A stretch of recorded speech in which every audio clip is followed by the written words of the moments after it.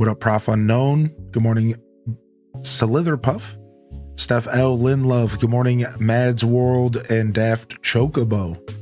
Pokemon fan Zane Yum Springa. Good morning, welcome back, Yum Springa. What up, what up, what up, Taco? What up, Servin? Lucinda. Good morning, Variant Hex. Mahogany Chica, Dat Baby. Tales from the Fandom. Armazale. What up, Introvertina. Ooh, I like the change up. Good morning. What's up, Maharit? Cynical Panda, Burger Smalls, Fat Cat Plush, Tam Perpetrator. Good morning, Midge, Quince 3, Valicia. Sarah Nicole, welcome to the show. G-Ski, Trips 14. Random 18, welcome in here. Low Energy Gal and Card Shark. Thanks for the streaks coming in, and welcome to the broadcast. Early Birds. Hope everyone's feeling good this lovely Friday. Let me go ahead and get another sip of water here. All right. All right, we're ready to lock in.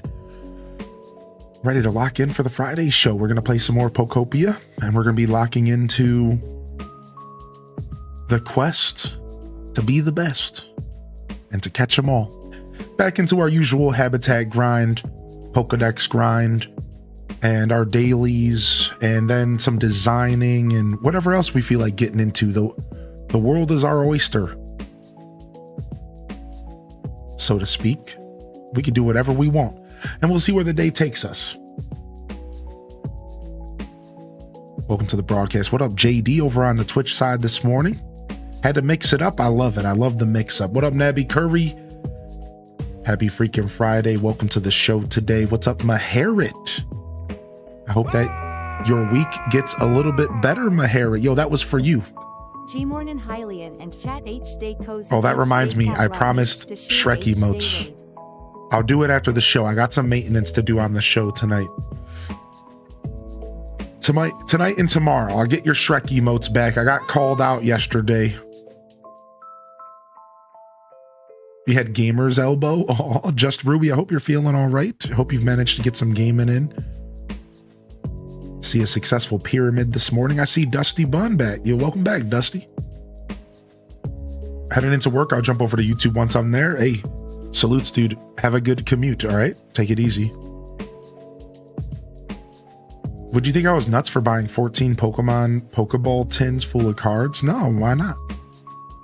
That's fun. If it makes you happy. Sometimes we got to go out there and heal our childhood. So go and get it, baby. As long as it's within your means, man. As long as you're taking care of yourself, a treat is nice. What's up, Eli? Good morning, baby. What up, Thumbtack? Card Shark getting it as well. What is that? Shrek bounce is terrifying, but it's great. Thank you for sharing that. All right, let's jump over. Let's dive into some games this morning. I just want to say good morning to YouTube as well. Let's jump over here. Let's hit the old TOTK. Boom. Good morning to YouTube as well. I've seen a couple of y'all starting to roll in. Hope you have a great day today. Thanks for coming to say hello, and thanks for lurking and enjoying my show. See, the YouTube universe might not know the term lurking. Lurking is a term on Twitch we've dubbed as a way to acknowledge those who watch content but who are not engaging, not chatting. If that's you, thank you. We salute you. Lurkers are the backbones of Twitch and live content, and I wouldn't be where I was without you. So thank you very much.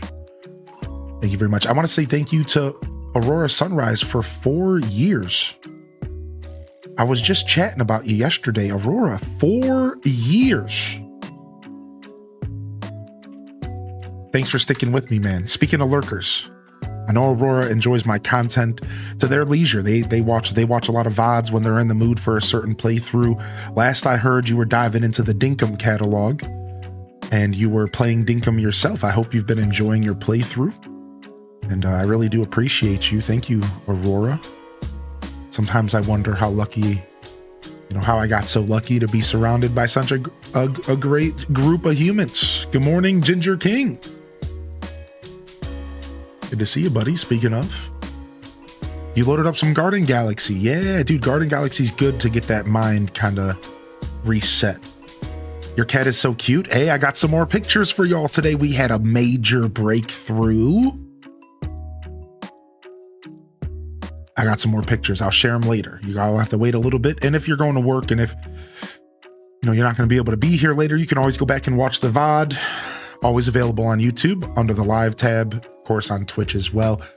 And then I'll be posting the pictures in the Discord. Round 2. I got 5 of them for y'all, but I can at least tell you the story. I did my same feeding routine that I did day 2 or 3. And, I brought the food out. I wafted it in her direction. Did the whole thing. I opened up a fresh can because I didn't remember to take it out ahead of time to get to room temperature. So I was like, all right, I'm just going to crack open a new can because I just want to make sure she's eating. And just like clockwork, they lock in a routine. They're hungry. She came out of her little hiding spot when I was just laying there playing on my phone and started gobbling them up. And this time around, it was a little different though. So I brought some snacks and stuff and I was ready. I was like, all right, I'm going to try to snack her up. You know what I mean? And she wasn't, interested. I didn't approach her. I'm just like chilling. And she does her thing. She eats, she starts cleaning herself. She starts walking around the house a little bit, thankfully. And then I decide to like crack open the tube of churro. And I decide to, crack open the bag of snacks just to get the smell out there. And then she looks like she's interested, like she's looking around for the smell. And then a thunderstorm starts and she gets a little bit skittish. The thunderstorm's kind of scaring her a little bit. So we end up just playing this kind of standoffish game where she just kind of chills. And she's kind of just like doing her thing. And I'm just doing my thing. And I decide to go for the long haul. I'm like, I'm just going to lay here. So I call up the lady friend and I'm just like hanging out with her quietly. I'm mute again. She's like, I'm just going to hang out. I'm just going to do the long haul. So I'm just laying, I'm just chilling. And then she just gets more bold and more confident. And then she starts kind of like eyeing me up again. Like she's like looking for these snacks. So I kind of like lean the churro. I like grab the churro. Like I barely move my body, right? And I just grab the churro off the floor and I just kind of like put it in her direction. And she walks up and she takes a couple licks and she like 2 or 3 licks and then she goes away almost as if she doesn't like it. But I noticed something for the future of the story. I noticed something. I was like, I don't think she understands the tube. This is like newer technology in the cat world. I don't think she understands the tube. She doesn't get where the snack is. She just smells it, right? She doesn't get it. I'm like, she's not getting this tube, right? I'm like, I can tell because it's not like I'm putting it on the floor or anything. She doesn't understand that she has to come to the tube and I have to squeeze it out a little bit. So she like tasted, it seems like, I was like, oh, maybe she doesn't like the flavor. There are 4 flavors. So she goes away and she's walking around and she's hanging out and she's laying. We managed to get a bunch of pictures and stuff and she's chilling. Then I decide, you know what? I'm going to go ahead and I'm going to reach out and hand some more churro to her. And this time she comes up and she starts snacking and she goes in and she's loving it. And I'm like, oh man, this is massive. So then she's eating some and she's warming up, but I could tell like because the smell of this stuff is so intoxicating to them. That's what's getting her. So she knows this stuff's around and she can't all the way figure out where it's coming from until she finally figures out the tube. So she eats like a good amount of it. She's relaxing. And then we proceed to play this game for like 30 minutes to an hour. 30 minutes of just like, she's just like hanging out and she's like relaxing and she's laying down, cleaning herself. And she's like she's like walking around the house meowing, which is a whole nother theory. And I'll talk about that later. And she's like comfortable and we're just like chilling. And then she comes back for like another feeding. She's again, I can tell she's trying to figure out the tube. So she comes back for like another, like she's sniffing. She's like, she can't resist, right? She's like, man, where is this coming from? So she comes back for more and then she pulls away and she keeps playing this game because she's a little afraid of my hands. So after a little bit of that game, she comes back, she eats another quarter of the tube. Now we're cooking. And so after like 2 pretty full feedings of the stuff, and she gets her fill, starts licking her chops and cleaning herself again, out of nowhere. And again, I think it's because this stuff was like on my hands a little bit and everything. Like I have a theory. Out of nowhere, she just gets super omega like close to me and like starts purring massively and starts going after my hands to give her pets. And she gets deep. Like I was in there, I'm like doing the full hand pet. Like she wanted she was like simultaneously intoxicated by this treat. And she really missed pets, like real guard down pets. Like I can tell, like it was like a massive, like she missed it, because when I started petting her a little bit, she was like, don't stop. And like, she was like, I was going in, like, I'm like full claw, like, oh, let me get you. Oh, you missed this, huh? And she's like, oh, and I'm getting under her little collar, which I still haven't got the collar off. I really want to get it off. And I'm like going, and then she's exposing her belly, full stop, everything. Like she was loving like like, oh, we're going in and we're really giving her some love. And it took, I sat there for like a full minute, which, think about it. It doesn't sound like a lot, but really think about it. It was like a full minute plus of just full on like claw status, like, oh, let me get in there for you. And she was just loving it, dude. Oh, like, oh, she was full on, like, she's like, give me the lovin's. And like, and you know, as soon as I stopped, she's pulling back. She's like, give me more. And like, after a little bit, she finally like stopped. You know, she pulls away for a second, cleans herself, and then she went back to looking for the treat again. Because again, this was simultaneously provoked by these irresistible snacks. They manufacture them to be irresistible. So then she's like, so kind of a little nutty, looking for the snack, and I proceeded to feed her the whole effing tube. By the end of this session, she had 2 more helpings. She ate the whole tube of snack. She did it. She destroyed it. And then I decided that the fun was over, and I wanted to get up and throw it away, because I can tell the smell of this stuff was driving her like senses wild. So I was like, okay, enough is enough. I'm not going to keep driving her crazy. So I cleaned it up. I got up, I threw it away, you know, washed my hands and stuff. And then she proceeded to stay out. Like, dude, look, I'm a big guy. I stood up and got up off of the bed, and she didn't run. She did, but she didn't go into her hiding spot.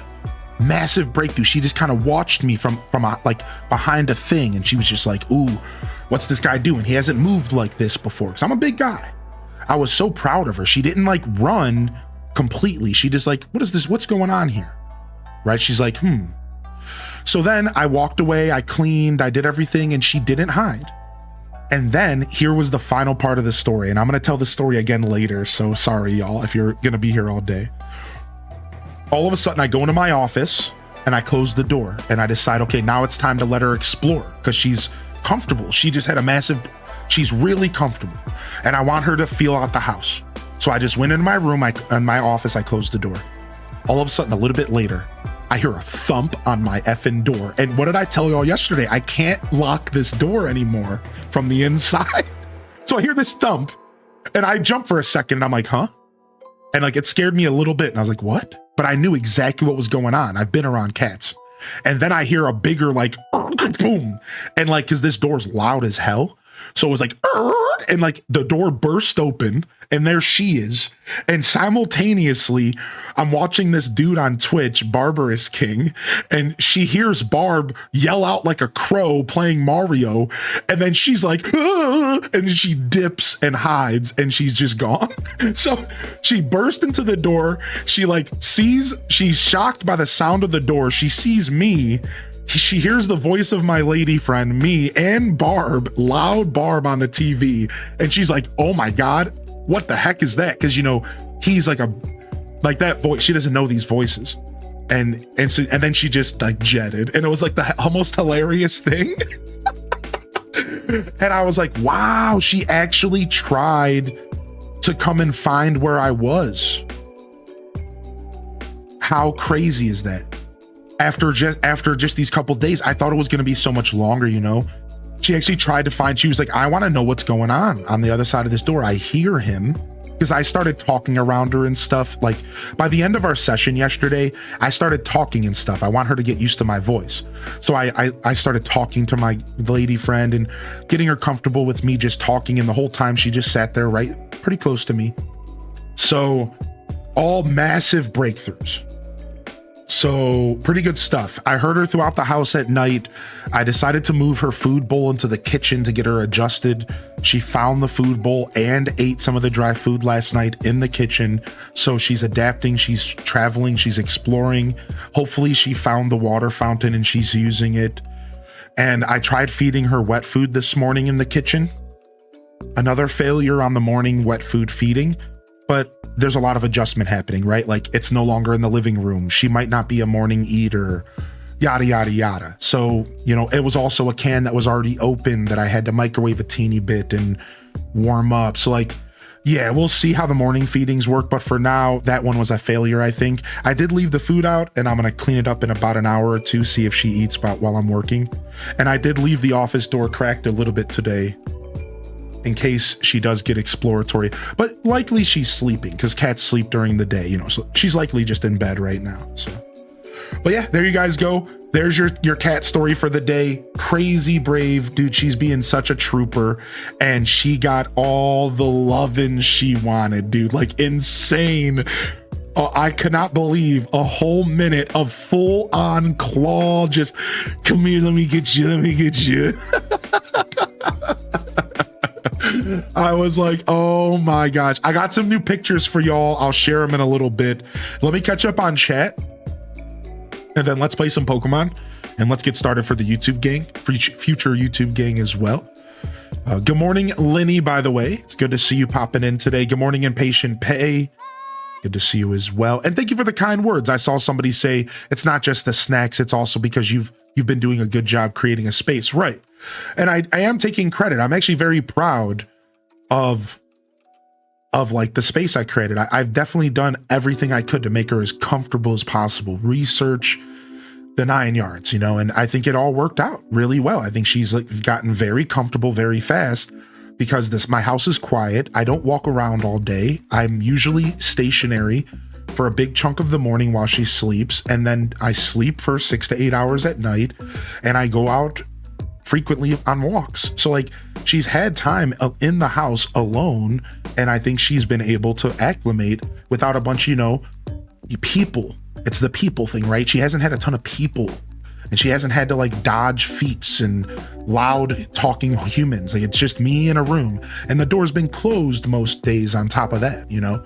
So yeah, I know it's definitely been a little bit on my part as well, but you know, you can't deny the irresistible energy of the snack, you know? And yeah, I will try to put it on like a paper towel or something for her next time, or like a plate. That'll be a lot easier. I didn't think about that in the moment, but plus I couldn't get up in the moment because you got to remember, once I'm laying there, I had to like sit back and let her do her thing. Cause like, I'm not trying to scare her off. So as she gets more comfortable with my body language, that'll be easier. But last night it was like, it wasn't as simple as getting up and getting a plate. It was just kind of like, hopefully this works. And it worked out. She figured it out. You know, she's like me, you know, nothing's going to stop me from figuring out where the snacks are. You can't hide the snacks from me, Mom. I'll find your stash. Yo, what up, Band Slam? What up, Valicia? Mary Bella, good morning. JD, good to see you. Oh, well, I said good morning to you, but I'm just catching up. Pastel Constellations, good morning. Yeah, a very big moment for us. Big bonding moment. It was cool. Happy Kylie, welcome to the show. Did you find this cat? I adopted this cat. Exclamation point cat for more information, everybody. I adopted the cat from the pound. She's about 7 years old and she's just getting comfortable. She's been here for about 4 days, going on 5-ish. She was here since Monday around 3 p.m. She doesn't have an official name yet, but the name that they gave her at the pound was Midnight. We don't know her original name. So I'm kind of still calling her Midnight. I'm calling her Midnight, just so she's at least somewhat comfortable, but I don't think it matters because I highly doubt people were using her name at the pound. Like, not really, you know what I mean? Maybe they were, who knows? There's some pretty loving volunteers there, you know what I mean? So they probably did, but we're eventually going to give her a name, and I'll probably have the chat help me, but I'm not sure, you know what I mean? Like, on the name, I'm still taking some time to kind of figure out her energy and maybe see what she, you know, a name did pop into my mind last night, but it was like jokingly. A name did pop into my mind last night while looking at her, but it was like kind of jokingly, but a name did pop into my mind, and it was Beatrice. I don't know why, but Beatrice popped into my mind last night while I was staring at her, and I was just like, I don't know about that one.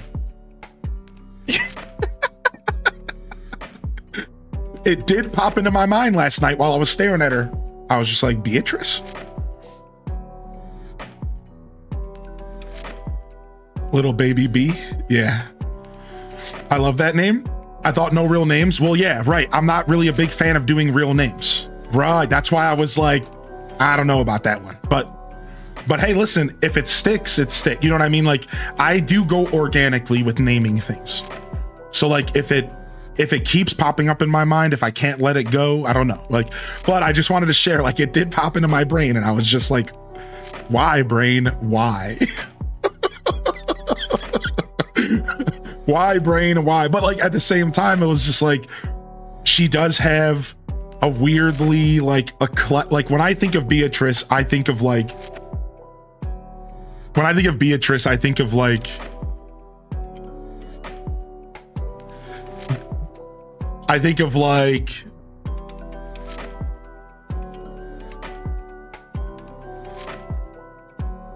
like in a very eclectic, like, older lady that dresses unlike any other older lady. Or, you know what my brain kind of goes to, and this is funny, it goes to this. This is the energy that I actually get. And like, this is not accurate. So hear me out. This is not accurate,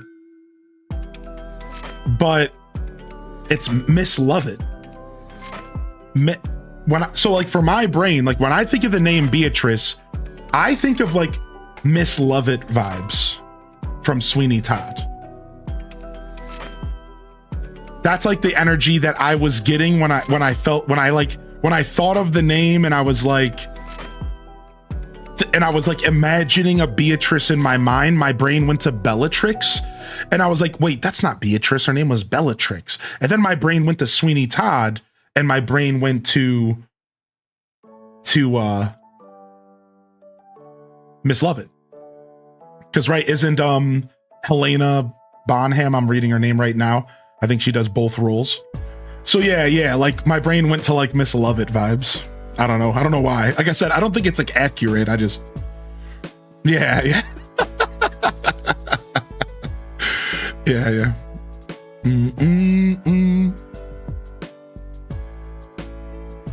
B was the name of one of the grandmas in Grandma's Boy. Oh my God, really?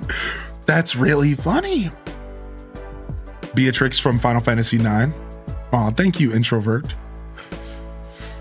I really like Midna. Yeah, I actually like Midna as well. I'm actually really starting to warm up to Midna personally. I didn't think I was gonna like Midna because it just felt too forced to me because I'm a Zelda guy. But I'm not gonna lie to you, the more I say Midna, the more I'm like interested in it. It does kind of just roll off the tongue when I'm talking to her. Yeah, it is like it does just roll off the tongue. I named my pet rat Gertrude after my childhood librarian. My childhood librarian was named Mrs. G. I wonder if her name was Gertrude. It's also fun to give them names that are unconventional for some reason. We had a cat named Michael Gary Frick Jr. Scott once. Scotty for short.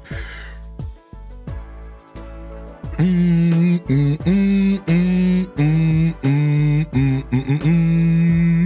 right. Good day. What's up, Daft Chocobo? Hope you're feeling all right today. Sorry you got cat zoomies to deal with. Thank you, T-Guard, for 14 months. I did miss that one. T-Guard, I hope you're feeling all right. Salutes in the chat to T-Guard for sticking with us for 14. Good morning, Luna Paul as well. Kerbu, welcome back today as well, Kerbu. All right. A little bit of a chat session here. A little bit of a chat session about a cat session. Let's go and let's load up some Pokemon here this morning. Salutes in the chat for T-Guard, baby. Appreciate you, man.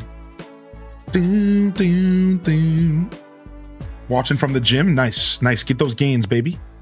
Photos. I'm going to share the photos here in a little bit because I only want to share them once and then I'll post them in the Discord for the rest of the day. I'm going to share them in a little bit. I'm making the chat wait on the photos. Yeah. Sorry. I'm making y'all wait just a little bit on the photos.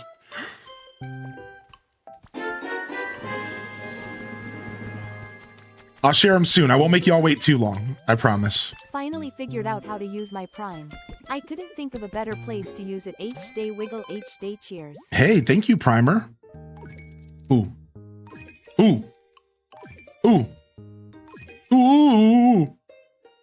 3,900. Nice. Yes, and we starting off with a Mewtwo. Let's go, baby. Oh, we're back in the business. We got coins again. We're back in the business. We got some coinage to show. What's up, Nugile? Good to see you. Good morning, Little Clover, by the way. Started your storage bunker last night. Nice. I did a little bit of storage work last night as well. Just a little bit. I just added more signs and a couple more boxes and just organized some more bricks just to kind of get my storage a little bit cleaned up. So the next project, I'm going to do the other wall, this wall, and I'm going to start organizing furniture and other stuff that, like, not just blocks. So that'll be our next step. But yeah, I just wanted to start getting my blocks all organized because there's just so many of them. We still got lots of work to go. We're far from done yet. We're far from done yet. You completed the slates last night. Dude, sick, Dusty Bun. Yo, have a great day today, Sith Angel. Take it easy, all right? Let me get some dirt. Oh, I don't have any more dirt to trade. I gotta have some materials. Hold on. Let me get some more dirt to trade so we can do our dailies this morning.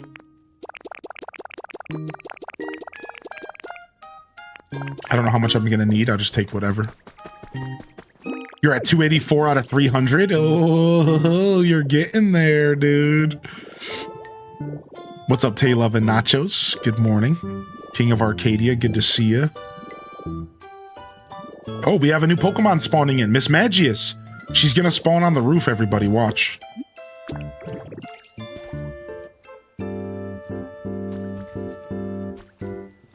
Yeah, she's gonna spawn on the roof. You guys ready? Watch. There's not enough space.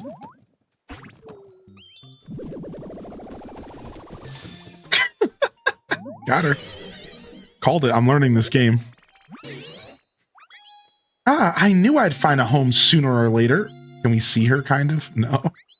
It was me searching after all. You built this place? That's an impressive feat. Thank you. Miss Ma... There. I've cast a good luck spell on you as thanks. It seems my spells sometimes bring happiness, but they may also bring torment. I'm sure you'll be just fine, though. I've got a feeling. That's like somebody being like, I gave you this item. It's cursed, but I'm sure you'll be okay. Have a great day.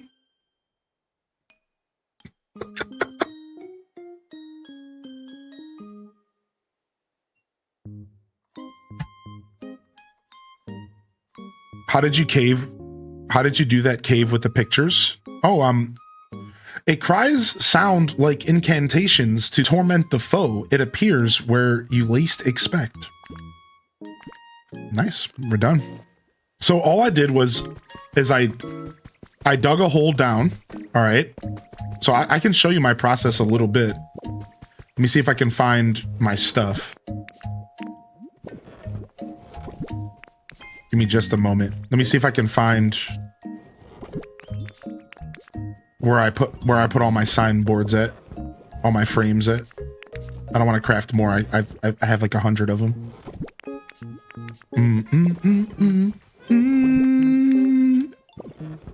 Yeah, I'll show you the process real quick. I don't mind doing that.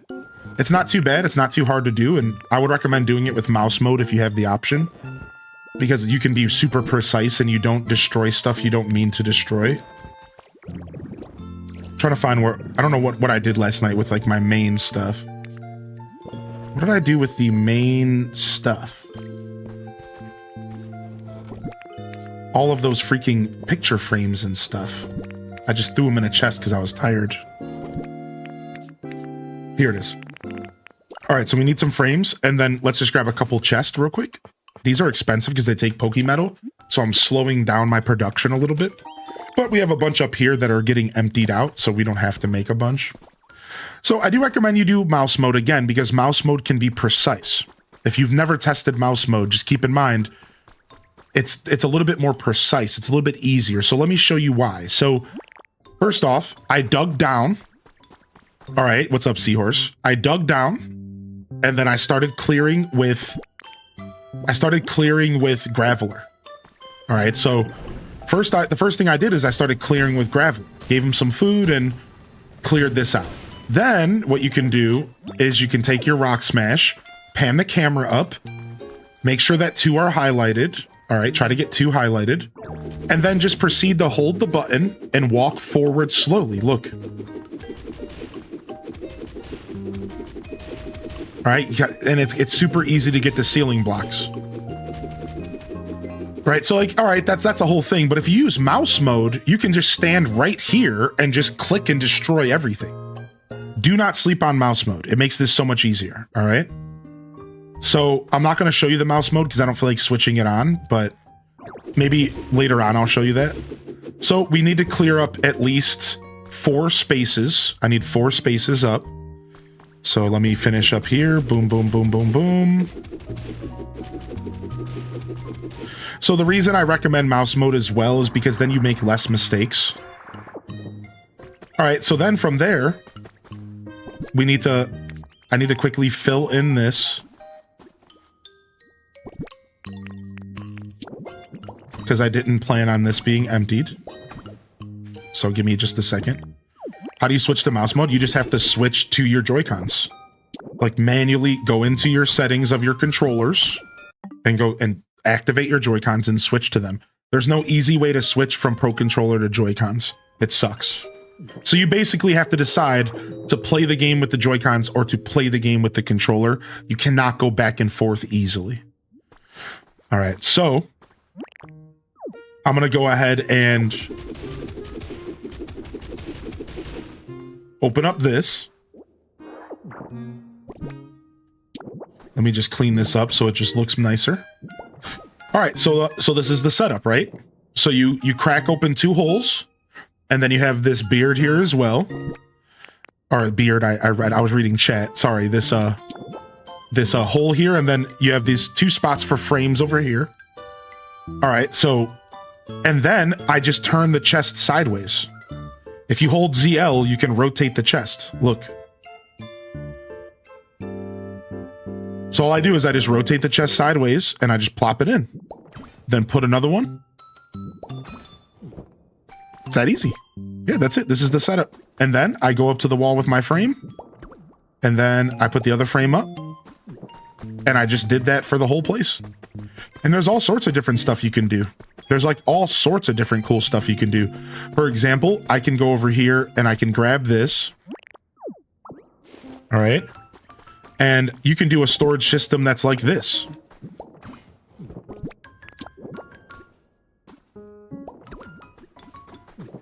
Look at that.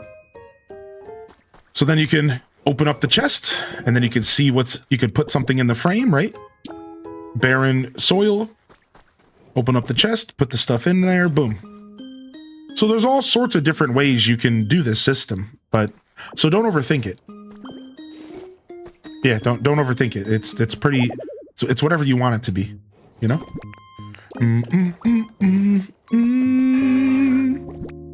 All right.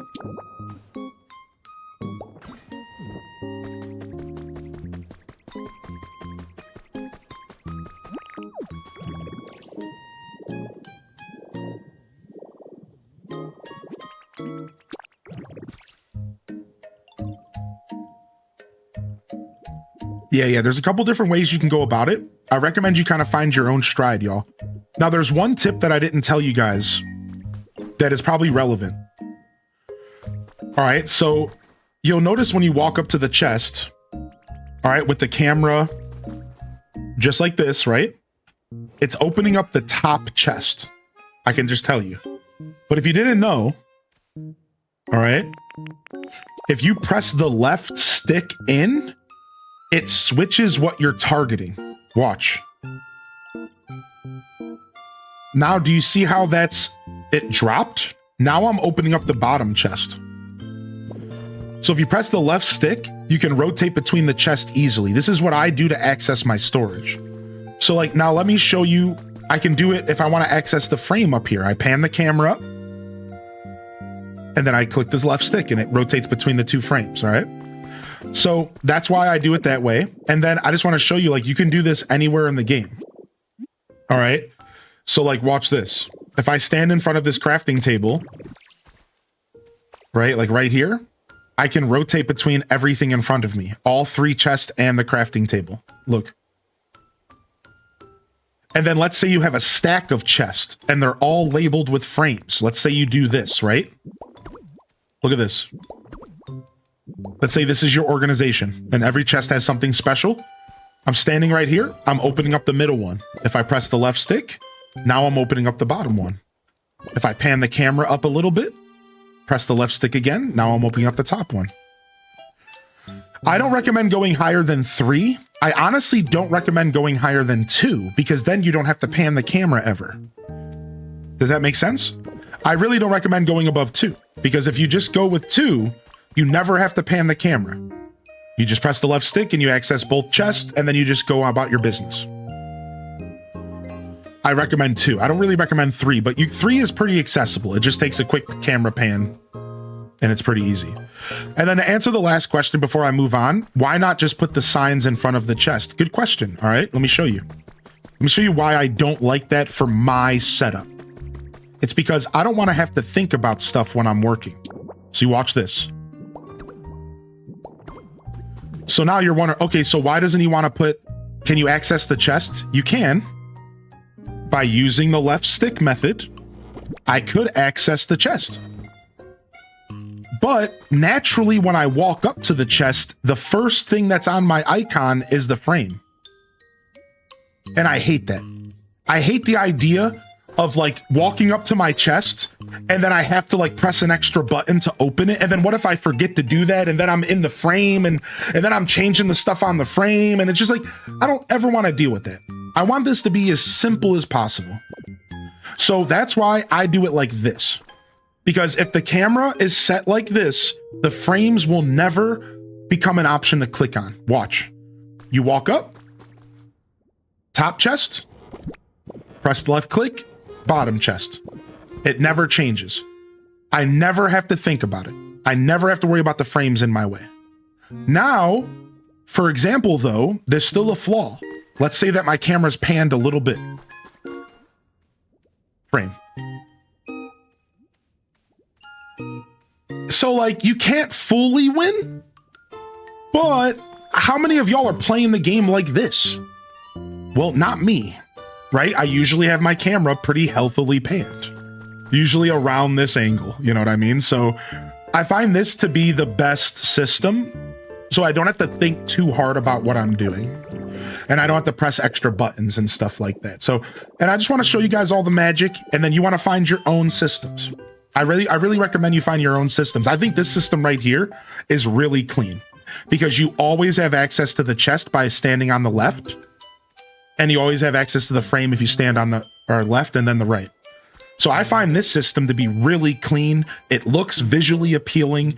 The signboard is on the chest, so just like Agar was pointing out, like, this looks and feels cleaner, right? And you still don't have the problem. You don't ever bounce to the frames. So if you want to, the truth is I think this might be the cleanest way to do storage.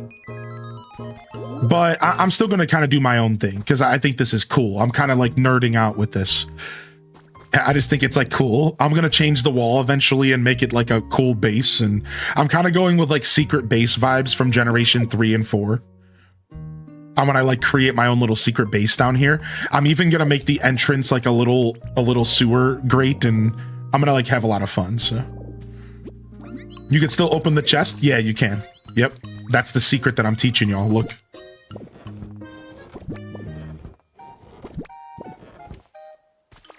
Yeah, got you. Boom, boom, boom, boom. All right, nice. There you guys go. I love teaching, so don't ever be afraid to ask questions. All right, everybody? No problem at all. We got a new Pokemon already this morning, and we're feeling good about that.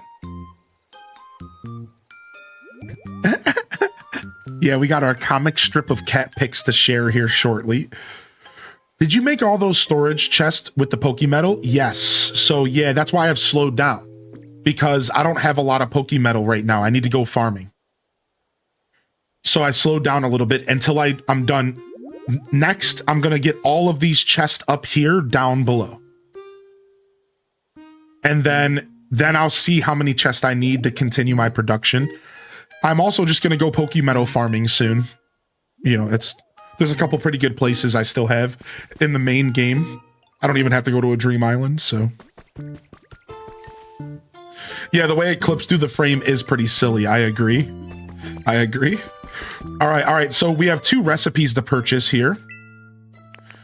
I really want to buy this ice cream poster. I can't resist. I've never seen it before. We have 2 $1,000 recipes to purchase for habitats this morning. A berry bed and a cute vanity dresser. All right, and we should have everything else we need for these two biomes. We just have to craft. And the Kerbu, no, we haven't done the full process yet. I did see your question.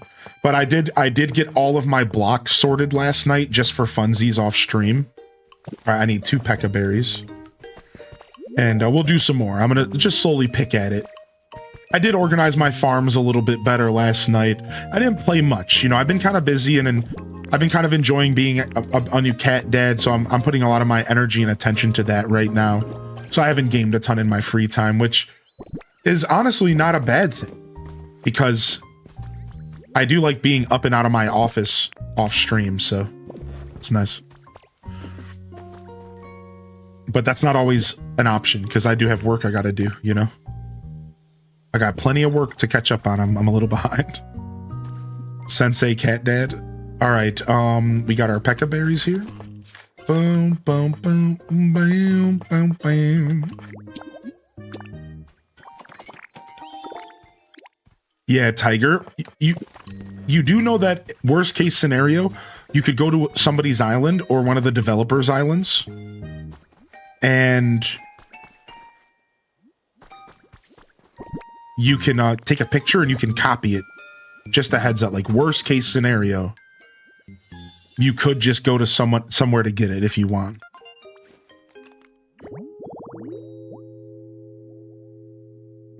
No, I'm not sure what you're saying about Porygon 2. Nice. All right, we got our very berry space. I do have Porygon 2, though. Are you asking about their habitat? All right, we need to craft this vanity. Oh, he's saying somebody's there. Oh, thank you. It must be a ghost Pokemon. Oh, thank you so much. Oh, nice. Good call out. Oh, there's a ghost Pokemon back here. I forgot I had the TV set up back here. You're kind of sad you're down to 50 Pokemon left to spawn. Aw. Yeah, it's always a little bit sad when you get to the end of a journey, you know? That's a very normal reaction for sure. Oh, the TV changes. Look, this is cool. What a cool way to spawn in a Dusknoir or whatever his evolution is, or the lower version. This is sick. I love this.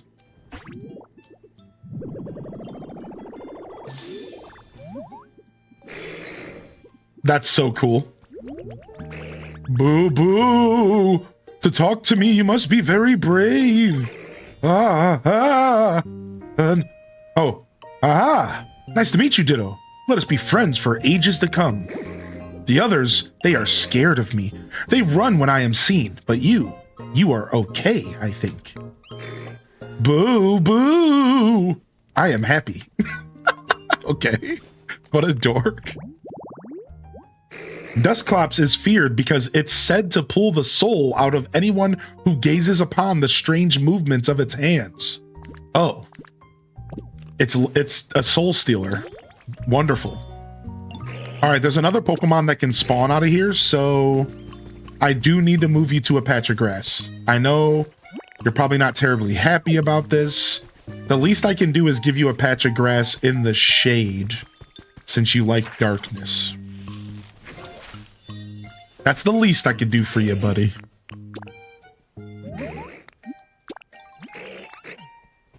Let's move him into the sun. No, I caught myself. Hey. Good morning, Tinkerbell. I'm sure Hylian's already answered this, but Hylian, do you plan to play Tamagotchi Life when it comes out? Yes, I've decided, everybody, I'm skipping the Tamagotchi Life demo. And I'm just gonna go into the game raw.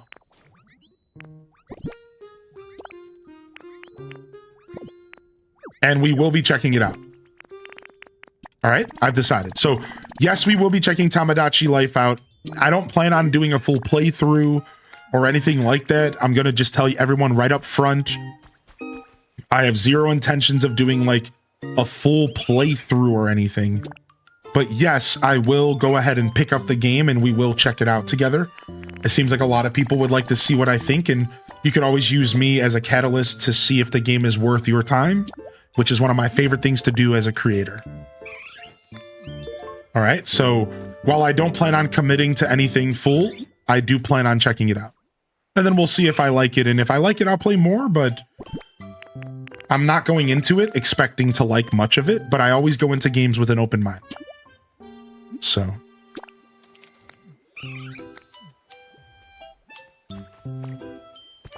It looks creepy.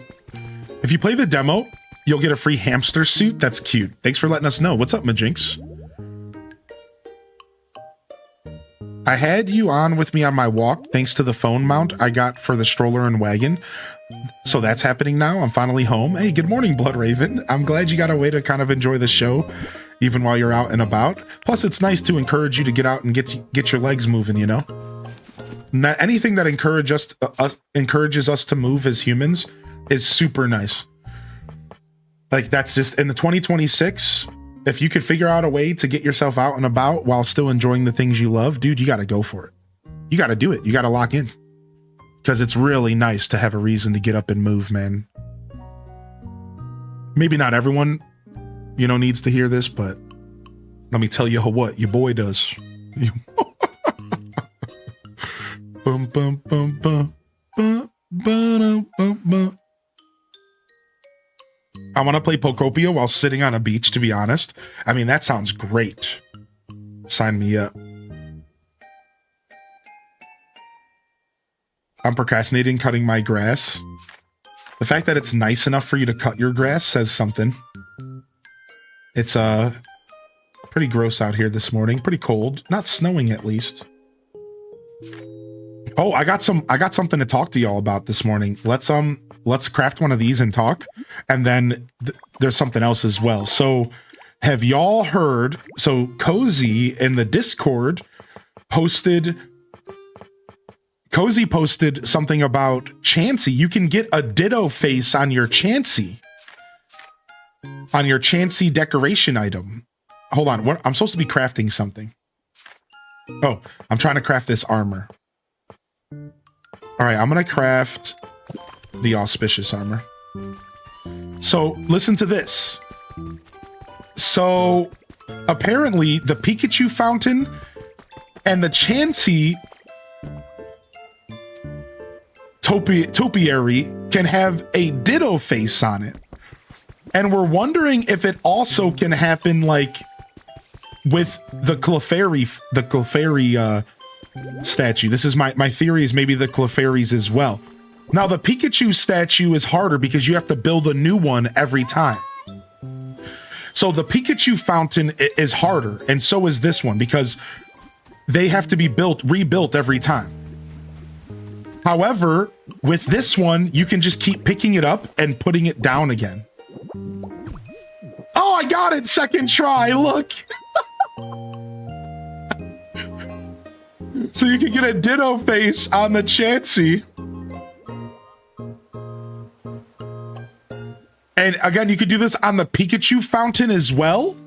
And we're pretty sure you can do it on the Chansey statue as well. That's an assumption of mine. I'm not sure, but somebody in the chat says yes, I think. But some of these are harder than others because you have to build it. You have to like build a brand new fountain. Or you have to like move it or something. We're not sure yet. Isn't that actually nuts? There goes your legendary luck for the day. Yeah. I thought it was normal on the Pikachu fountain. No, that means you're lucky, dude. If you got a Pikachu fountain one, you're pretty lucky. Isn't that awesome, dude? This game's so silly, man. Do. All right, I'm trying to find where I left this armor piece. So I can craft the auspicious armor here. Got it. All right, we're crafting the auspicious armor today, finally. And we're gonna get Armor Rouge. I'm so excited. I know, same here, Fuzzy Dimples. I wasn't a big fan of the look of the characters when the game first was announced, but now I'm warming up to it. Are you at the point where you can rank this game? Yeah, sure. Somebody asked me yesterday. I give this game about a 9 to 9.5 on a scale from 1 to 10. 10 being the best games I've ever played, and 1 being the worst games I've ever played. I've only ever given out a handful of 10s, so don't expect 10s often. But I do give out a lot of 8s to like 9.5s because once you get to the higher ranks, it's harder to differentiate them. Excuse my lack of words, right? It's harder, right? So as you get higher, it gets tighter and points matter more. Whereas like giving out a 5 is like, okay, average. Giving out a 7, pretty easy. But giving out a 9, at that point, it's like, okay, well, what else was a 9? Well, you know, another example of a 9 would be like Tears of the Kingdom. But like they're both 9s for different reasons, you know what I mean? So I just like to explain my scale to people. And yeah, this game's probably like a solid 9 to 9.5. Now, I haven't thought hard about it. You're asking me a question that I generally like to think really hard about, and I haven't. So yeah, it's like a solid 9.5 in that range, maybe as low as like an 8.7, 8.8, but probably no higher than a 9.5. Because again, asking me to rank something between 9.5 and 10, we're talking about the most pure, most amazing experiences I've ever had as a gamer. Breath of the Wild is between 9.5 and 10. Tears of the Kingdom is between 9 and 9.5. Breath of the Wild's a little higher because of it was the first, and it was the one that was more of a cultural impact, and I think you do want to consider that. And for me, it impacted me more because it brought me back to Nintendo. So this is my personal bias, by the way. So I'm just giving you some more examples of my scale. You know, Pokemon Scarlet and Violet for me personally was like somewhere around a 7 or an 8. Probably 7.5, 8. I loved Scarlet and Violet. Probably even a little higher because of the multiplayer. Heart Gold Soul Silver is the only Pokemon game that's ever gotten a 10 from me. Heart Gold Soul Silver will probably be the only 10 ever for me. I need 2 Stepping Stones, and I need 2 Fire Pits. I'm just gonna give you more examples. Castlevania Symphony of the Night's a 10. Pokemon Sword and Shield was closer to a 7. Pokemon Black and White was about an 8.5 to a 9. Animal Crossing New Horizons was a solid 9 for me.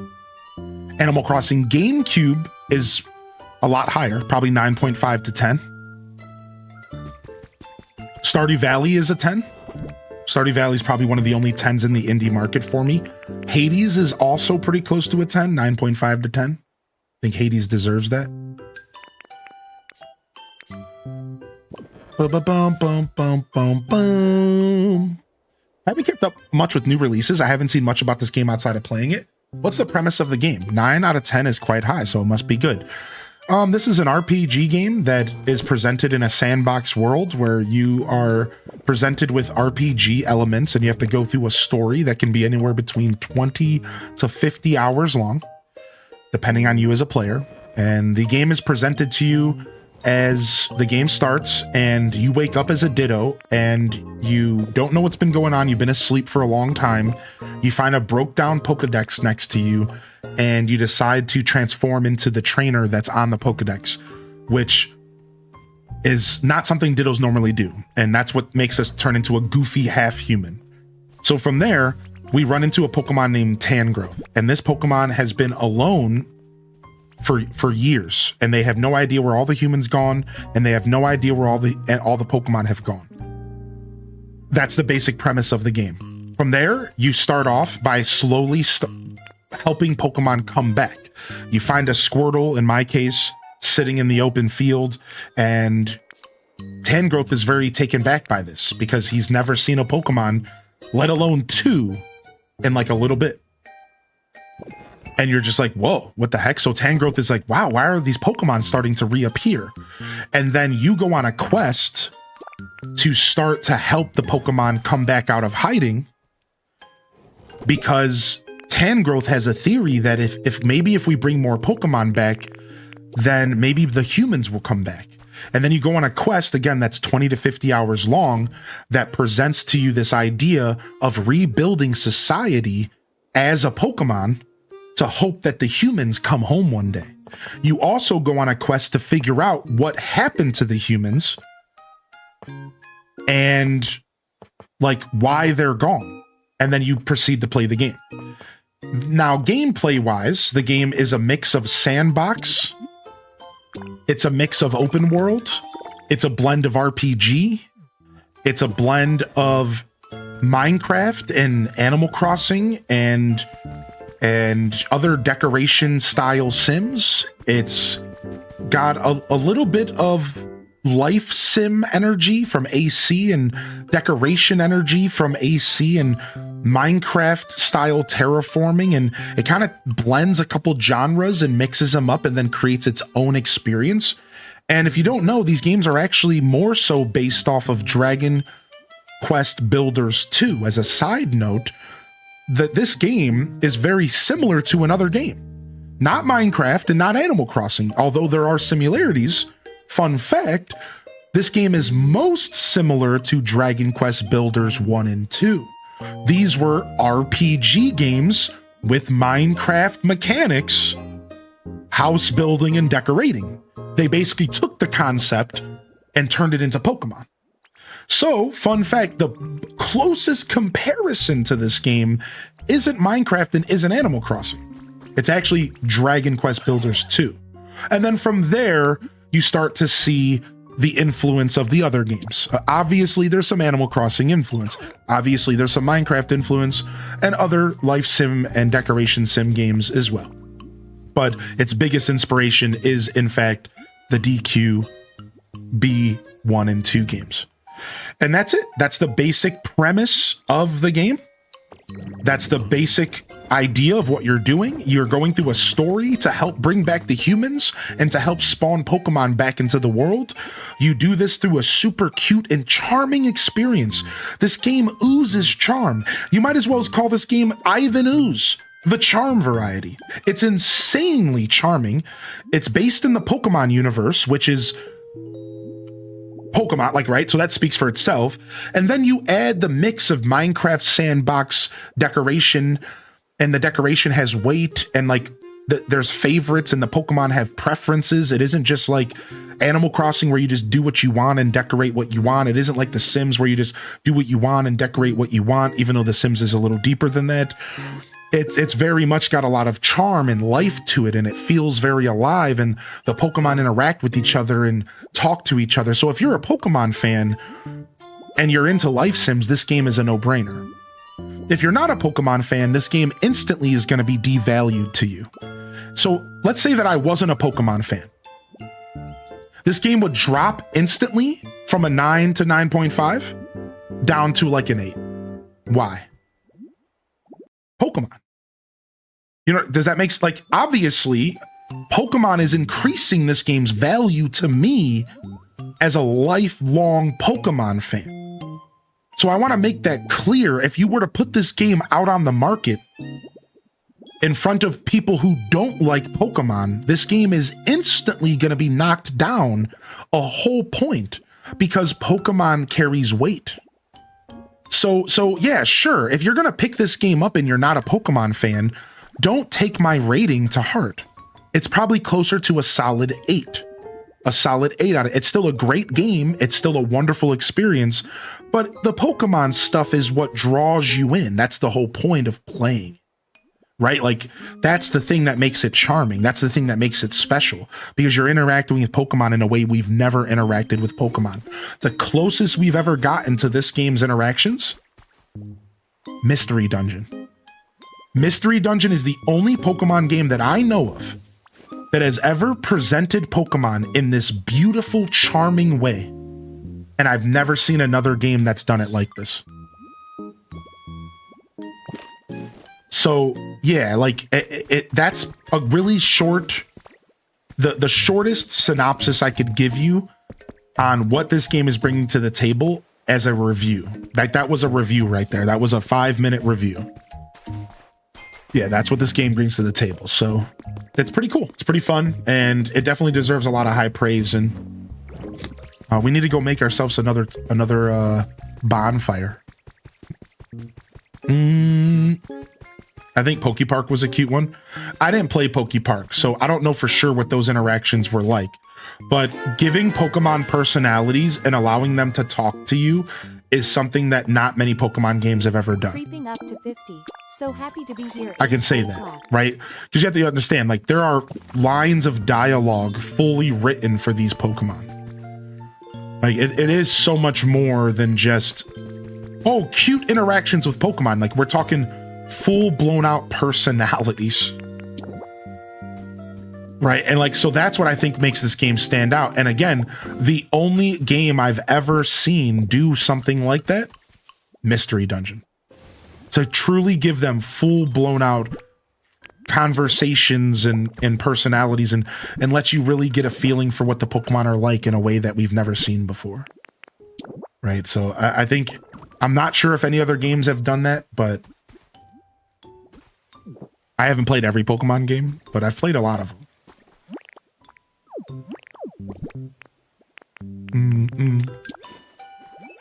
What's up, Spider-Man Starve? Good to see you. Are there any Pokemon you'd hope to see in an update? Yeah, I want to see Sandile.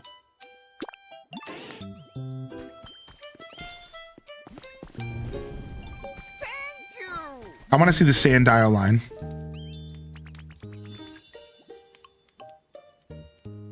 Have we established why or how Ditto appeared in the first place? I think that Ditto appeared because the failsafe system. Ditto was like one of the first Pokemon that the failsafe released. That's what happened. But now it was never explicitly explained in the game, but I figured it out in my own headcanon. Ditto was just potentially one of the first Pokemon to be like released in a sense, right? Now, maybe I'm getting a little ahead of myself saying that he was one of the first Pokemon released, but he's one of the first Pokemon that was released and interacted with by Tangrowth. And that's why Squirtle gets released right after. Remember, Squirtle's right out the gate as well? So Squirtle appears without a habitat as well. You're overlooking that as well. Why was Squirtle just laying on the ground? So not all Pokemon require an ideal habitat to reappear. That's not quite what's happening in the game, in my opinion. We are doing that to encourage them to appear, but I don't think there was ever any requirement for a habitat for a Pokemon to appear. the fail-safe activated, Pokemon got released back into the wild, the habitats were just making them less skittish and making them show themselves like, oh, hey, you know, but I'm not sure. Like, this is all just headcanon for me personally, right? Who knows? None of this was confirmed in the game. But in my opinion, I think what happened is, as I mentioned, Ditto was released just like every other Pokemon. And then he found the Pokedex, it turned on, and then he transformed into a trainer.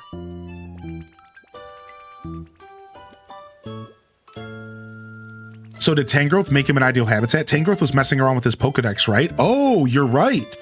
So maybe it was Tangrowth. So Dazabound's theory is really fun.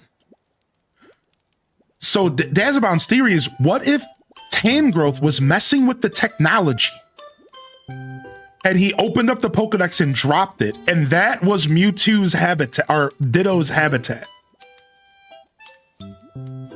And then he like woke up and he was like, hey, what's going on here? And then the story starts. So maybe Tangrowth accidentally created like a Ditto habitat, basically. And that kicked everything off. And then from there, now it doesn't explain why Squirtle was just laying there, but maybe Squirtle's ideal habitat was so simple that he just appeared on his own. Because some of their habitats are just grass, which that could just happen naturally, you know? What's a decoration with lots of nature? A birdhouse. Some of the logs said that Tangrowth was a professor or a teacher and was learning how to do stuff. So that's a fun theory. Yeah, I didn't think about Tangrowth messing with the Pokedex. I didn't remember that myself. All right, we built our new habitat here, and we got a new ghost Pokemon this morning, ×2. I don't think there's anything on the camera for the Zubat cave here. Let's go see. Yeah, nothing here. It would have told me anyways. Yeah, fun theory. Fun theory.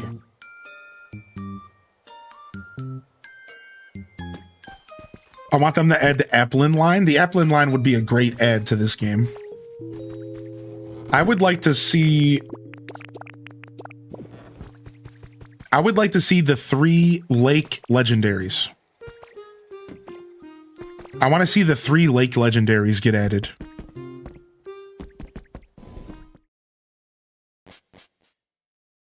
Yeah, I think they'll do DLC for this game. Yeah, they already have another event planned for May. I won't say any more because somebody got a little upset with me about spoilers once, which is totally fair, by the way. So yeah, there is another event planned for May, and that's all we know so far. We don't know anything else, but there is another event in the game's code already. So we're assuming more events, maybe every other month, maybe even more frequently because the game has been so popular. And I'm expecting DLC as soon as maybe like the next Pokemon Day. Like 9 months. Like I think that by next Pokemon Day, next February, there will be announced or would already have been announced DLC for this game. It could be as soon as fall. It could be as soon as winter.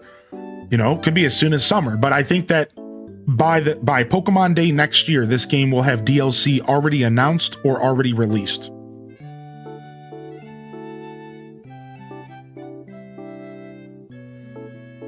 I wanted to recreate Spear Pillar somewhere. That would be amazing.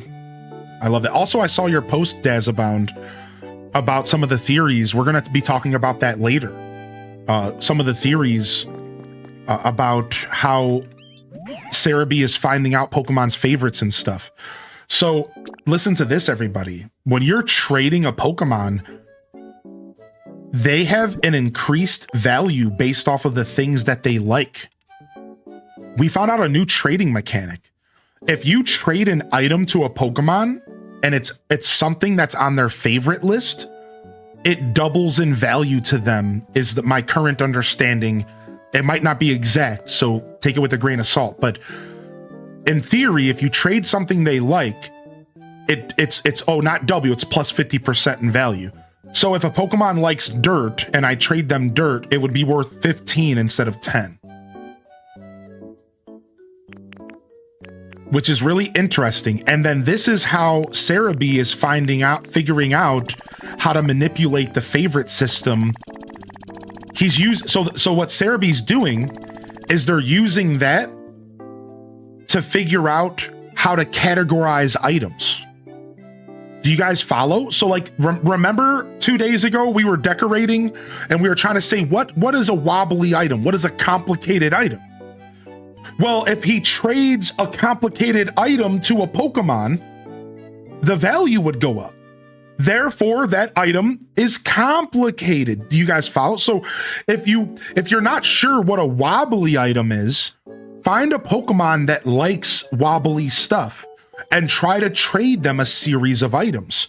And whatever items go up in value from their base value, that would be a wobbly item in theory.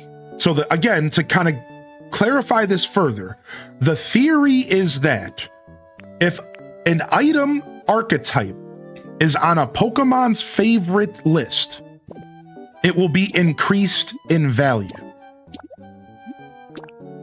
All right, so Empoleon here, let's use them as an example because they're right in front of us. Empoleon here wants lots of water, ocean vibes, metal stuff, cleanly. So if we want to figure out what items have ocean vibes, if I bring an item to him and it doesn't go up in value, we can assume it probably isn't something from this list. Okay, now let's say we do bring something like the beach chair and it does go up in value. Oh, okay, so then that must be either lots of water or ocean or cleanliness. Now, some stuff's going to be harder to discern than others, right? It could maybe have 2 categories or something. So this is all very ground level science that's happening by the dude at Cerebi. But stay tuned because I think this stuff's going to start getting fleshed out, everybody. This system seems pretty solid. And fun fact, during this process, he found out that Armarouge might be bugged. Because for some reason, Armarouge, unlike every other Pokemon, doesn't work this way. So just like random side note, Armarouge just might be completely bugged and might not have a proper favorites list that matches their real favorites. And we're not sure what's going on with that. It could be a bug, it could be a hidden mechanic. So just like a little heads up, we're not quite sure what's going on with that, but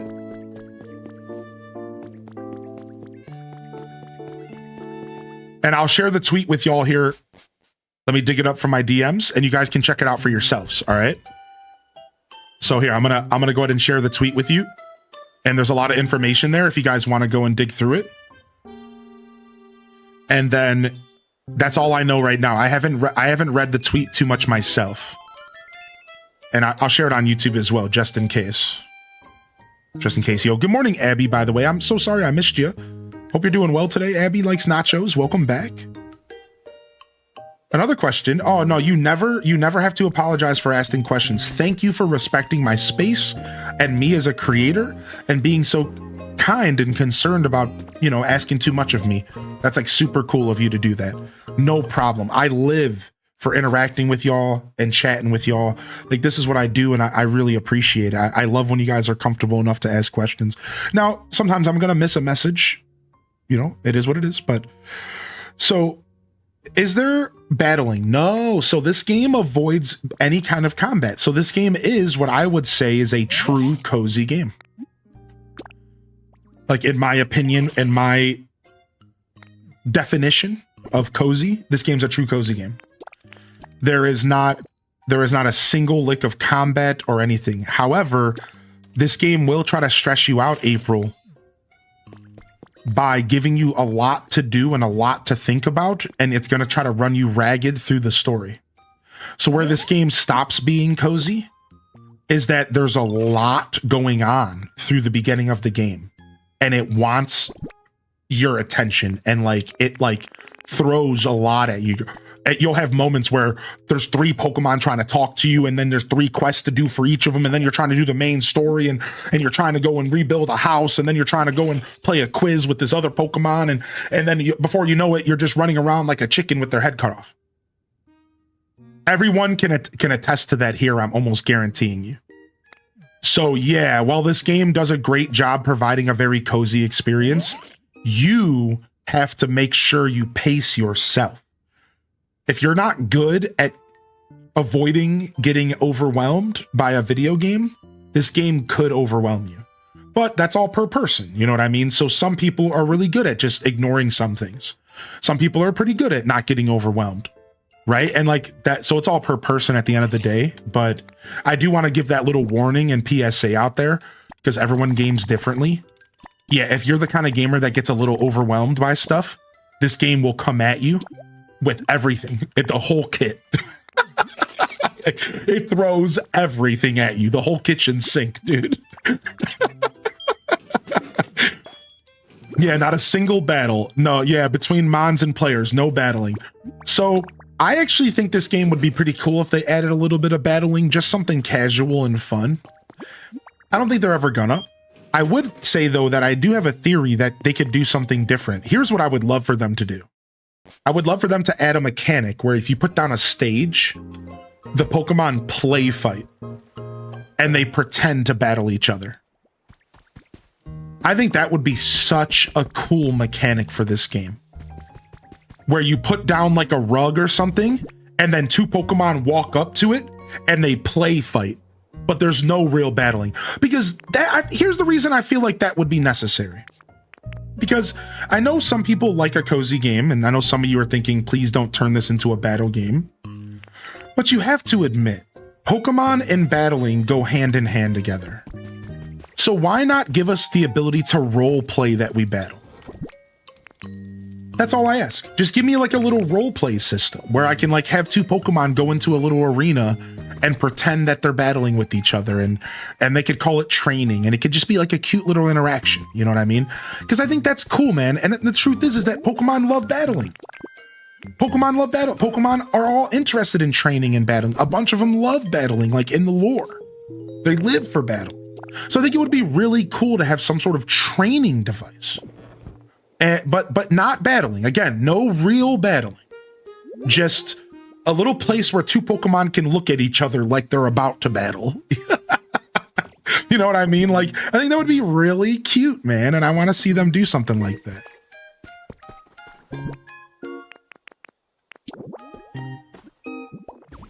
They can slap box, yeah. Yeah, we have a kitty update. We can go ahead and show the pictures here very shortly. I know people are waiting. One of the nice things about this is that, unlike Stardew and AC, there's no urgency of the clock to make it more frantic. Ignore a Pokemon with a request, no biggie. You can come back to it later. This game does have a very casual approach. Yeah. Credits rolled, and then I stood in the wastelands and realized that this is all mine now. How long does the main story take to complete? 20 to 50 hours. And I know that's like a cable company's window of time, but hear me out. There's been people that beat the story in 20 hours and they streamlined it. Like they did nothing but the story. 20 hours. Pretty good. And then there's me. I did it in 55. Took my time, streamer tax. Some people did it in 30, some people did it in 40, but it seems like 20 is the minimum. It seems like 50 is like kind of where it caps out a bit for the story. Ish, right? There's a 60er in the chat right there. So hopefully that helps you out there, Jermil. Good to see you, buddy. Also, hope you're enjoying the game, dude.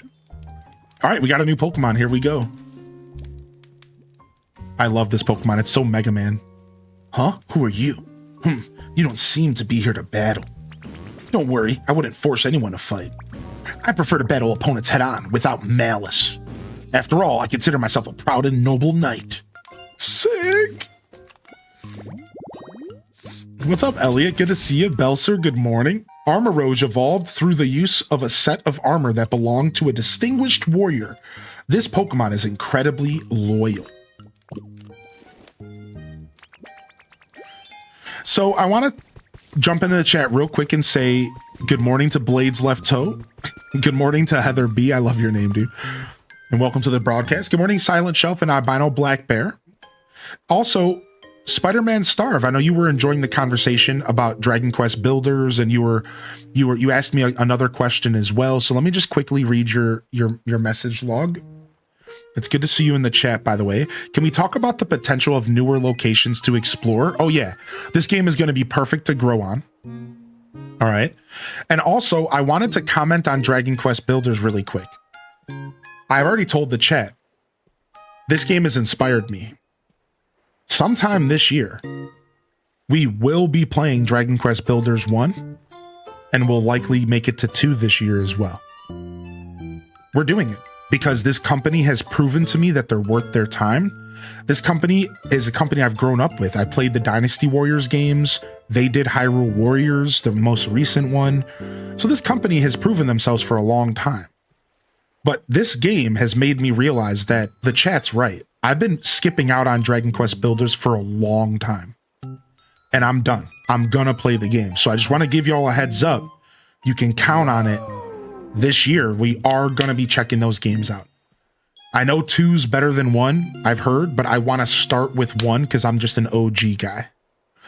I like to play the old stuff. So we're going to play 1 and 2. So that's going to happen at some point this year. I just wanted to throw that out there as a tease because this game has sold me. This game has made me realize that those games are probably really fun.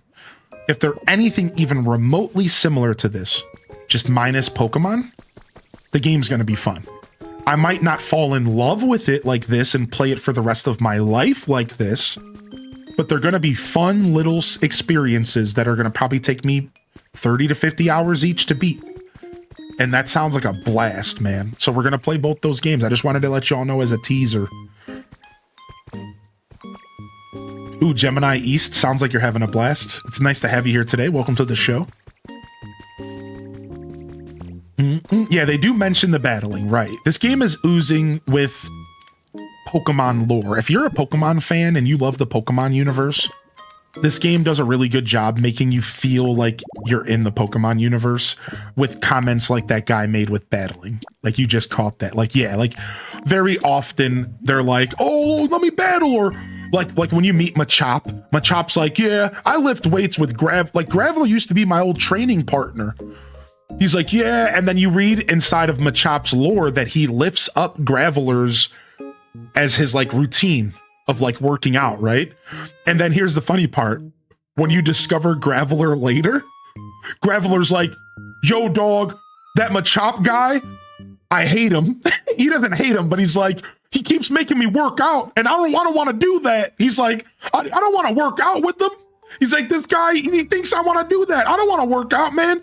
He's like, can you please pretend to be me and go tell him you don't want to work out? Because I don't want to let him down. But the truth is I hate this. And he's like, since you can transform into me, can you just go let him down easy? And you just get this picture painted that like, these are Pokemon's lives. Like it's just so goofy, dude. It's like, oh my God, like what is going on here? I'm sick of that guy. I hate leg day. Like we all have that guy. If you've ever had like a gym training partner that just goes a little too hard, he's calling your house at 5:30, ready for that morning run, and you're just like, dude.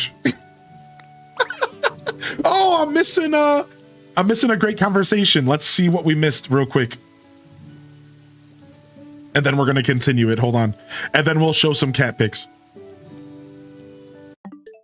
All right, let me go over here to album.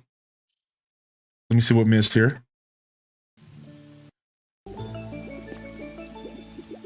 So this is what I'm talking about. All right. There's something about this game that I've talked deeply about, but only briefly. There's a bunch of interactions in this game that almost feel like you're only ever going to see them once. That's what it feels like. Like I had an interaction between Vileplume and Venusaur talking about the flowers on their back. And Venusaur was like, my flower's beautiful. And Vileplume's like, people don't really like mine. If you don't know, Vileplume's a Rafflesia. So Venusaur's trying to talk nicely to Vileplume. And she's like, don't worry. She's like, dude, your flower is probably beautiful. What do you mean Pokemon don't like it?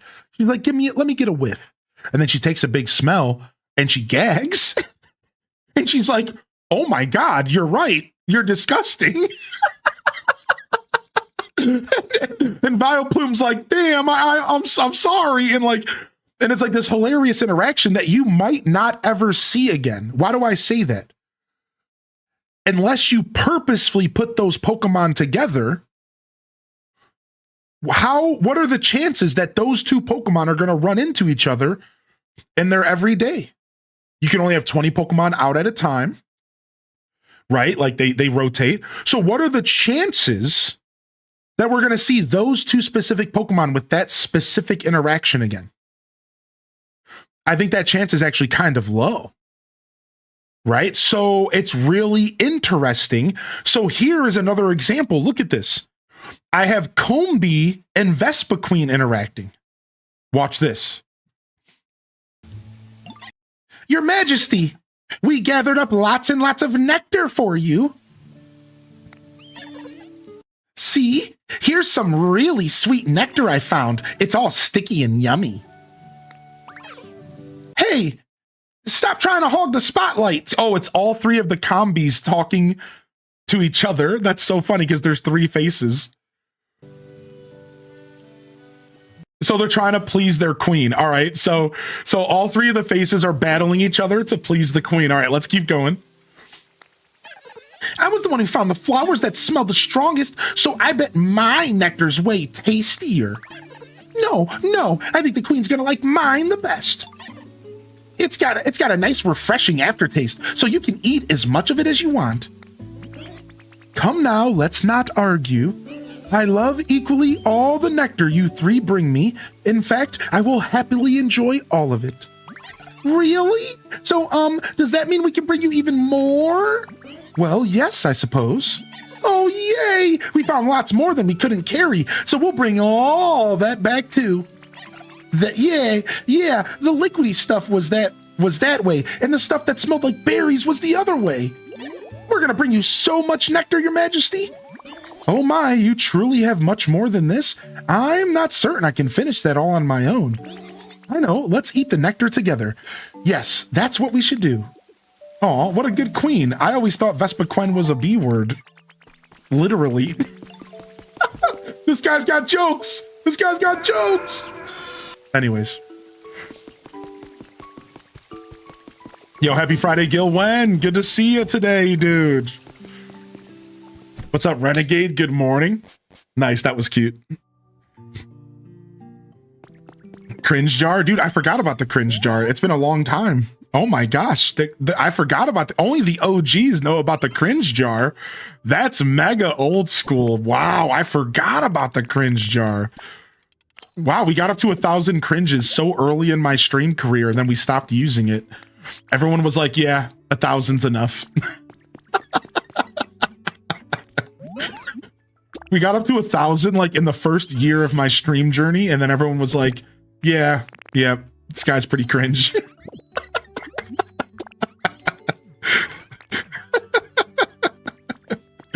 Stylish frying pan. Ooh, I wonder if this can cook better food.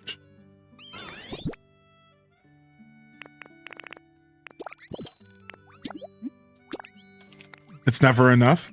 That might be the cutest interaction I've seen in Pokopia for all the hours I've watched. What's up, Kels? Welcome back in here. I think I'm good on the beach chair. No, I've never played DBD. No, it's not quite my vibe, mostly just due to the aesthetic, but so let me tell you a quick story about DBD. So when I first saw the game, I hated it because I thought it was gross, and I'm just not into like gooey, gushy, blood splattery sounds, and I was just like, I'm good on this game. So then I was following a streamer, and he played it a lot, and I was like, okay, there's something here that I don't understand. So I decided to actually start watching it. And I was like, I'm gonna actually pay attention to this. And I fell in love with the strategy of it. And I learned, like, actually DBD is a really cool and interesting strategical game. where the players like have to really strategize on how they avoid all the different types of monsters, and they have to like really strategize on how they break out of each area, and they have to work together. You really do have to kind of work together, and it's an interesting 4 versus 1 style game. It's really interesting, actually. And I never gave it the time of day originally. So that's my story. You know, the truth is I'm probably never going to like the game because I'm not into the aesthetic. I'm not like a gore guy. I'm not like a scary guy. I'm not into that kind of stuff. But I do respect DBD because I realize that the game actually has like a really cool strategical system, and I imagine it's really fun to engage with if you're into it.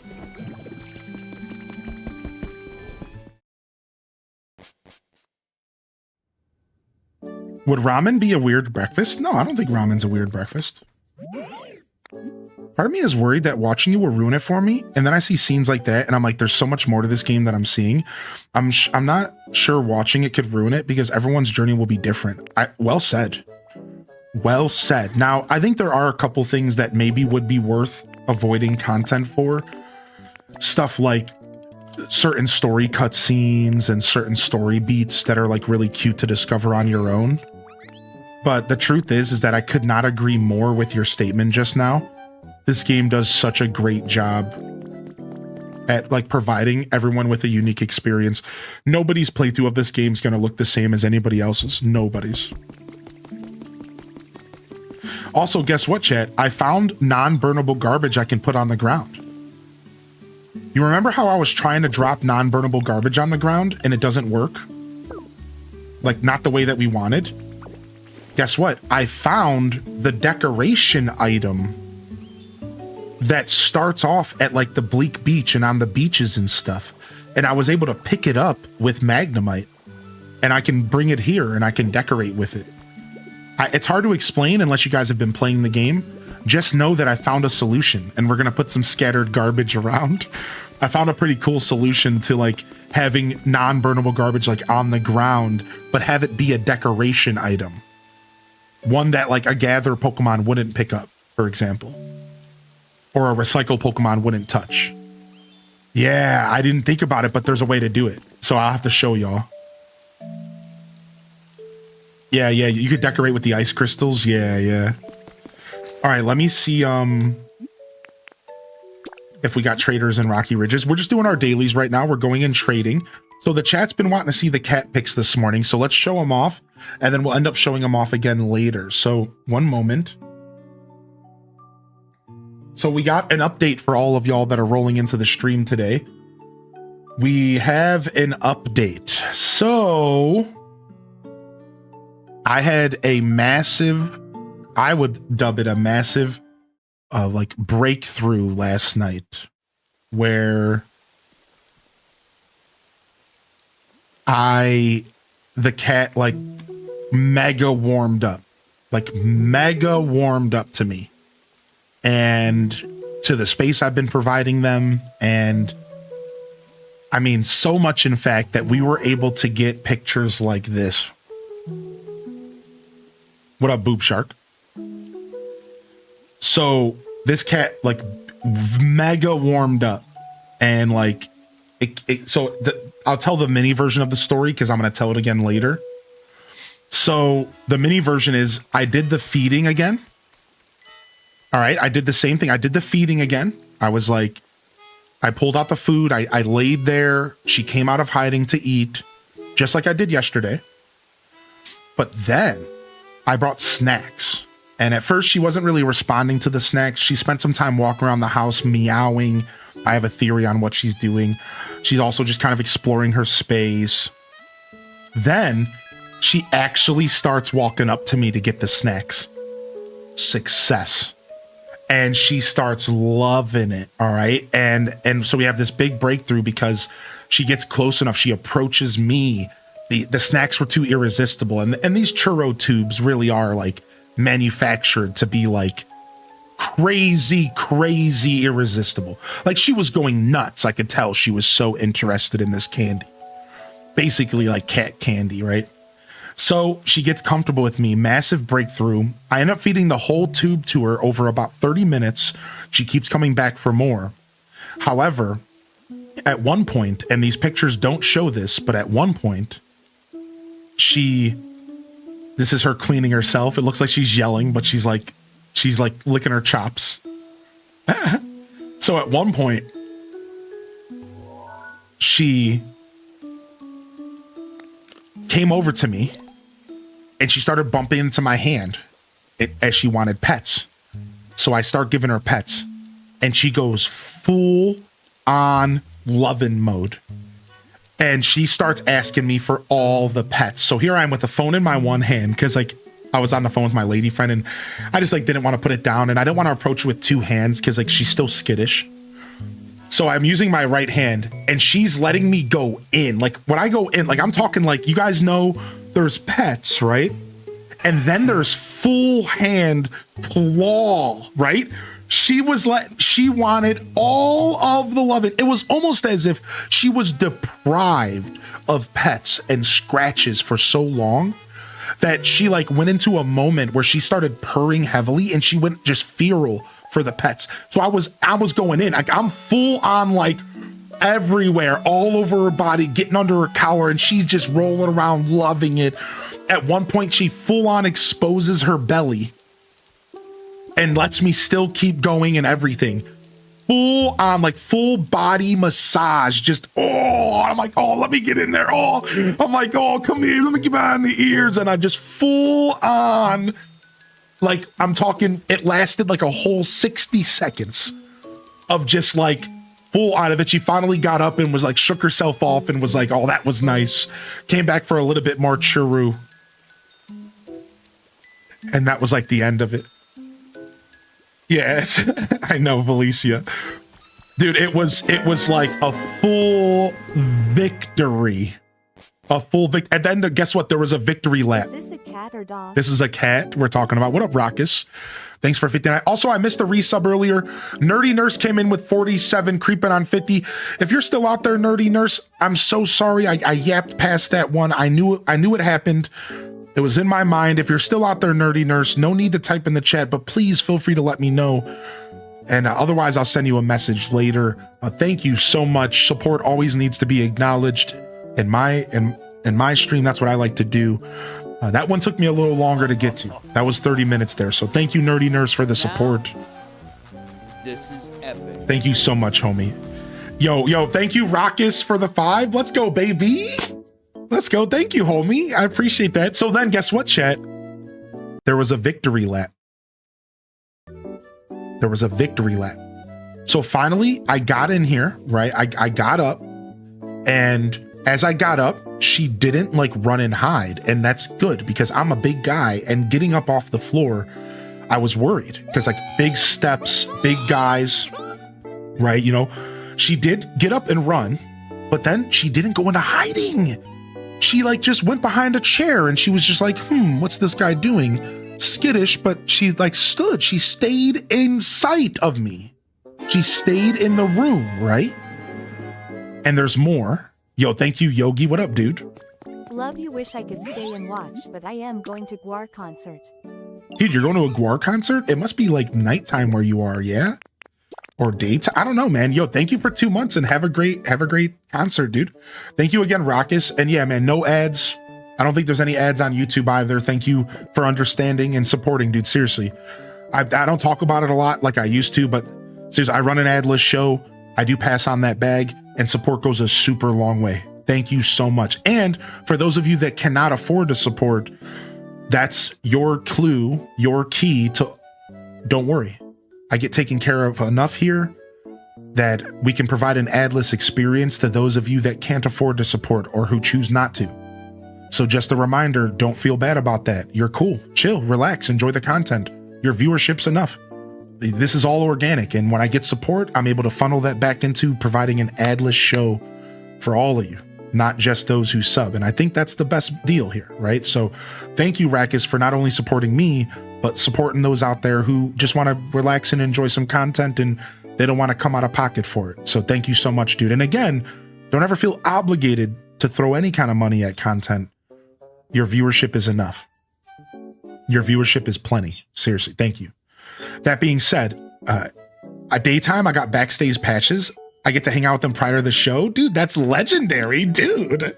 Enjoy your show, Yogi. Enjoy your show, Yogi. Thank you, man.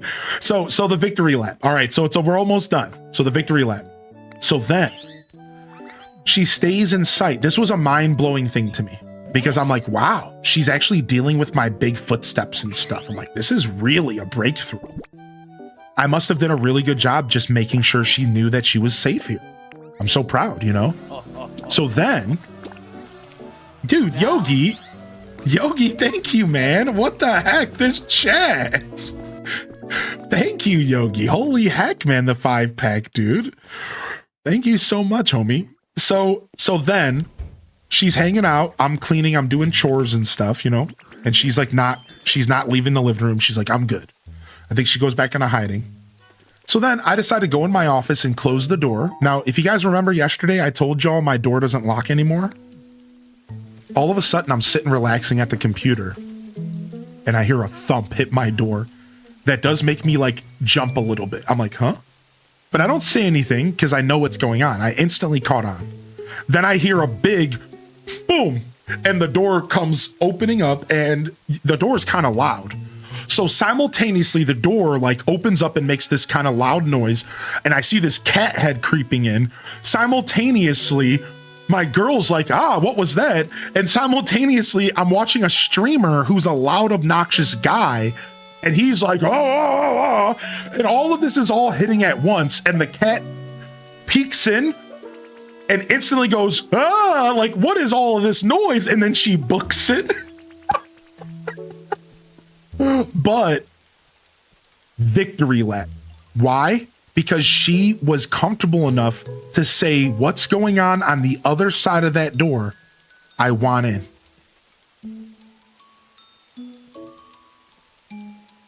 That's great. That is a victory lap, dude. That she was like, yep, I wanted more attention. She was like, yep, I want in. Massive victory lap, dude. So that was the end of the journey. And that was it for the day. You know, I did hear her in the middle of the night and I did move. I'm slowly moving her food stuff to the kitchen. So because I don't want to keep feeding her in the living room. So I moved her dry food to the kitchen and she did find and eat it overnight. Perfect. So she's exploring. She's comfortable. She understands there's food in the kitchen. I did try to get her wet food out this morning in the kitchen. She didn't respond. That could be there could be a number of reasons why she didn't respond. So there's nothing to overthink, but for now, she might just only want to eat her food at night. I'm assuming she just goes to bed before I even wake up because that's just what cats do, right? They're nocturnal. So I'm assuming she's just in bed before I even wake up, I think at this point, and she's just not around to eat her food. Yeah, Gab Cat, that's my plan. Yes, that's my plan. I decided that for today on out, I'm going to start keeping a little bit of churro near me, maybe the dry snacks. And then I can treat her to some snacks if she tries to come back in my office, and maybe I can get her to come and jump on my lap or something, which would be super cool, right? So I'm taking my time still. I'm still not going to be approaching her, but I will be keeping a little snacks on me from here on out. So I have a little churro sitting over here, but it's in a Ziploc because it was already opened.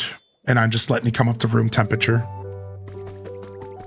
So yeah, there's you guys' update. Let me share those pictures in the Discord as well for everyone later, so that people don't have to wait for the stream. Let me go find pet pics. All right, one moment.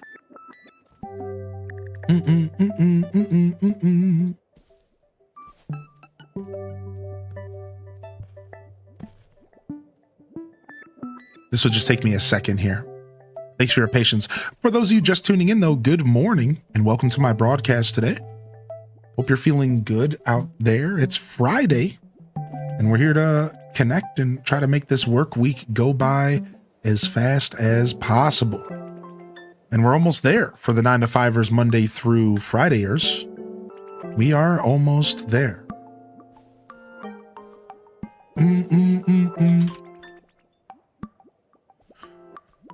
All right, we'll pin this message as well. Yeah, I hope everyone's feeling all right today. Thank you for the 20 likes over on YouTube, and good morning, YouTube chat.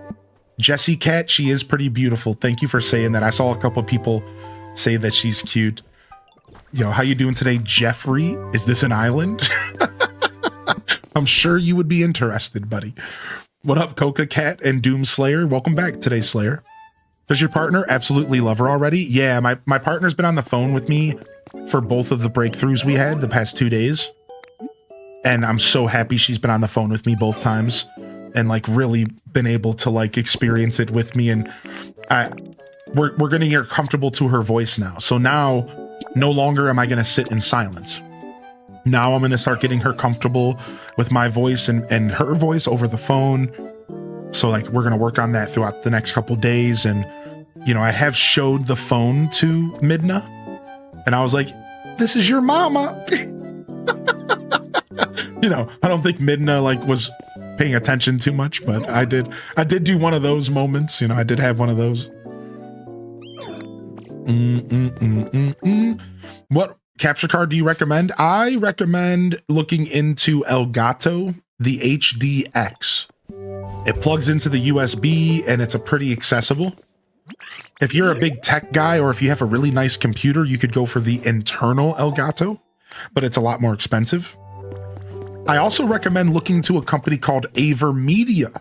Avermedia makes cheaper, but just as quality products.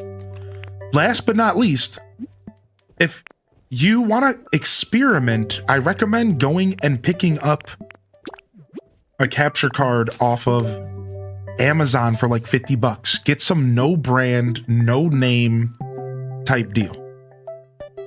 Because you can get a cheap experiment. You can get like a super cheap experiment, right? 20 bucks, 50 bucks at most, and you don't have to break the bank to even see if it's something you want to do, whether stream it or just have it on your computer. So I do recommend people, like, depending on your budget, you might want to go for an experimental capture card first. It could be a little buggy. It might not be perfect. All right. But I do recommend you consider something like that first. All right. Yeah, Avermedia, correct. Yeah, they make a little bit more budget friendly, but just as quality as Elgato cards. It's the HD60X. Thank you, Doomslayer. I knew I was missing something. Yeah, HD60X. That is the most current and modern Elgato that they offer. That's gonna like fulfill your needs most certainly. Yes. Thank you for that.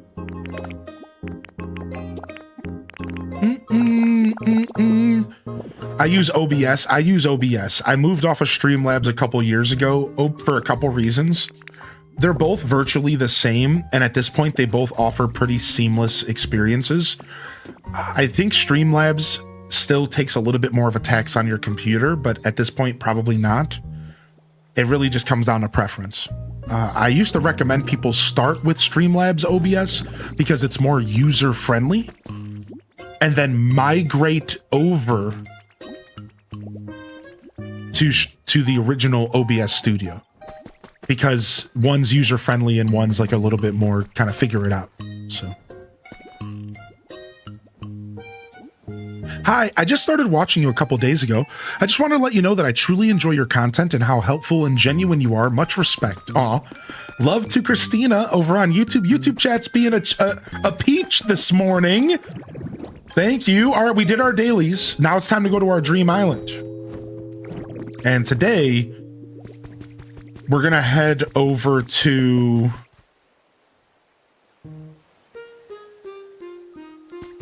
Ditto. We're going to Ditto today. And you know what that means, everybody. Let's get it going. Let's go ahead and open up the tables. We got a prediction here this morning. We're going to visit Ditto today. All right. Will I get a legendary on this island this morning? 2 minutes are on the clock. Get your predictions in. We don't know the odds. We don't even understand how this system works. You're truly betting in the dark. Either way, do you think I will bring a legendary home? The tables are open. Never tell me the odds. Teddy Mackerel.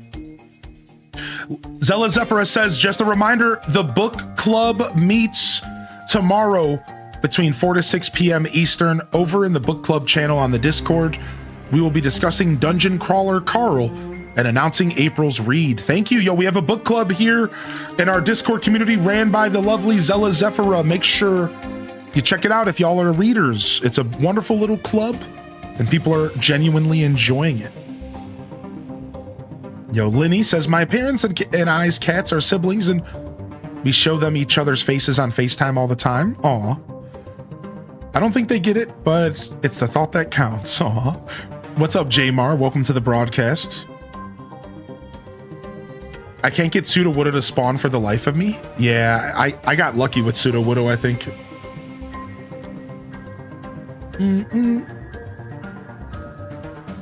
I have no buff today. Sorry, Bull Bay. I have no Mosslax bonus yet. I should have did one, but we're just going to go straight in.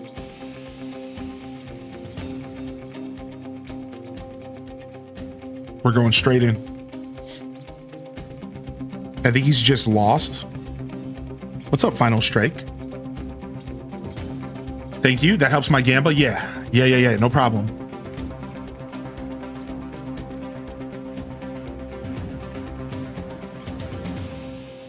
All right, here we go. Ooh, we landed on a mountain. I think it's a volcano biome, which means we could be looking for Entei, whatever his name is. All right, let's go. Do do do do do. Dun, dun, dun. Why is the music so good here? Now wander about and increase suspense. Well, we want to find them ourselves if we can. Hentai? No, Entei. No, stop it, chat. Cut that out. Oh wow, you can pick these weeds up? Wow. You can pick the ferns up? I love this game. This game is so good, dude. How many Pokemon are you still missing?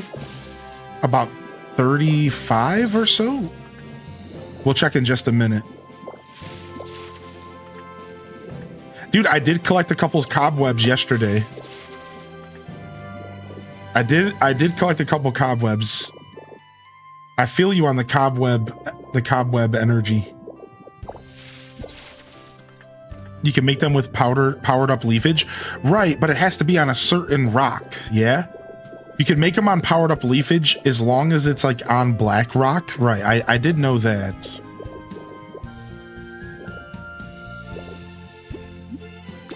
You mean Lopunny? Oh, 10 pieces of rope. Don't mind if I do. Don't mind if I do.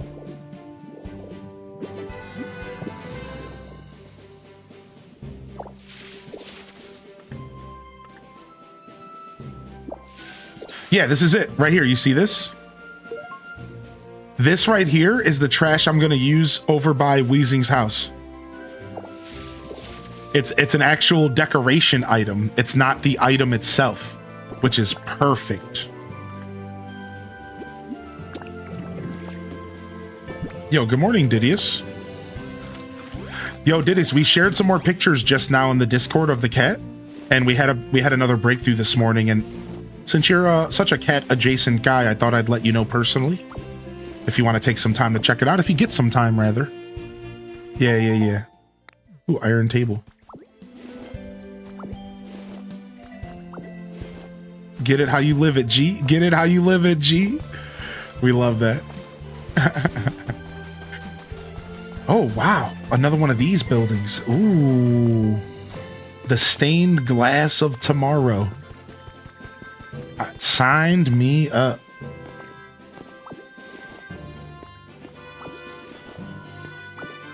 Yeah. Sign me up. I'm gonna need this stuff eventually. You always loot this building? Yeah. Ooh, the rug too. Look at this fancy rug, dude. I didn't even think about the rug the last time I was here. You took this glass and you put it on the boat. Do, do, do, do, do, do. I also love the pillars in this room. 10 strands of metal chain. Like, the pillars are also super nice. Which island is this? I think we're on Arcanine Island. But I went to Ditto. Ditto took me here. That's why I said I think. Oh, wow, there's roof stuff. I didn't even know there was roof stuff. Gotta love Texas weather. 90 degrees yesterday. Crazy wind blew in, and now it's freezing again. You transferred this whole building back to my island? No way. You took this whole building apart? Entei's the last doggo you need? What is this roof pattern? Dark marble floor. Dude. Do do do do do do do do do do do do do do do. Man, I love this song so much, dude. I'm obsessed with it. Ooh, what is that I just grabbed? Rough wall. Okay.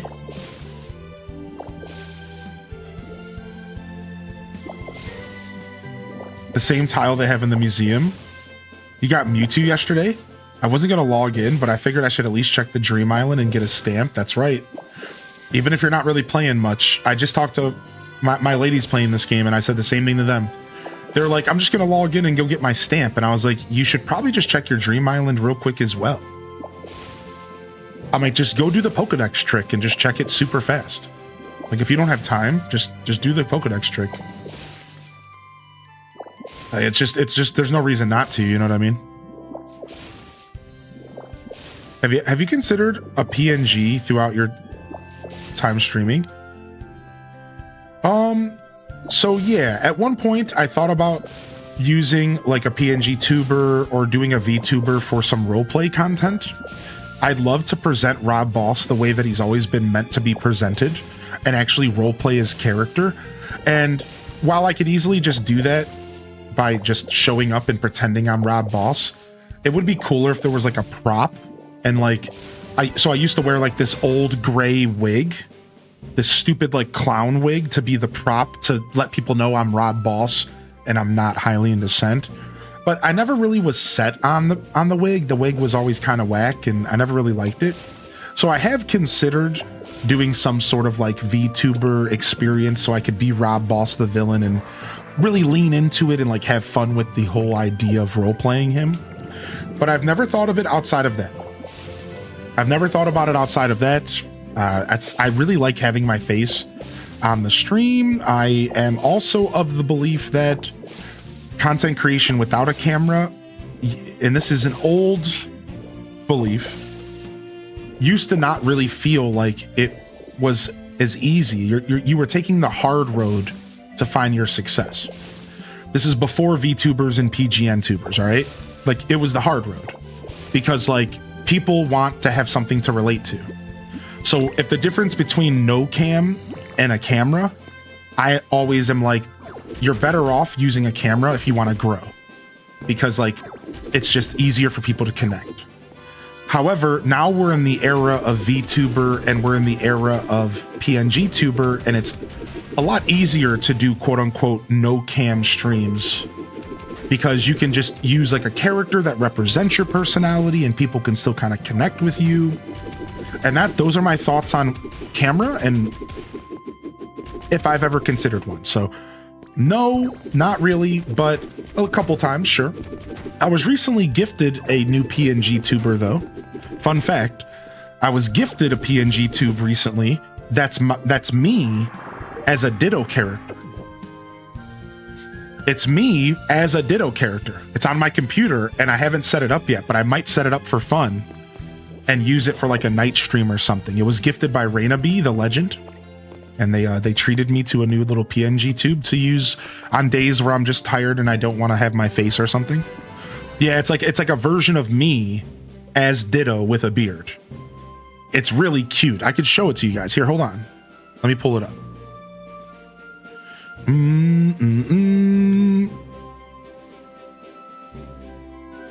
It should just be on my computer right here. Yeah, here it is.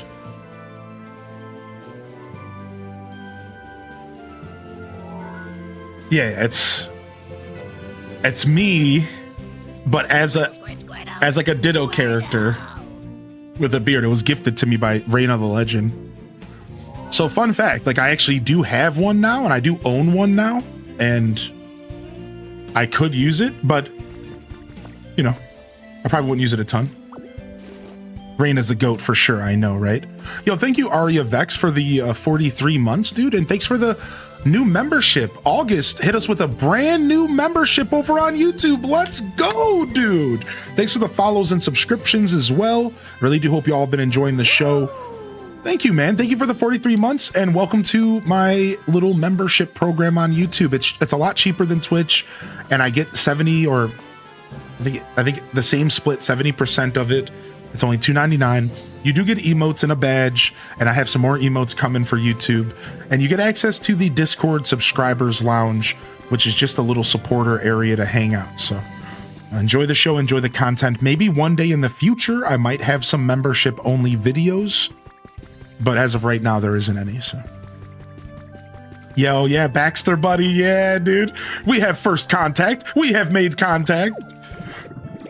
Yo, actual size. So yeah, that's it. That's the vibe. And to answer your question about VTubing, so I haven't ever considered doing a ton of it, but it is something that I could do. And nowadays, I think that it's a really healthy thing to do. People are finding tons of success through VTubing and through PGN tubing. So if you're the kind of person that's interested in content, and I have a sneaking suspicion you might have asked because you were trying to, you know, get a feel for what you might do in your journey, I recommend you focus on making a good show. Don't focus on your face or anything. If you want to be a PNG, be a PNG. If you want to be a booba VTuber, be a booba VTuber. Because while that stuff does matter, I think really just focus on putting on a good show. Don't overthink it, because nowadays everybody is way more accepting of VTubers and way more accepting of PNG tubers. So you don't have to think about it like you used to, man. You don't have to think hard about it at all like we used to. Not at all. Like, you really do just want to focus on putting a good show on. Whatever you do with your camera doesn't matter anymore, man. It just doesn't. I still think that no cam is worse than every other option. I'll be honest. I do think that having no camera up on Twitch is still hard mode for growing. But I don't even know how true that is, because I've actually talked to people who prefer no cam over just having a picture in the corner. So there's that, right? I've had viewers tell me they kind of hate when people just have a picture up because they feel like it just gets in the way, and they would rather just have nothing and just have a disembodied voice. So every viewer is going to be different, and there's all sorts of theories you can go through, you know. There's all sorts of conversation to be had around this subject, but the journey has changed, and at this point, I don't think it matters as much as it used to. From a viewer's perspective, I agree. When I see somebody who doesn't have a cam, I'm less likely to stay on the stream than I am with somebody who does have a cam, and I don't really have a whole reason or rhyme or reason behind it. Right, I'm the same way. You know, and this isn't like a negative conversation at all. I'm the same way. I naturally want to watch somebody where I can interact with their face. That's just who I am as a person. That's just what I prefer out of content, and there's nothing wrong with that. That's just what I prefer. I'm the same way with YouTube.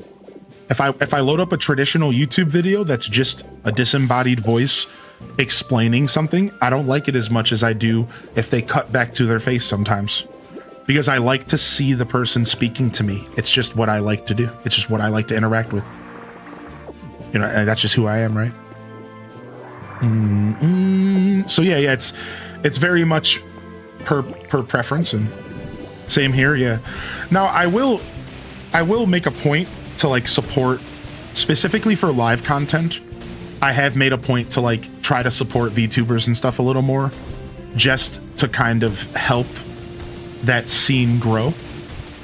Because I do think it's really important to give people an opportunity to create content and to not give away their identity fully and to not feel the pressures of showing your face. And here's the one reason why. I'm gonna tell you, there's only one reason, and then I'm gonna move on, but this is a pretty heavy topic. Because women get treated terribly still in 2026 as streamers. It's disgusting out there. And I'm sorry that y'all have to deal with it. It's absolutely disgusting. So it's like we have to support VTubers because we have to give women a chance to create content and not deal with a bunch of idiots. Pure idiot, like just, oh, it's so bad. It's so bad how people treat women. And they treat men bad too, but I can guarantee you, I have had a fraction of the trolls my counterpart female streamer has had. Same amount of time streaming, guarantee you, I have had a fraction. I'm talking like 1/50th, a fraction. And it's the sad truth of the scene. So it's like, yeah. So like VTubers and stuff need to be supported, man. So like if you find a streamer that you enjoy their content and they're a VTuber, give them a chance. Like give them a chance, give them a shot, hit them with a follow. Cause like you'd be surprised how enjoying their content can be, even if it is something that's a little out of your comfort zone. You'd be surprised. You know what I mean? And like, I think it's important as a creator to talk about this sometimes, because I think people do look at my content and they see me as potentially an authority in the space, right? Like I have found some real success for myself. Not success. I don't know what that is. But I found some real success for myself, you know? So I think it's important for me to talk about this just every once in a while. So I hope you all didn't mind. I just wanted to throw that out there. And we can go ahead and move on, because, you know, whatever. Yeah. So don't worry about it, Machame. Follow your heart. Follow your heart. Be the creator you want to be. And focus on putting out good content. Don't think about anything else. While there is a nuance and there is a conversation to be had, I think nowadays you don't think too hard about it. And for those of you that do need to hide your face while streaming, just a shout out to you as well. Don't feel bad about doing that. Just do what you have to do. You know, I talked to a creator extensively about this once. Somebody I really respect, and I was chatting to him about it. It was a male, and they never showed their face ever in any of their content.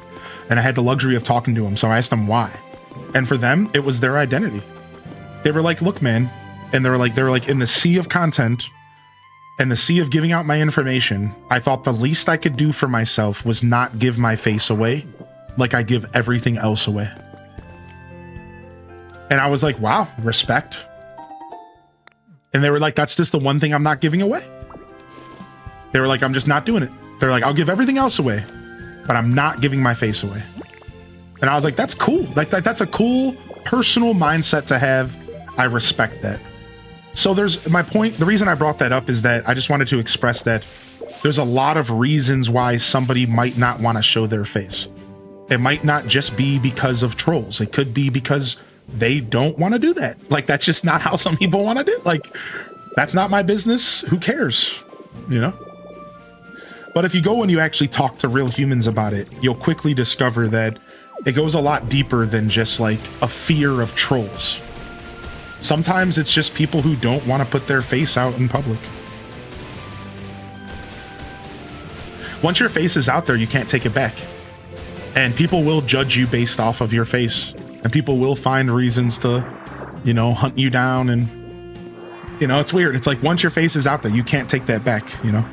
I'm sure we all learned that with MySpace and stuff back in the day, but you know, now I sound like a Sonic Says video again.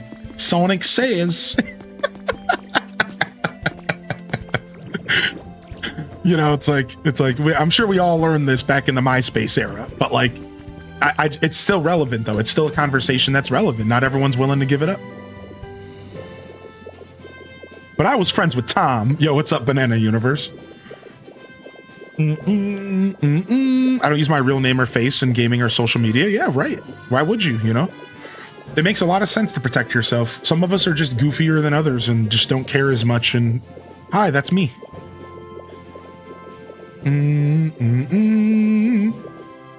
All right, I only see one cave entrance. I only found one cave. You guys ready? Here we go. Pokedex. Here's the Pokedex trick, everybody. Go to an island. Open up your Pokedex. Press the Y button for opening filter. All right. I want you to choose all under registration status and choose in this area under location. Press Y again.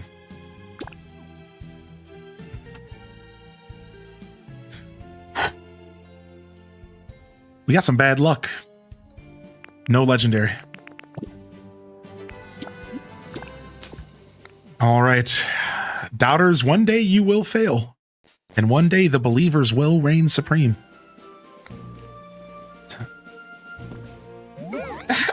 What's up an off day?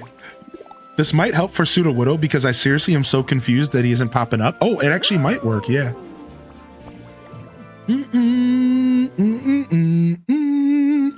Yeah, that's super cool, April AC. I've seen a lot of that as well, right? People making the switch over. Yeah, what up, M Swear? I saw you pop in earlier. Good morning. Yeah, you're always welcome. Also, Matcha May and anybody else, you are welcome to send me DMs with these questions as well, because I don't always have the time to answer the questions with so much depth. And, you know, you're not always even looking for all that depth, right? I know. But just a heads up, just a reminder, and this is a reminder just for everybody taking the opportunity. You can always send me a DM. I might not get to it right away. I might not even get to it relatively fast. But you can always send your boy a DM if you're looking for just some little tidbits of knowledge or information. Maybe you just have a question and you're like, what do you think the best, you know, and you want to have an answer of like what I think the best solution is, you know, whatever. Just reach out and ask. Where do you find the punching machine for a habitat? I bought it from the PC. Otherwise, you get it from relics. Large or small, one or the other. I'm not sure. Not sure. Good morning again, Joe Bean Taco. Good morning again. Good morning out here, Matcha May and Reading Brooks. Yo, one more reminder of book club. You can find the channel in the Discord, and if you can't find it, just let us know. We'll help you out. Ghoul Protocol, welcome in here. Spider-Man Starve again, thanks for being here today. I saw you sneak in here, Diablo. Madame. Hope you're having a good day today. Sassy Penny's in the house as well. Yeah, exhaustion, tater tot soup. Yeah, I'm glad you went and saw the photos. We can show some photos off again later. But for now, you can find them in the Discord if you didn't see my share. And for those that are not in the Discord, we could show them off again later. Bum, bum, bum, bum, bum, bum, bum, bum, bum. Whole lot of junk here. Whole lot of junk that I'm gonna have to sort later because I don't want to sort on stream. But our sorting is starting to get pretty cleaned up. Are there any other Pokemons with Gulpin's ability? Yeah, his evolution. Just those two. Swalot and Gulpin. Just those two. All right. So we finished our dailies. We went to our island, and I want to go ahead and jump over, and we could start potentially picking at our gym design today. I do have a gym that I would like to do. We have a gym to build. We have some streets to build, some fences to decide. We have yet to get that fence recipe, unfortunately.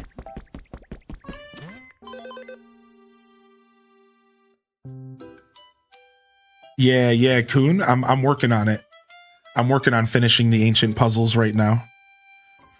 Are we doing a night stream tonight? I'm not sure. I know I mentioned I would yesterday. I'm not sure what I'm doing as far as a potential night stream today. I will tell you this. I did go into this stream today with the mindset of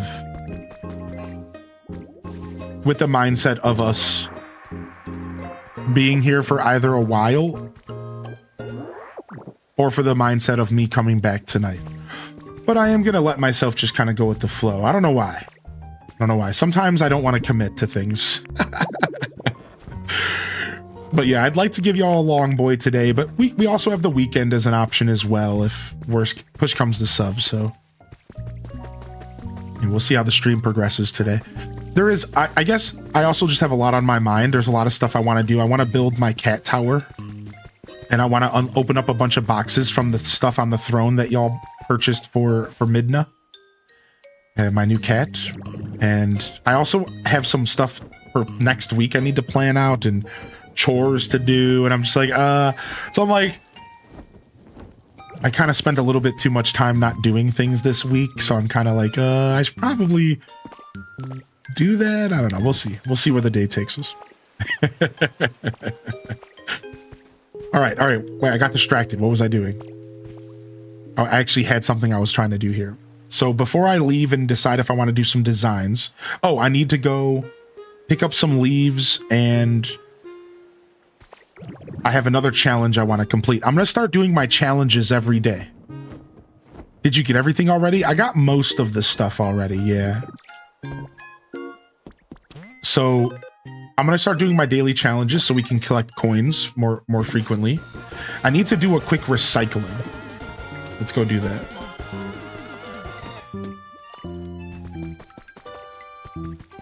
.5 years doesn't seem right, but here we are. It's been fun. Appreciate you, dude. Hey, thank you, 16-bit. The tier 2. Thank you again, Aria Vex. Thank you, man. 4.5 years. Doesn't seem right. I know it doesn't. I agree with that statement. Like, what's going on here? Did you play all 3 lifestyles in Cyberpunk? No, I didn't play much Cyberpunk at all, homie. I'm sorry. I didn't play much Cyberpunk at all, dude. I only ended up playing it for one night stream for about 4 hours. And it just didn't click for me for a couple reasons. One, I hadn't played a game that required me to aim in a long time, and I was warming up to it, and I needed some more time to warm up. Two, the game early on feels like Grand Theft Auto. Apparently, that's just the early game, but I wasn't looking for a Grand Theft Auto game. So I was like a little bit put off in my first little session because I was like, dude, I'm not trying to play Grand Theft Auto, but in Cyberpunk. So I was like, oh, and I kind of like reared back a little bit, you know, it just wasn't like what I was looking for. So those are the things that kind of pushed me away. Don't you have the recycle ability?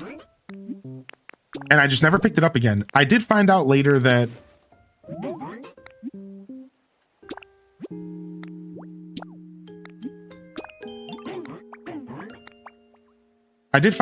the game opens up and it gets way less Grand Theft Auto-y, and I need to give it another chance.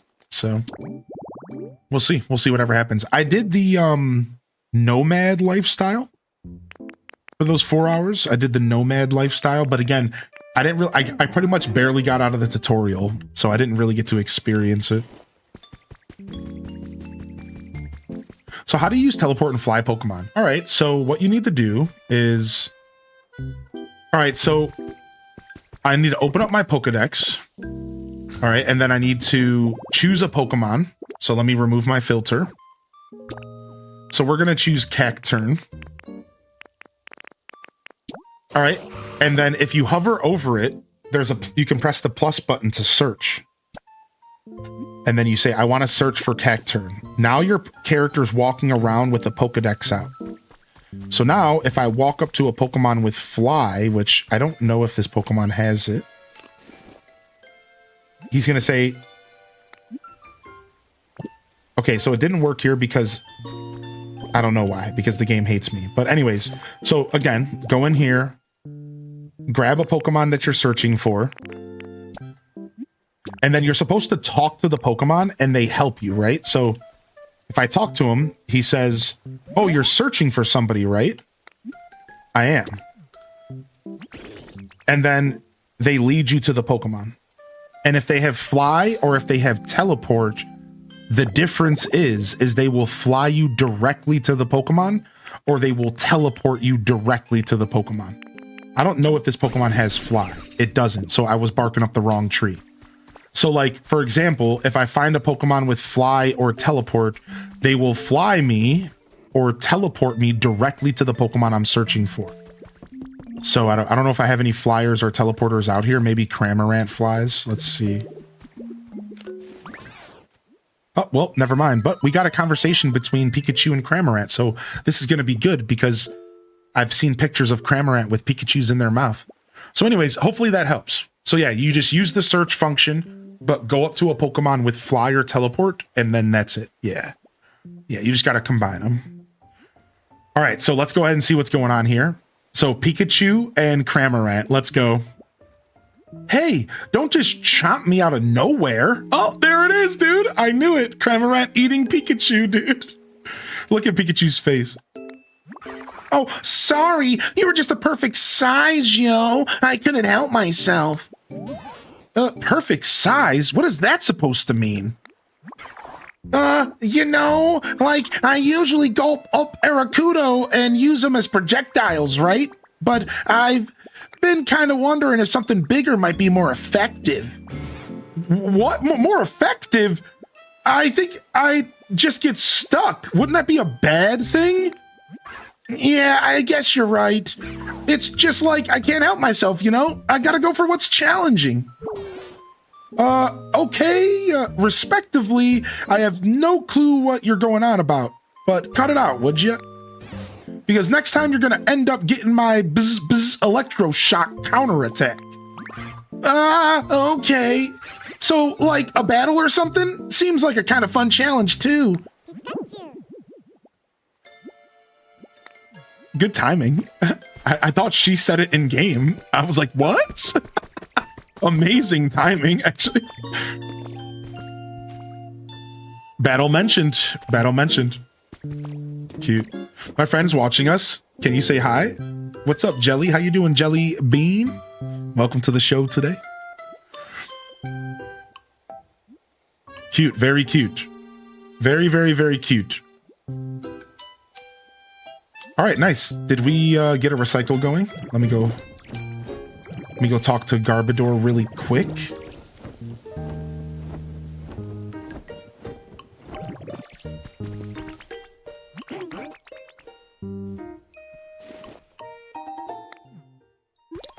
Time to recycle. Time for Teletubbies. Just got Politoed and I'm excited. He's one of my favorites. What's up, Bender? How you been, man? Do legendary birds never leave their altars? Yeah, I'm gonna create a home for mine at some point. I want to create homes for the legendary birds. And also, Alicio, I have not gotten Ho-Oh yet. And I have not gotten Mew yet, but we're working on both. What? Did it fall? What was it falling? Did it just pass out? What is happening over here?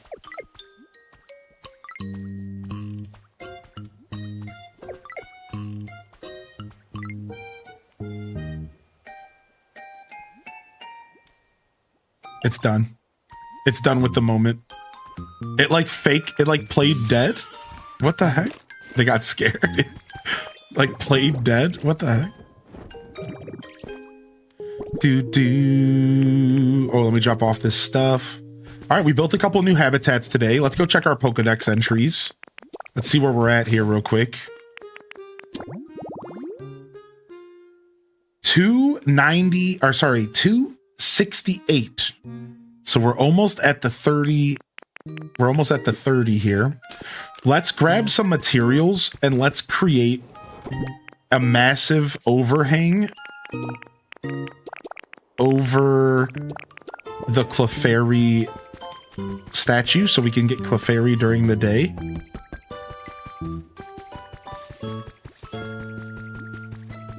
Boom, boom, boom, boom. Doing my Animal Crossing dailies. It seems like Iono is visiting the new hotel. Hey, yo. She's cutie. She is a cutie.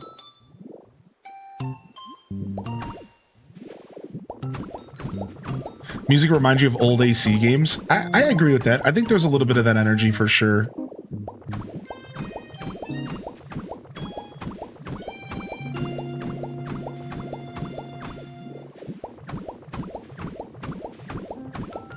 Yo, what's up, Majestic Mind? Oh, 1 second here. I gotta pull up my YouTube chat again.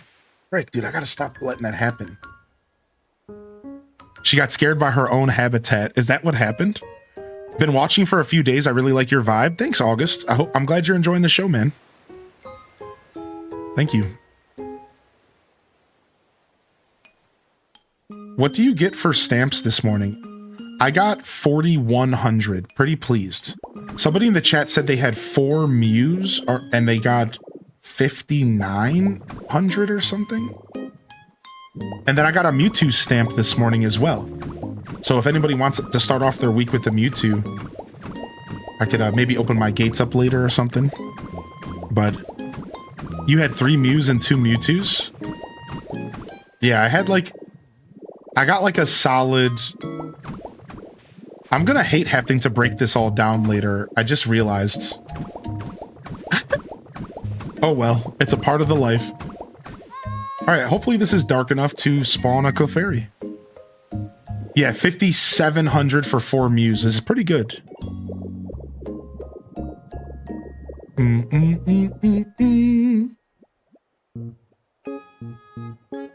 Alright, everything's feeling pretty good around here.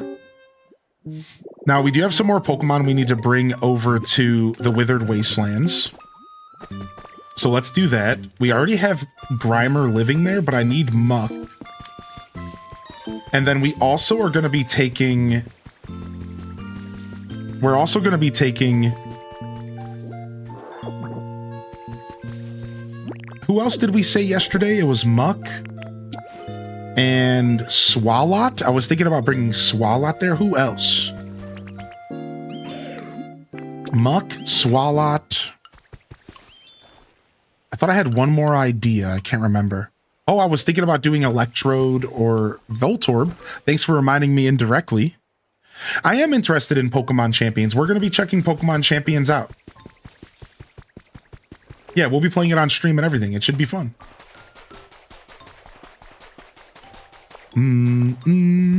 Discord set me up yesterday. You got a Mewtwo stamp today as well. What up, Bananas? What's the gold thing laying there on the couch, and where did you find it? Let me go check. You're talking about back here, huh? That's Goldango. That's Goldango, a Pokemon, and he spawns in via this setup. Luxurious table, luxurious couch, luxurious bed, and luxurious lamp. And you need electricity. Homie's snoozing.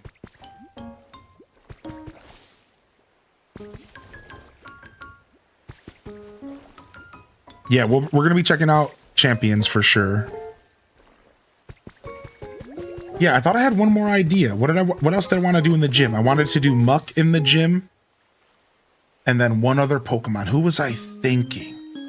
Not Swalot. Swalot was an idea I had later. Which is still a good idea. I thought there was maybe somebody else. I could just do Grimer downstairs and Muck upstairs.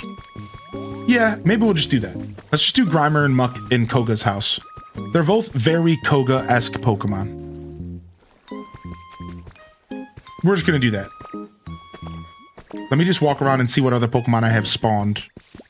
Because I forget. I could use the Pokedex, but... We have a Tangela here, a Marowak, Dusclops, Maw-Isle,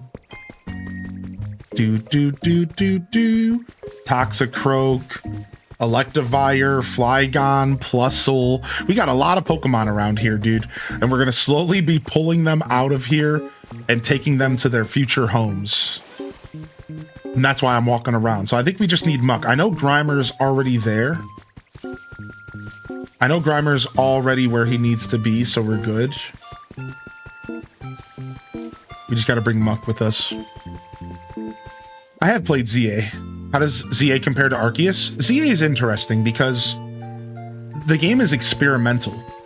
So Legend ZA is a fun game.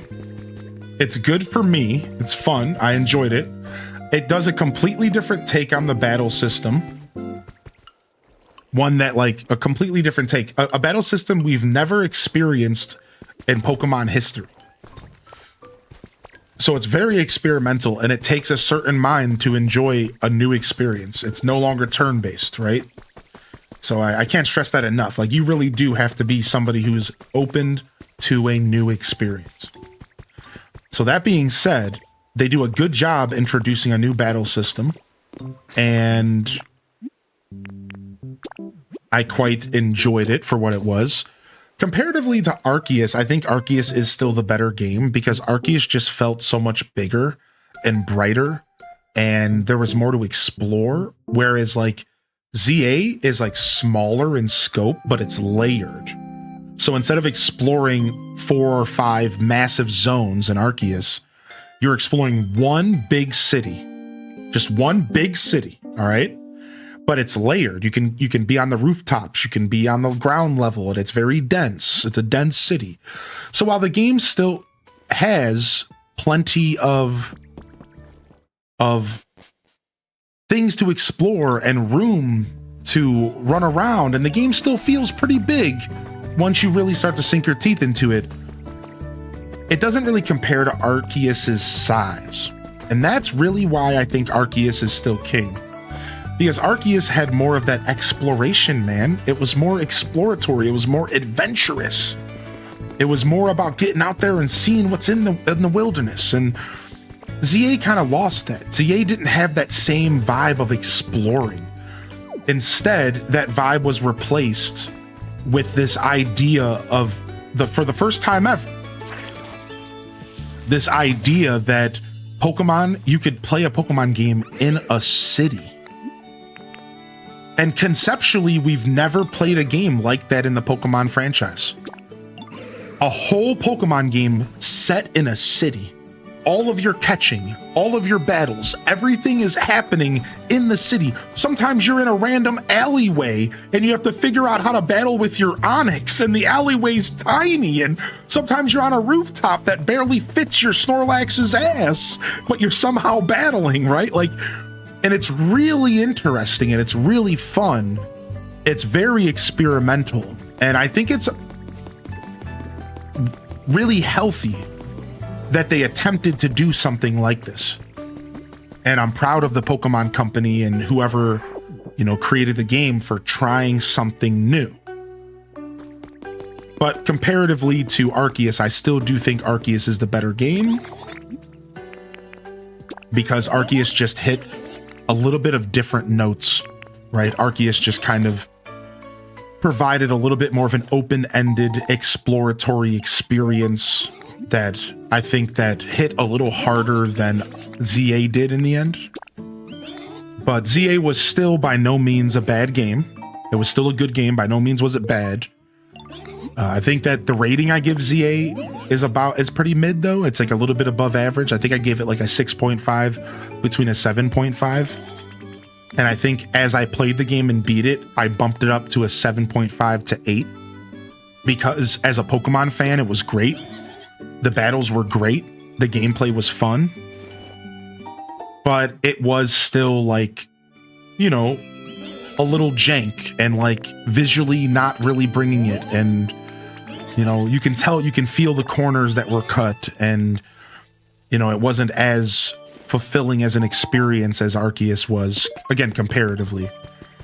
That being said, I'm not even sure what I rate Arceus, but I think I gave Arceus a solid 8.5 originally. So not terribly far from each other. After I played ZA, like I said, I bumped it up to a 7.5, 8. But keep in mind, with my system, the higher you go up, the more meaningful smaller gaps are. Does that make sense? The difference between a 4 and a 5 is not as meaningful as the difference between a 7.5 and an 8. So keep that in mind, right? So like, in my mind, Arceus was a substantially better game for a couple reasons, but ZA still brought the heat, and it was still a real fun game to play, and I do recommend it to Pokemon fans.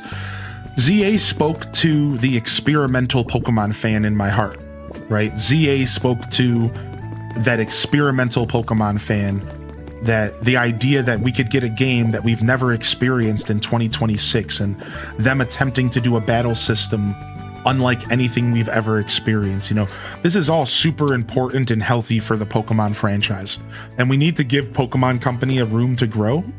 So while maybe some of you didn't like it, maybe some Pokemon fans didn't at all find the active battle system to be appealing, we have to give Pokemon Company and these developers room to try new things.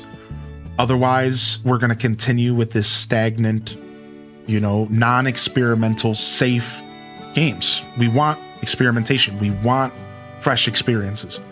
So I think that all being said, ZA was a very important game to the Pokemon franchise as a whole.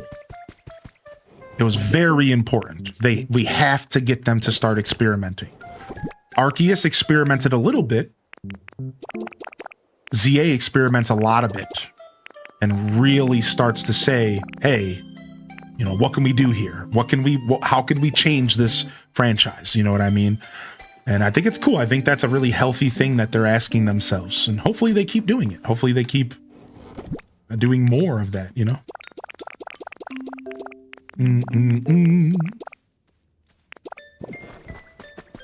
ZA felt 10 times better in terms of input and controller. I do agree with that. I didn't have a problem with Arceus' controller, but it reminds me of the Crimson Desert conversation.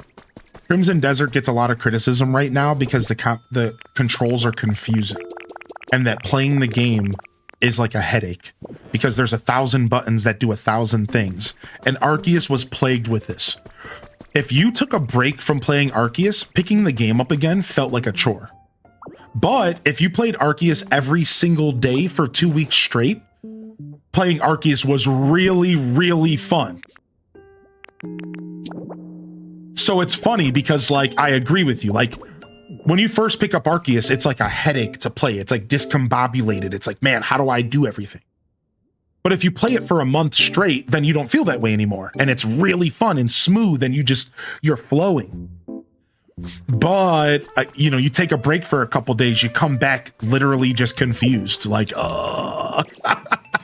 like, what am I doing? Like, it really was plagued with like weird control problems. Yeah. But again, yeah, you know, that doesn't bother me personally as a gamer, because I grew up playing games like World of Warcraft. Anybody else?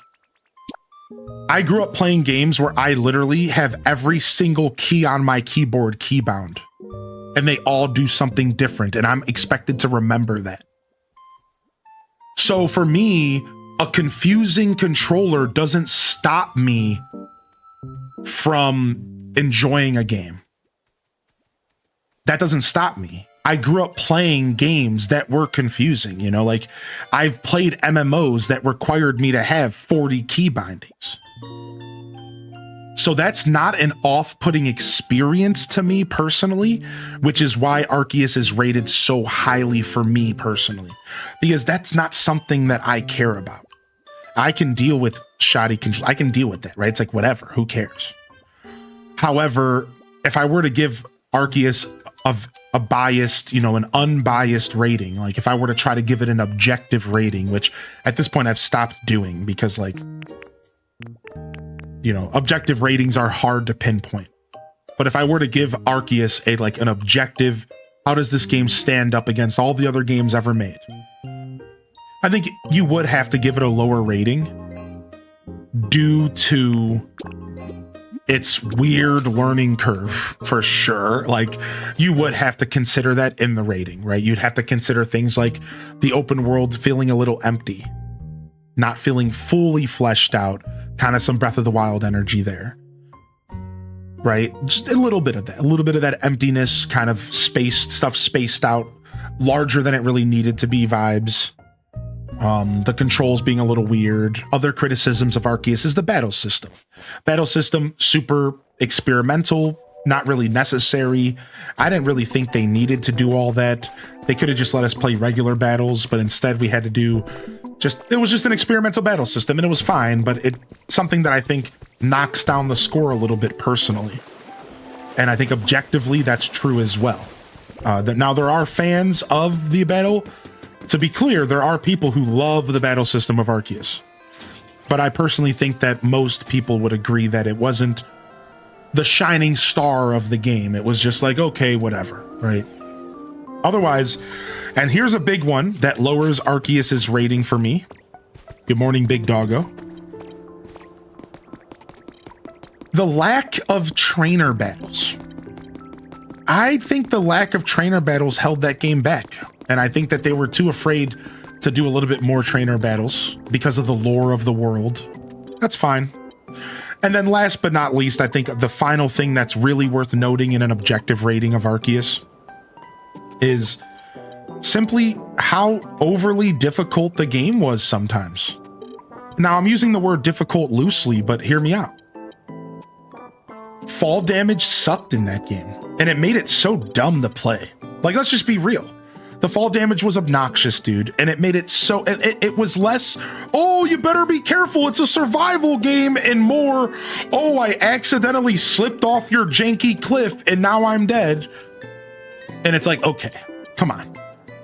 The boss battles... Okay, like, you know what I mean? Like, it was just, like, a little bit unnecessarily difficult for people. I wasn't bothered. But again, I'm talking objectively. Objectively, there was these little moments where they felt the need to punish you as the player. And it's like, why are you punishing me? Just like, it's not that kind of game, but like they wanted it to be that kind of game.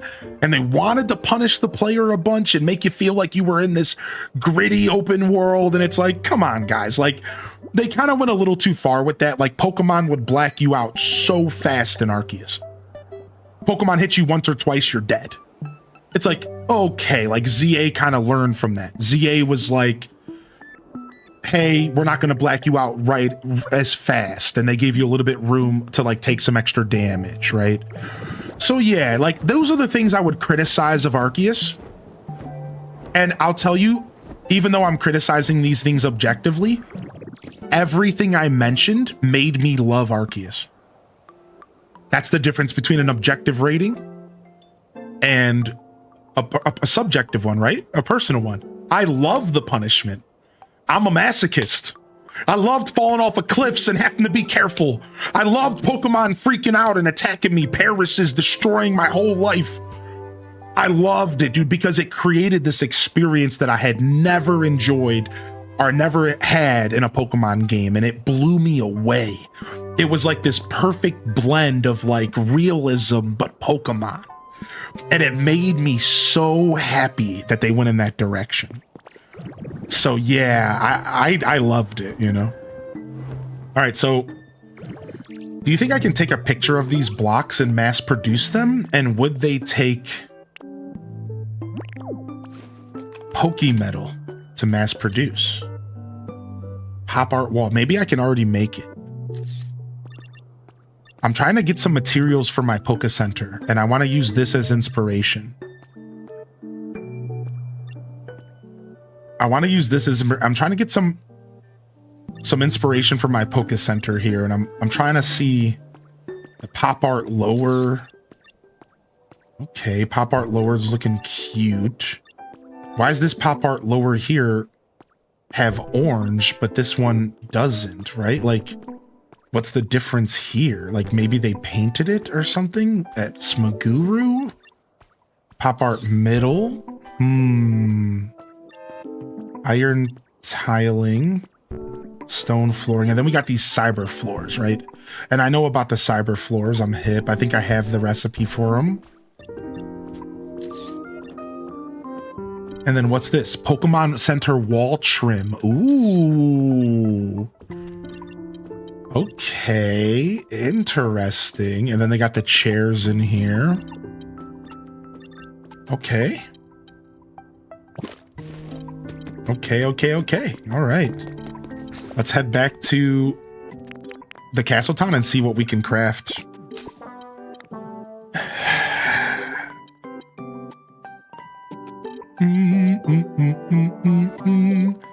Hope everyone's feeling good out there today. Welcome to my broadcast here on a lovely Friday as we jam out here on some Pokemon. And we are going to do some designing this morning. And we're going to try to start our Pokemon Center build, which is going to be tough, but we're going to get it. No, we're going to skip the demo and we're just going to play the game on release, which is something we had already planned to do. So I've decided officially, everybody, I am just skipping the Tamagotchi Life demo. I do not feel the need to play the demo. I'm just going to buy the game and play the game for maybe an episode or two. I don't plan on playing it any longer. I just don't. I don't plan. Keep in mind, I don't plan to. There's always the chance that I fall in love or it hooks me and I play more. But I just want to be super honest this time with the community and not try to like string you along. I have zero intentions going into Tamagotchi Life to play it. I just want to check it out. You know, just super fair, just being honest with y'all. I don't plan to play it, but I am going to check it out and we'll see if that changes. You know, that happens all the time here. Yeah, so we'll see if it hooks me up and see if it's something that we keep playing. But yeah, we're going to stream it. We're going to play it and stream it. And you guys can come get your first look here. We'll do it on day one. We'll do it on release. And we'll lock in and we'll showcase it on the channel for an episode or two. So yeah, you can count on me at least to be here showing the game off so that you can maybe better figure out if the game is for you. And I like that. I'm very proud to be able to offer that service to all of you. I think that's real value out of the content that I create. So when I say this, I really mean it. Like, no cap, you know, as they would say nowadays. Or what I wanted to say was like, no virtue signaling. Like, I get a lot of pride out of showcasing games. We bought Mario Tennis. I played it for 2 hours. You know, that was enough to see like it had a teeny story. I regret not playing it for 4 because we would have found out the story was a lot shorter than we thought. And, you know, I would like to play more Mario Tennis in the future for maybe a game night with y'all, if anybody's down. But the reason I bring that up is like, you know, I'm willing to spend the $60 to showcase a game to y'all. That's a part of the duty that I get an opportunity to do here. I like that, you know, it's fun. You hit a major pothole on your way to work and you caught 2 flats. Are you okay, dude? I put the service call in, I pulled you up on Twitch, and I played Pokopia until the tow truck came. Thanks for keeping me company. Oh, can we get some love in the chat for JD over on YouTube? Dude, that sucks. Oh my gosh. Yes. Yeah, Twitch Thomas, ZA makes more sense to be something that you like more than Arceus. Whereas I'm like an explorer at heart, and it makes sense that I would like Arceus a little more. But I think we can both agree, and maybe you can't, but I liked both games a lot. I'm not sure if you had that experience as well. I'm not sure if you were able to manage to appreciate Arceus for what it was. Totally okay if that wasn't the case, but you know, I like them both, you know, like they're both fun games. I just like Arceus a little bit more because of the exploration, but I like ZA more because of the battling. I just wish both games were combined. My dream is the next Legends game is Arceus plus ZA. Take away all the pain points of Arceus, take away some of the pain points of ZA, and just put together the best of both. Right? Like, that's my dream. Like, that's I hope the next Legends game, and we already have a leak that it could be Legends Galar. That's what I want. That's the dream right there. That's the effing dream, dude. Like, give us both, but just make them the best experience out of both. You know what I mean? Give us the big open world, give us the big exploration, but don't make it painful to play, right? And give us the active battle system, give us a lot more battles. Yeah, that would be amazing. So what would Legends Galar be? We're not sure. We're not sure, but we heard a leak that Galar region Generation 8. Oh yeah, sorry, Tater Tot, that's Gen 8. That's Sword and Shield. So Dynamaxing. I'm not sure if you played Sword and Shield. Dynamaxing and Galar region, that's the British region, that's the UK region. So we would be running around the streets of UK, basically, you know, their vision of London and stuff. And it would all be in the Galar region. Now, we don't know if they're going to time travel again, though. We don't know if it's going to be the Galar of the past, or like in ZA, it was the ZA of the modern day and into the future. So we don't know like the time. So it could be like an ancient Galar that we've never met before. It could be a modern Galar. We don't know. That's the one thing that the Legends games have taught us. It could be any timeline. So, and keep in mind that is just a leak. No confirmation. I missed abilities as well. That's a really fun comment from Gemini East. I missed abilities as well in ZA. I do agree with that. I did miss abilities. And you know, I didn't think I would. Early on, I was like, oh yeah, it doesn't matter. But the more I played ZA, the more I was like, oh, I did kind of miss abilities. I did think abilities are a super cool part of Pokemon. Yeah, we're talking about Pokemon Legends. Muck, Gallade, Dusknoir, Norvern, and Tyrantum are all you have left to get. Wow. Then there's me thinking we might get a futuristic Legends game. Wow, I mean, Eli, what a sick point. So we had past, we had present. What if they go to future next? Future! Future!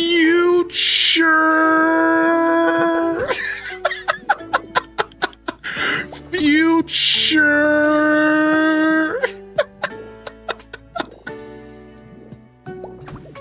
What up, Nintendo? Good to see you back in here, man.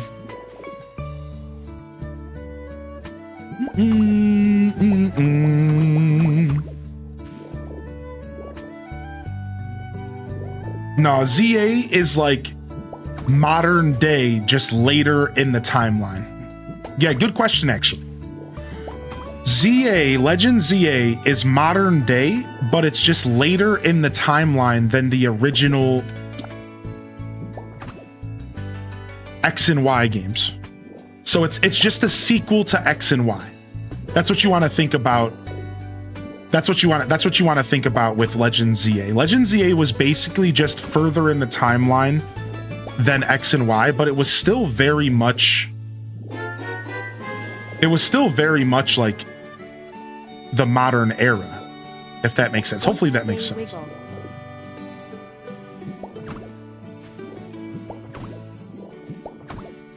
Yeah, it was just a couple years after X and Y, right? So when we say future, we're talking about a game that's set like Pokemon Pokopia. So when we say future, we're talking about a game like Pokemon Pokopia. Maybe not so far into the future as Pokopia, but because Pokopia is potentially a couple centuries in the future, we're not sure, but that's what makes a lot of sense for this game, for the story and stuff. But like it could be like a century. Either way, it's like we're talking maybe like, let's say, for example, 50 years in the future from now, in a very futuristic setting. Like that could be a good setting for a Legends game. Right, where it's like humans are still around and the world is still similar to what we know and love, but it's far enough in the future that things are still pretty different, you know, that kind of vibe.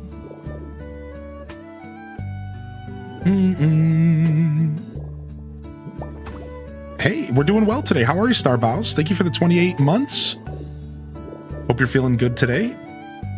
Thanks for tuning in. We're currently starting to set up our next design.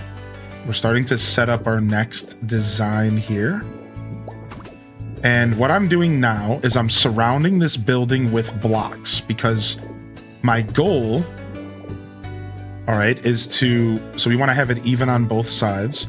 So my goal is to cover this building in blocks, and then we're going to use Magnemite to precisely change the blocks out once we are ready to design. All right, so I've seen other people doing this as well. I'm not the first person to think of this. We just visited somebody yesterday who had like some temporary designs down where you just use whatever bricks you have because you can just use the really cozy and comfortable replace feature, and you can just replace whatever blocks that aren't quite fitting your vibe, right? So right now I just want to build the shape. So while it's maybe a little bit more work, I just want to build the general structure and shape of the building. And then we can figure out what actual blocks we're going to end up using and how we're going to handle that, right? So we actually want this to go further. One more back here.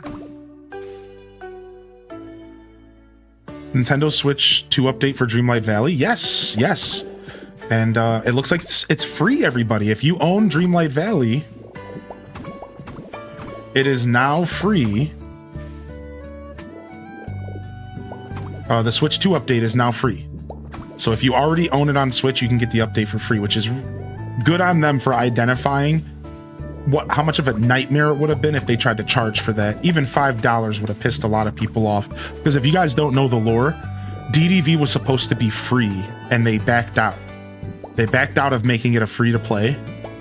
And I just could not wrap my head around them trying to charge people for the Switch 2 edition. I would have like died. Like, you cannot do that. Like, that would have been such a bad PR move, dude.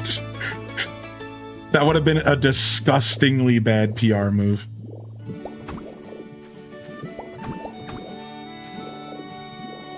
Do-do-do.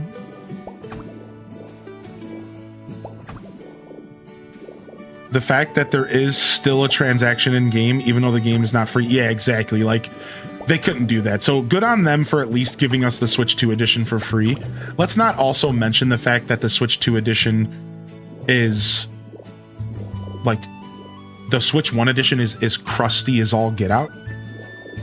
Let's not forget that as well. Like, it runs like trash.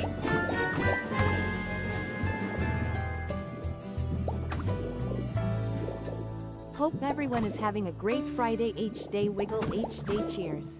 Yeah, I can totally share my vision here. And if we can get some wiggles in the chat for Miss Beans, I would appreciate it. So yeah, let me go ahead and share my vision. So right now, I'm goofily just putting this whole place in a box. This is going to be a Pokemon gym, but I didn't have enough space to make the gym as big as I wanted here. All right, Cerulean? So this, if I wanted to make the gym this size using bricks, it wasn't going to be big enough. I was like, man, I can't make the inside as big as I want with this size of gym. It just, like, I wanted the gym to be like a lot bigger. All right. Now, I should clarify, this actually is a lot bigger this is actually more space than I originally was going to have. But even still, this isn't quite big enough to accomplish what I wanted to accomplish. The inside wasn't going to be like enough space. So I decided to opt for something else. I put a prefab building here. All right. And then I'm going to build an entrance around it. All right. So let's go ahead and do this real quick. All right. So we're going to build an entrance around it. And you're going to enter the gym as if, all right, like, you're going to enter the gym and it's going to be elaborate and massive, and my design is going to be gorgeous. But once you actually enter the building, you're going to go into a cutscene building, and you're actually this is going to be the gym. And this gives me a lot more space to work with. Are you following? Yes, you got it. I'm a Time Lord. So the first floor is going to be where you would battle maybe like the lame-o trainers. And I'm going to have like a little battle arena, maybe make it very Koga-esque. And then the upstairs is going to be the main battle arena where you battle Koga, and it's going to have like a big stage and stuff. So this was my way to deal with not having enough space to build my gym. Now, I did have another idea, everybody. I did have another idea. I was going to go ahead and put an elevator in the back of the room. So the other idea was to build a Minecraft house, but it was going to be kind of small, and I was going to put an elevator inside or some stairs, and I was going to have it go underground. And then I was going to create a massive underground gym. That was the other idea. which would have used a lot more space up, but it would have all been underground. And you could use like an elevator or something and make it really cool. So there was another idea, but then the chat gave me this idea here and I fell in love with it. I fell in love with building my own gym, but building the said gym myself, like, but making it still have the same size that I want. So I'm kind of going for this building right here. Roughly, I'm roughly going for this design here. Very roughly. So my goal is to use, as you can see, the developers of this game used Let's Go Pikachu and Eevee as a lot of their inspiration. What do you guys see here? I see the pop wall art ceiling here. Think about the orange and the white. What do I see down here? I see the pop art trim that I literally just took pictures of. Think about it for a second. It works really well. So we're going to try to build this gym. We're going to do a similar vibe to the one in Saffron City. And I'm going to try to build this. The only difference is that my door is going to be pushed in. That's the difference between what I'm going to build and my inspiration. All right. So my door is going to be pushed in. Now, that might not be the case. I could put a glass door right here that you enter, and then you have to click and enter another door. I don't know if I want to do all that. So I think the big difference is that this is going to be my doorway, and that I'm going to build a super elaborate design around it. And there you have it. This is going to be my gym. It's going to be sick, and this is about the size of it, so... Now we just have to start replacing blocks and figure out like the shape. We want to try to create like a dome type shape here, right? So like right out the gate,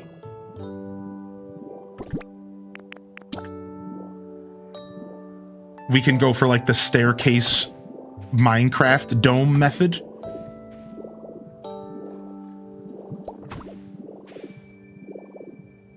Is that a house or your Poke Center? That's a house. I used the city prefab, the biggest prefab that you can get from the city. Because originally I wanted to keep some of the orange color because that orange color, it looks like a gym kind of. But now I covered it up completely and it doesn't matter. And you can remove the partitions in house. By the way, I'm noticing people don't know that. You can remove the partition in a house. So if you're wondering why the house that you just saw is like so open, you can just walk up to the partition and remove it. Not everyone's like notices that. Yeah. So that's, you're also like, that's why that prefab looks kind of different. If only you could make the actual cubes curved. So you kind of can. First off, there's roof pieces. Secondly, there is carved blocks that are kind of curved. So we do have some options. We do have some options, right? Right now, I'm just doing like a very basic thing, but we do have some options. We could use a roof. We could use some like slanted roof pieces. They're all going to be sharp and slanted, but we could use some roof pieces. And then we do have curved pieces, and I'm wondering if I could set them upside down. Let me show you guys really quick. So there are these curved pieces, and I'm wondering if like Minecraft, we could maybe put staircases, or if we could maybe put like these curved pieces upside down, right? Because Minecraft uses staircases upside down all the time. Like, look at these curves. So we could put these upside down to create like a curved thing. I think we could do that. We have a lot of experimenting to do here. This is my first real build in the game, and I don't know what I'm doing. So I just needed to get the shape here. And this is a little bigger than I want. I do want the gym to be massive, but this is a little taller than I want. So whatever I do, I'm probably going to shave this down a little bit. But yeah, we have some room. We might have some ideas here. We're gonna start cooking. Oh, nice. UMT, you're talking about the Switch edition? Random question, Hylian. Do you have your Switch connected to your monitor via DisplayPort or HDMI? I have my Switch connected via an internal capture card. So my internal capture card has two HDMI ports an in and an out, and it plugs into my PCI port. So it is HDMI. The only difference between HDMI and DisplayPort really does come down to just different technologies. I do think DisplayPorts are technically the better technology, and I think they're faster and they're better for like high-end computer stuff like megahertz and all that stuff that I have no clue. But to answer your question, I think there is a difference between DisplayPort and between HDMI, and I think the DisplayPort is known for being a better piece of technology, better for transferring information. Yes. Yeah, I think so. But yeah, my setup is all HDMI. I do have DisplayPorts for my monitors, but that's a little different.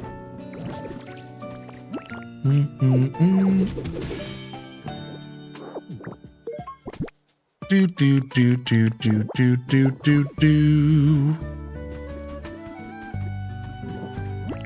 So yeah, and then the other option for capture cards is you can get a capture card that plugs into your USB-C, and then you plug HDMI into the capture card. So every capture card I've ever interacted with has only ever been HDMI. That doesn't mean that there aren't other options, but the only ones I've ever interacted with have only ever been HDMI. Do do do do do do do. All right. We have some of our gym stuff set. I need to go get some dirt over here. I'm kind of doing some scatterbrain designing today. Do do do do. What's up, M? A little bit of scatterbrain designing here, which just means I'm not doing anything specific. I'm just kind of doing a little bit of everything. Your town's coming together nicely. Thank you.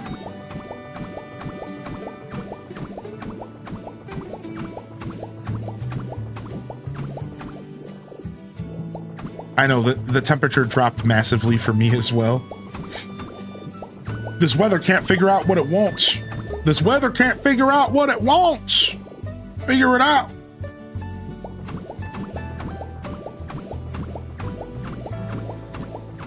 All right. Nothing I'm not used to, though, as a Clevelander. Let's be real. I've heard that Cleveland's actually a lot like London in that sense. A ton of rain, gray skies all the time, and weather that doesn't know what it wants. I don't know, UK heads. What do you think? Does that sound accurate? Is that UK weather in a nutshell? Boom, boom, boom, boom. We have the hot weather here until tomorrow. As a person in upstate New York, I'm also kind of used to this flip-flop weather. Oh, we have to clear this cliff and clear this area up a little bit so they replace it with trees. So can we use Graveler to destroy all this stuff? I'm not sure. Let's go ahead and remove this house. Upstate New York facts.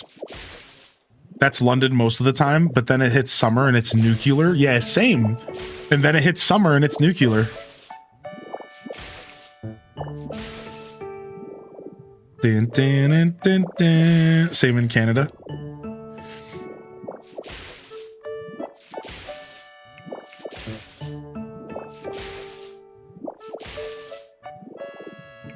I wish I had rain. Dude, we had a thunderstorm last night. It was actually really nice. I did not get the opportunity to go on my front porch to check it out. I usually do that.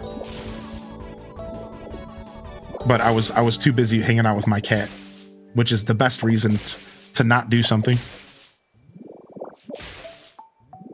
Hey, yo, Hylian, do you want to come hang out tonight, dude? We're going to go to this awesome park and there's some free food and... Nah, man, I can't go, dude. I got obligations. Oh, dude, no problem. As long as you're living your best life. So what do you plan to do anyways? Hang out with my cat?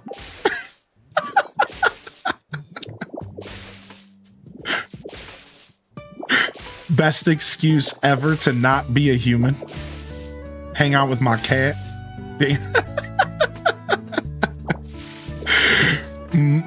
Oh, thanks for the gifted sub, Foo. Thanks for taking care of Nintendo, man. That was very kind of you. Thank you again, Miss Beans, as well. How is she? Oh, big update today. Big update, big breakthrough last night. Big breakthrough, dude. I shared some pictures in the Discord. TLDR, because I'll probably end up telling the full story again later, maybe a couple hours. TLDR, too long, didn't listen. She actually came up to me for like a bunch of pets and let me give her a full massage, basically. And she ate a whole tube of churro treats from me. And she is like, got just super comfortable with me. So all the hard work I've been putting into the space I've been providing her and stuff has been working out because she got really comfortable. Hey, what's up, Aiden? Yo, sorry I missed your message, buddy. Thanks for your patience. Welcome to the show today. Hey, I'm still getting used to having YouTube chat up as well. So yeah, good to see you here though, Aiden the Gamer. Welcome to the broadcast. If you have any questions, you're welcome to ask, of course. And welcome to my show, man. And thank you. I just want to say YouTube for tuning in. Thanks for hitting that like button. That thumbs up goes a long way for my show. And good morning to those of you that are just tuning in here today.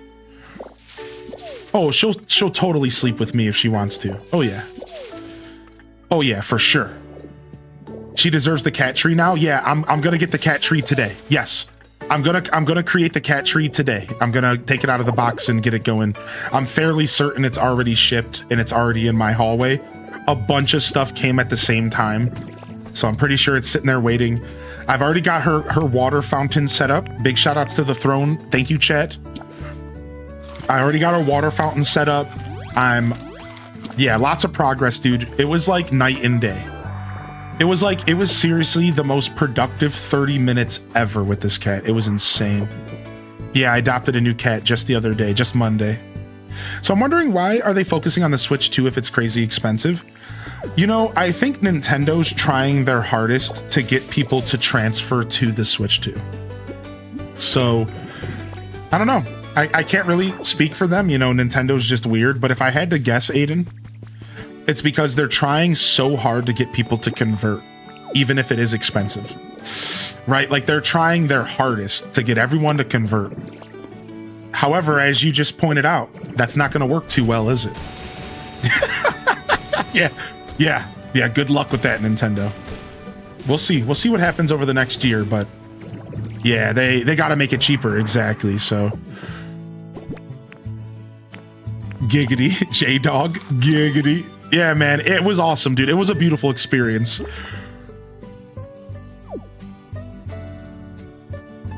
I'm sure you know, but be careful with those water fountains. Yeah, you know, everyone was really excited about the fountain when the chat got it for me.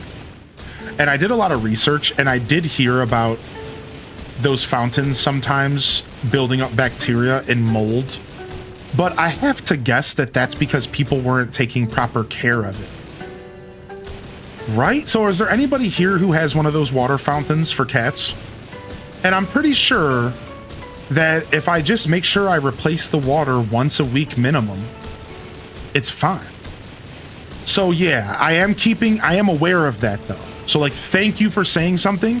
And you're totally right. I'm very aware of the potential risk of this water fountain, and I'm keeping an eye on it big time. So I'm thinking like, all I have to do is make sure I'm cleaning it once a week minimum. So I'm thinking that'll be okay. I think once a week minimum will be okay. Yeah, mine's all stainless steel. And it has a filter and stuff built into it. And it has like a pump and all that. You can clean it with pipe cleaner and vinegar. Yeah, so that's it. I think that's how I'm just gonna try to clean it weekly, and I think it'll be okay. My wife has to take it apart once a week to clean it. I'm pretty sure that's in the instructions. Yeah, algae can build up. Okay. Yeah, thank you for the pro tips, everyone. I really appreciate y'all. Yeah, I figured, believe me, it did come to my mind, and it totally was worrying me a bit. I was like, is this something I need to like be thinking about?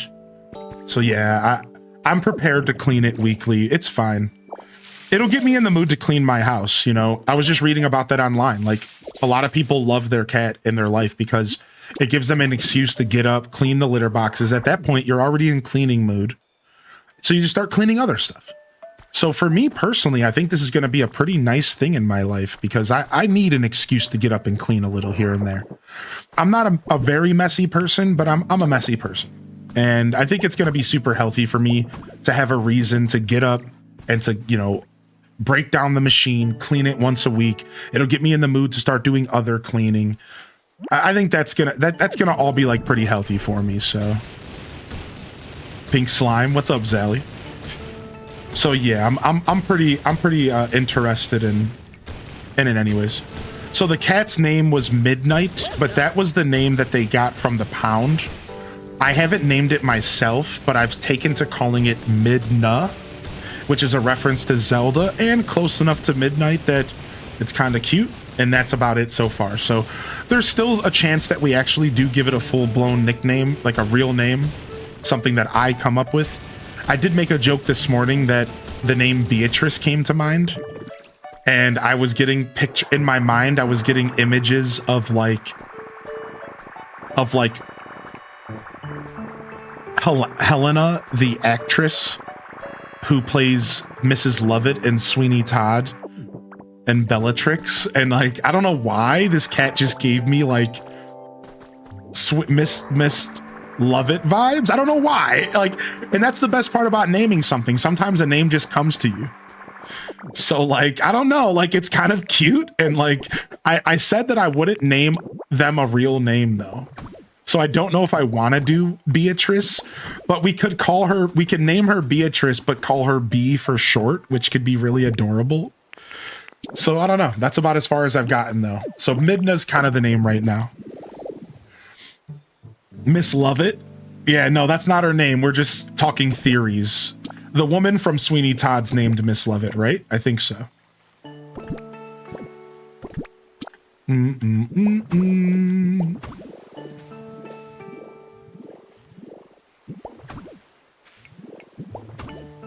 I love that actress. Yeah, she's awesome. She's so beautiful, Hylian. Thank you. There's more pictures in the Discord, by the way, everybody. Feel free to go take a look, and I'll probably share them again on stream later if you don't want to join the Discord, which is totally fine. Bellatrix is the Harry Potter character that actress, her role, correct. So her name is Helena, I believe, or Helena. That's the actress. She plays the role of Miss Lovett in Sweeney Todd. She also plays the role of Bellatrix from Harry Potter. And I do like the name Bellatrix, but I'm not going to go with it. Yeah, Helena, yeah.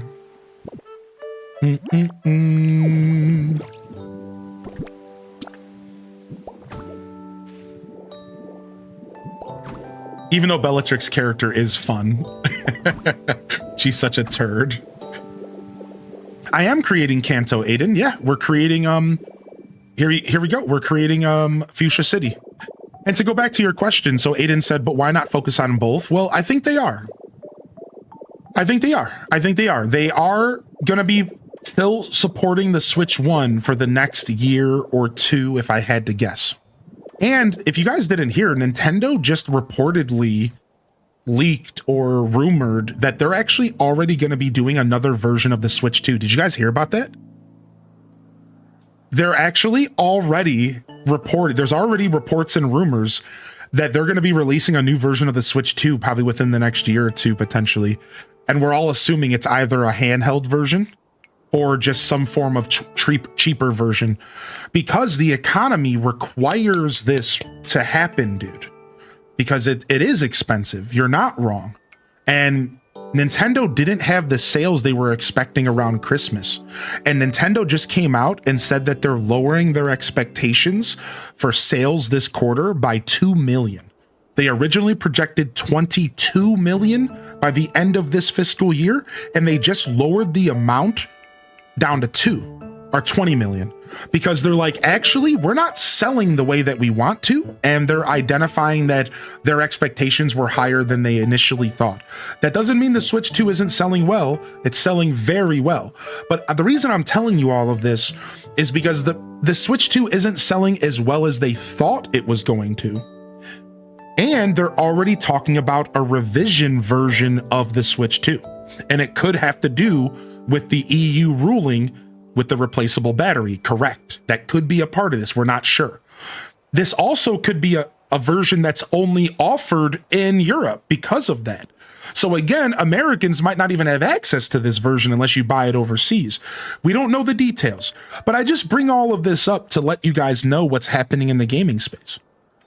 And like, yeah, that Nintendo is very much in a position where they know that people aren't trying to spend the money on the Switch right now. So they could be stretching the Switch 1's life a little further. My theory is that the Switch 1's life just got bumped a whole nother year. Why do I say this? In my opinion, by the end of this year, they were going to stop pushing Switch 1 games as heavily. This is something they have to do because they can't keep making Switch 2 games that are held back by the Switch 1's hardware. They have to do this to some extent. However, it is of my belief that they are going to squeeze more out of the Switch 1, and it's probably going to go for an extra year than I predicted. Let me give you an example. How do they fill the gap? Ports. Remakes. Done. So let's say that they're like, dude, we cannot release any major games on the Switch 1 anymore. The next major Zelda, Switch 2. The next major Animal Crossing, Switch 2, promise you. Next major Mario, Switch 2, promise you.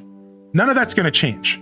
But I think what's going to change is that I believe, and this is just super headcanon, that Nintendo is totally going to start squeezing some ports and remakes out for the Switch 1 to just keep the Switch 1 fam happy. Yeah, for sure. They're totally going to do this more than I originally predicted. And that's my current prediction. I think like watch 2027 is going to have a couple Switch 1 drops. And they're going to be probably ports and remakes and indie games and smaller budget games. More than I originally thought that they might release. I think the Switch 1's going to be supported for another year to 2 years. I think all of 2027 is you're going to see Switch 1 releases. I don't think they're going to stop releasing Switch 1 content until the end of 2027. And even then, they're still going to trickle feed stuff. Why do I say that? Well, if you guys didn't know, the Wii U had had a dancing game release like 3 years ago. The Wii U. I bring this up as a joke, but to remind you that consoles get supported for a long time, dude. And it's not just Nintendo that's supporting these consoles. The Switch 1 ain't going anywhere, y'all. It's fine. It's going to be around for a while. Now, are you going to be able to play the biggest, hottest games? No, man. Sorry, dude. That is not going to be the case. You are not going to be able to play the biggest, hottest games on your Switch 1.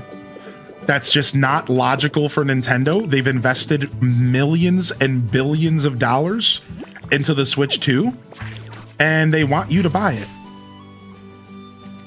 Like, that is just what's going on. You know what I mean? Like, that's gonna be the case. Like, so I do feel bad for those that don't want to spend the money. Like, you are gonna eventually be coaxed into buying a Switch 2. It could take a year or two, but they're gonna try to get you. Like, they're coming for you, all right? I'm actually not going to destroy this because we might end up using this. I'm actually not going to destroy this. We might end up using this. So let's stop here. Yeah, let's just wait because I don't know what I'm doing with this area, but I have a rough idea of what I'm going to do here. Meanwhile, over here, I do know what I'm going to do. So let's fill in all of these gaps for now. Yeah, good questions. Yeah, Switch Lite, I don't know. There's a lot of speculation. I think that Nintendo is definitely going to be releasing a Switch 2 Lite at some point. I think there's no doubt in my mind that that is something that they're going to do. Is that going to be something they're going to do within the first year of this console's life? Probably not.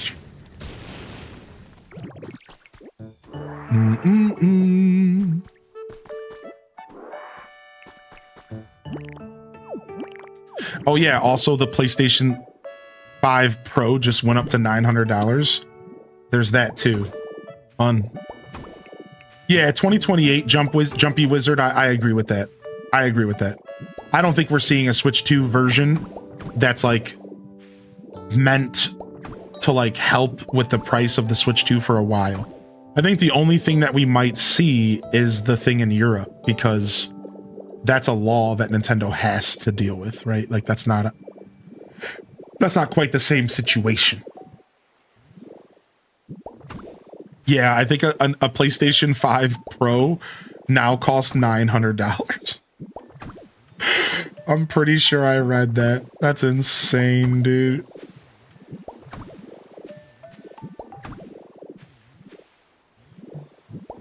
Now, that PlayStation 5 is going to last you a really long time, to be fair, though.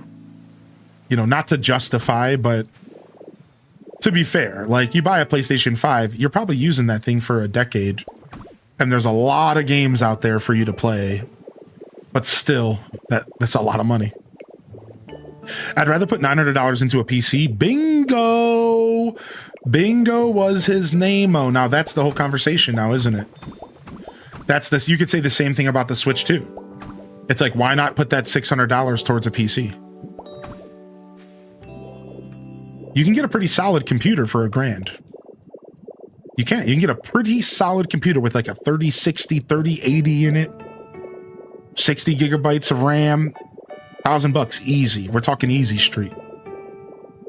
So like, it is, the conversation really is, you know, where are you investing your cash, right?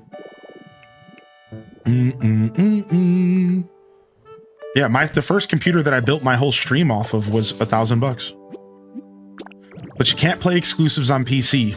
Bingo bongo again. And that's the name of the game, right? So like, if there's exclusives you want to play, then you have to play the game.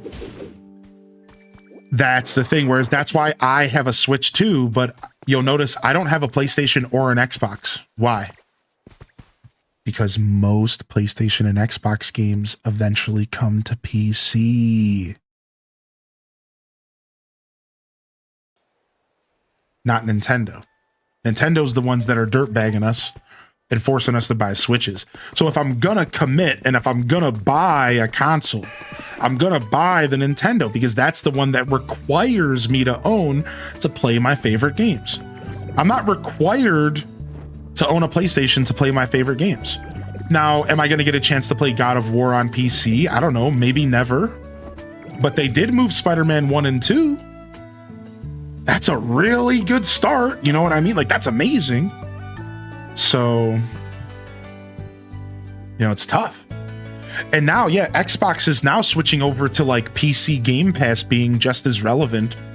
So the Xbox ecosystem is very friendly to owning a PC. So that one's like a no-brainer, right? Whereas PlayStation still has its exclusives. Like,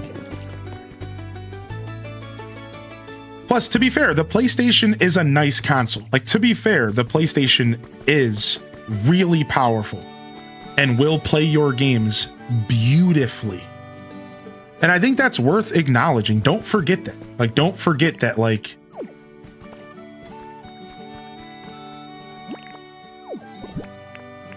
it is nice. You know, I don't know if it's $900 nice, but like, just to be clear, like, it is nice. Like, it's not like we're talking about a console that sucks. Like, PlayStation games moving forward will not be coming to PC. You don't think so, Francisco? I keep myself in the gaming news space pretty healthily, and I can see why you say that. Yeah, Sony seems like they're tightening up their grip, and so what Sony seems like they're trying to do right now, Sony is attempting to funnel everyone into their digital storefront, and they want to shut down access to anywhere else for their games, so that you're forced to buy games from their storefront or nowhere else, and then they can control the market. That's what Sony's long-term game plan is right now. And it shows. Like, they're very interested in forcing you into their eShop and forcing you to buy games on their price tag the way they want. But I will say this, Francisco, sales have proven that Sony makes a lot of extra money off of games going to PC. A lot. So there is a reason for Sony games to go to PC. Because they make a lot of extra money. Like there were some numbers that came out for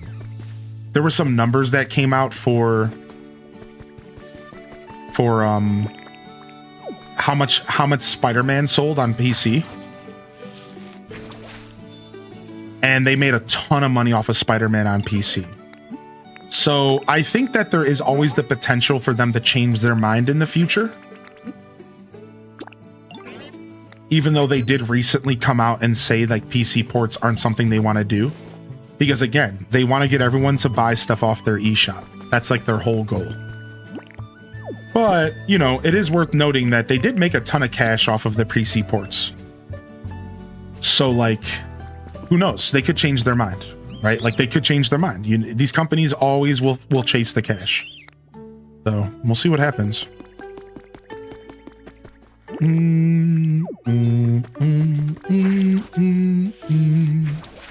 Astrobot port when? Yeah.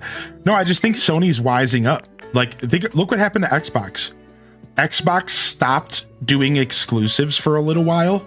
Everyone freaked out and lost faith in Xbox. Sony saw that, was sitting back sipping coffee like, let's not do that. Xbox was like, yeah, we're gonna just put everything everywhere. And everyone was like, then what's the point of owning an Xbox? And I think Sony might have saw that happening and were like, yeah, wait, why would we do that? Wait a second. You know, they were like, you know, like why would we stop forcing people into our eShop? Like, wait a second. You know, and I feel like they just like completely were like, never mind. They're like, actually, we're not going to do this. So they experimented a little bit with the PC ports, but it seems like they're done. Yeah. Blossom's dancing is so cute. Yeah, what's up, Shadows Benji, by the way? Good to see you back in here, dude. Oh, is God of War on Steam? That's sick. I didn't know it made the switch. Sick. All right, is Tinkmaster still around here somewhere? Or did she end up finally going home after weeks? Because I need help moving this house so we can start destroying this back area. Oh, there she is. Come here, Tinkmaster. I need you, dude. All right, we need a bulldozer as well. Tinkmaster hasn't been home for a whole week in game. She just lives in the Withered Wastelands, and she just doesn't leave. I brought her here, and she just doesn't leave. This is just her permanent home, and I find it hilarious. She just doesn't leave, dude.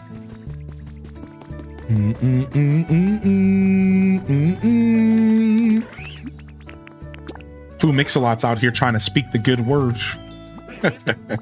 You started unearthing the fighting dojo. Dude, that sounds like such a fun task. So are you just going to unearth the top of it and everything around it and then just kind of like leave it there and rebuild it?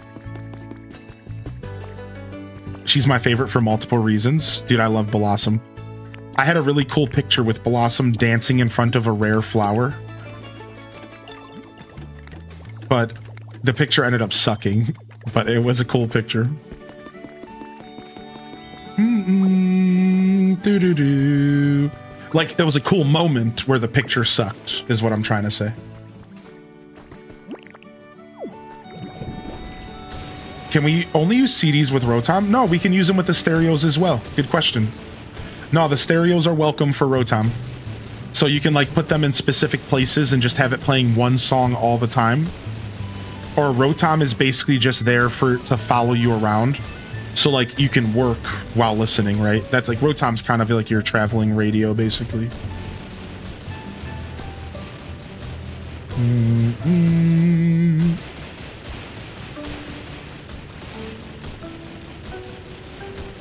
All right, we got to level all of this.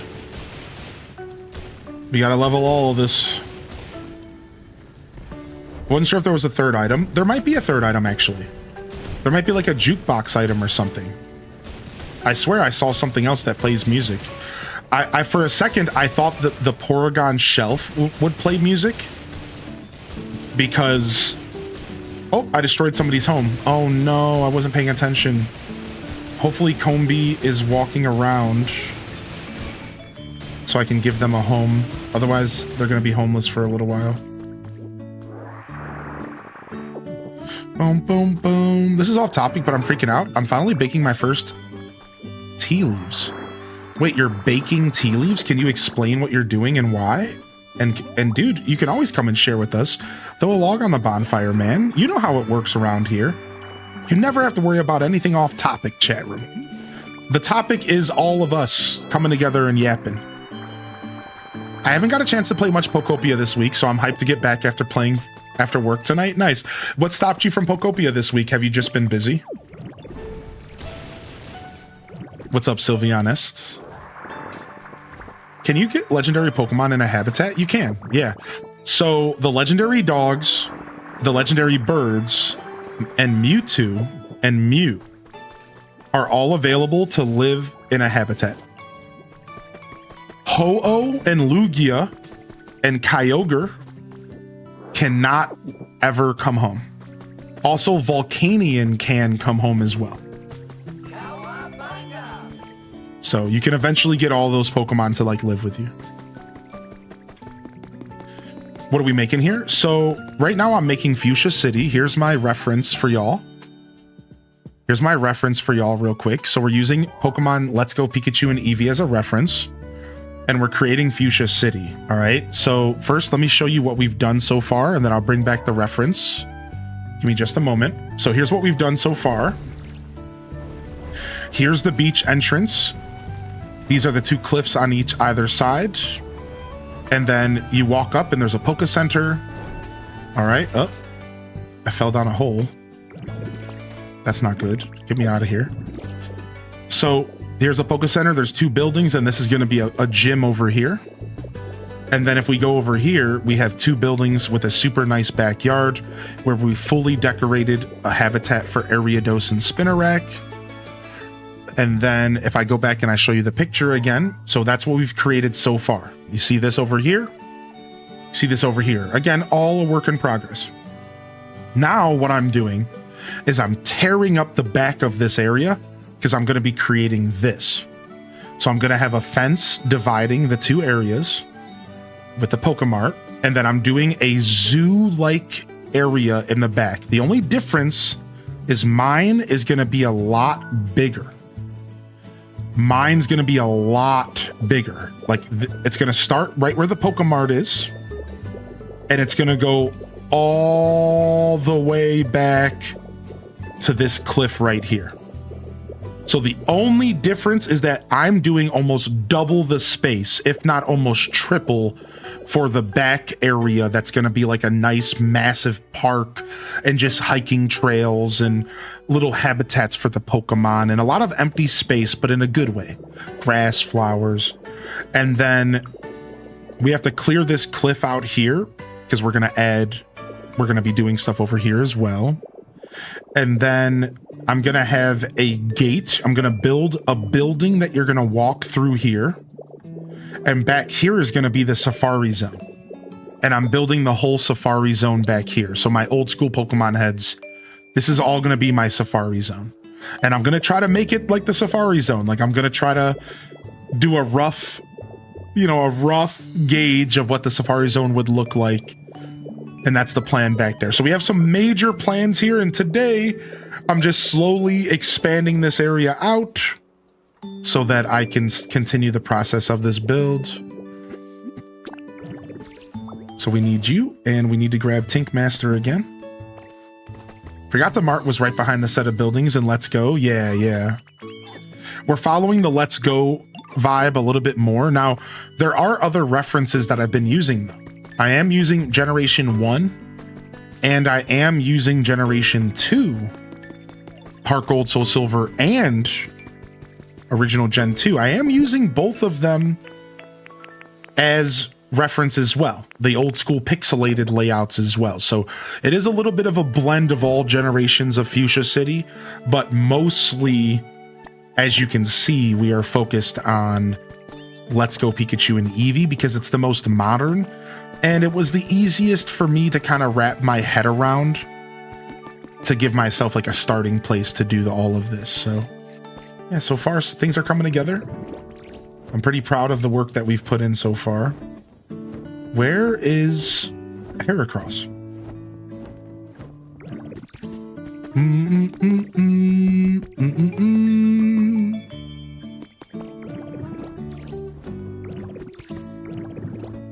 You're building Parasect the prison.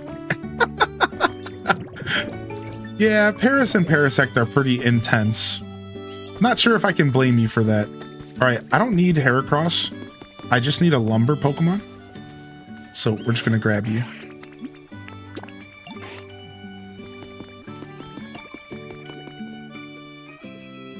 Sounds like Kanto's land was leveled up super hard. Yeah, the space that they give you here is massive compared to actual Fuchsia City. So you really are expected to either make a larger version of the same city or to expand the city further. And that's what I decided to do, was to do a bit of an expansion. So we're kind of expanding some areas to like make more sense. All right, let's get this house moved out of our way. I know you're a music head. Did you see that Maxell? Oh, did you see that Maxell is making a cassette player in the year 2026? No, but I'm really happy to hear that, because going out to vintage shops and purchasing cassette players can suck, because you never know if they work, and they're old and dusty. And while it's fun to buy things vintage, I would much prefer to buy a new one if I could. You know, as long as it was priced fairly. Do you happen to have a how on to get legendary Pokemon? Yeah, sure. I can give you a quick little TLDR on legendary Pokemon in this game. Good morning, Pastel Gongju, Lemongrass Tea, and Random Reject. Thanks for welcoming the fam on in here. I see Bubbles tuning in as well. So let's go ahead and give you a quick breakdown. So legendary Pokemon in this game really can't start to be fully acquired until post-game. It's kind of. You can honestly interact with a lot of legendaries before that, but once you enter post-game, you really start to unlock the tools required to get legendaries. So first off, 4 of the legendaries in the game are only available via Dream Islands. Every day, you can go to a new Dream Island. And every day, the Dream Island has a chance to have a legendary Pokemon hidden on the island. So first off, you want to be going to your Dream Island at least once a day and exploring and finding out if there's a legendary waiting for you. 4 of them can appear on Dream Islands. One of them is hidden behind the mysterious slates. If you don't know what the mysterious slates are, give me just a second here. I keep doing that and it's pissing me off. I'm done using the tool wheel. It's betrayed me enough. So, the mysterious slates are things that you discover while playing the game. And if you put them all down here in this basement, eventually you can unlock one of the legendaries. There's 27 of them in the game. Good luck. All right, so 1 legendary is locked behind the mysterious slates. 4 of them are locked behind Dream Islands. All right. Ho-Oh and Lugia cannot come home, but you can interact with them and enter them in your Pokedex. And those you have to craft special bells for. And then once they fly over your head, you ring the bell. And if they're flying over your head, they come and land. And they come and talk to you. But they don't come home with you. All right, so 4 of them, Dream Islands. 1 of them, mysterious slates.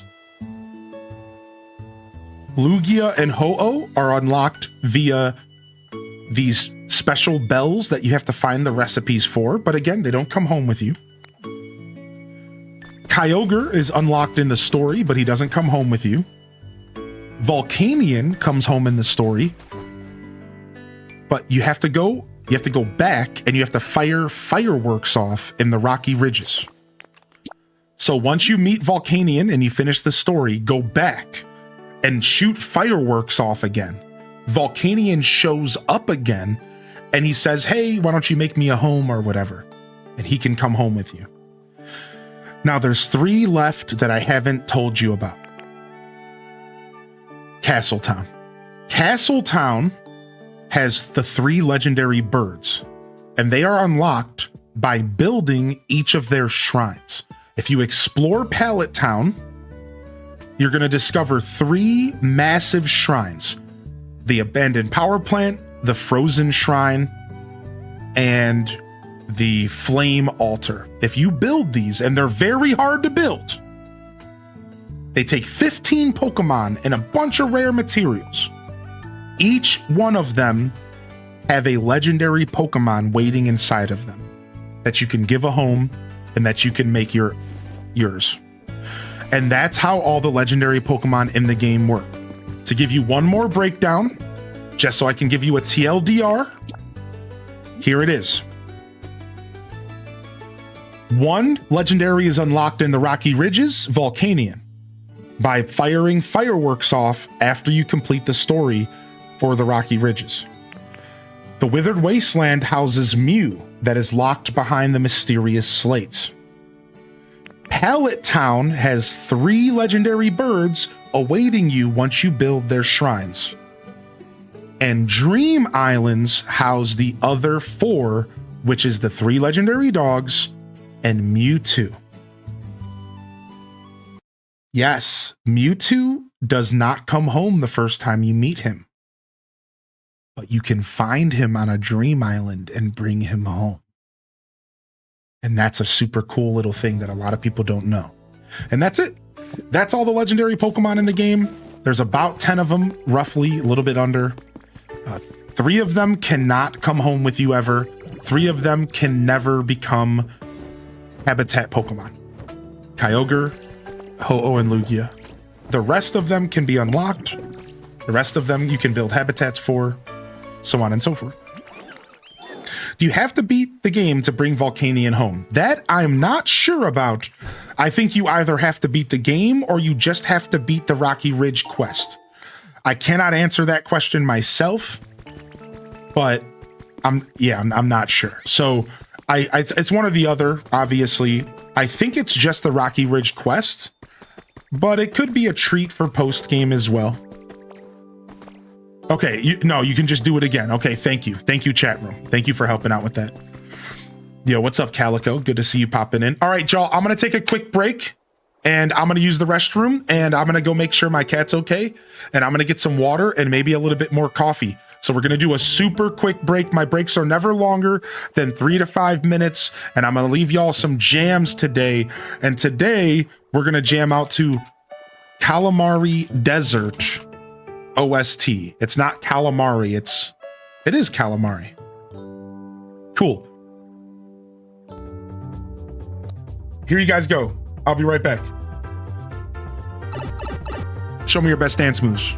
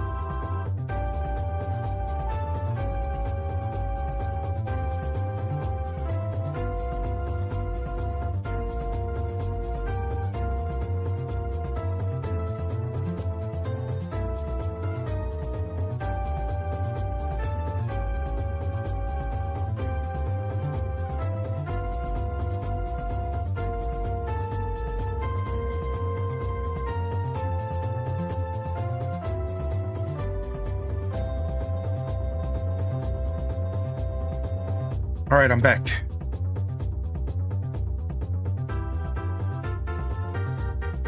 Okay, just closing my door a little bit so my voice doesn't carry too much. All right, everything's good. Yeah, she didn't eat breakfast,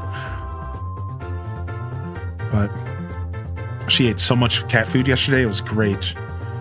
She gobbled up. She went in for seconds. She ate more food. That treat, the churro treat, was so irresistible to her that, like, she kept walking around the living room, like, looking for food, looking for the smell, the source. She's like, what is this? She's like, oh my gosh, what's going on here? And then she got so, like, hungry that she would go back to her regular food bowl. And she would be like, well, you know, like, I think in her mind, it was like, I don't know what this smell is, but I'm going to eat something. And I was like, and she was just jamming out. You doing dry? I'm doing both. So I was trying to do wet in the morning. Yeah, to answer your question, I was trying to do wet in the morning. So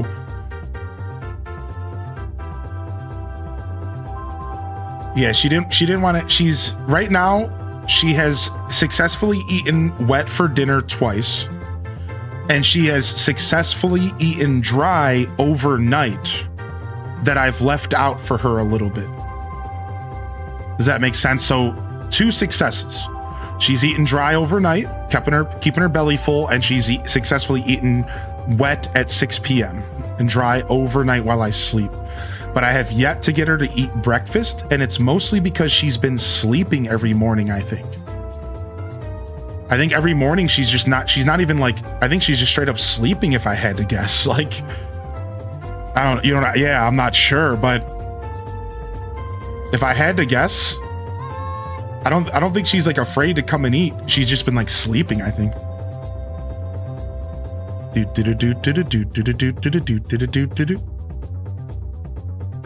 Oh my gosh. Get out of here. Is this my cat? Is my cat the lady? Is my cat B from Grandma's Boy, the space shuttle lady? Is that my cat?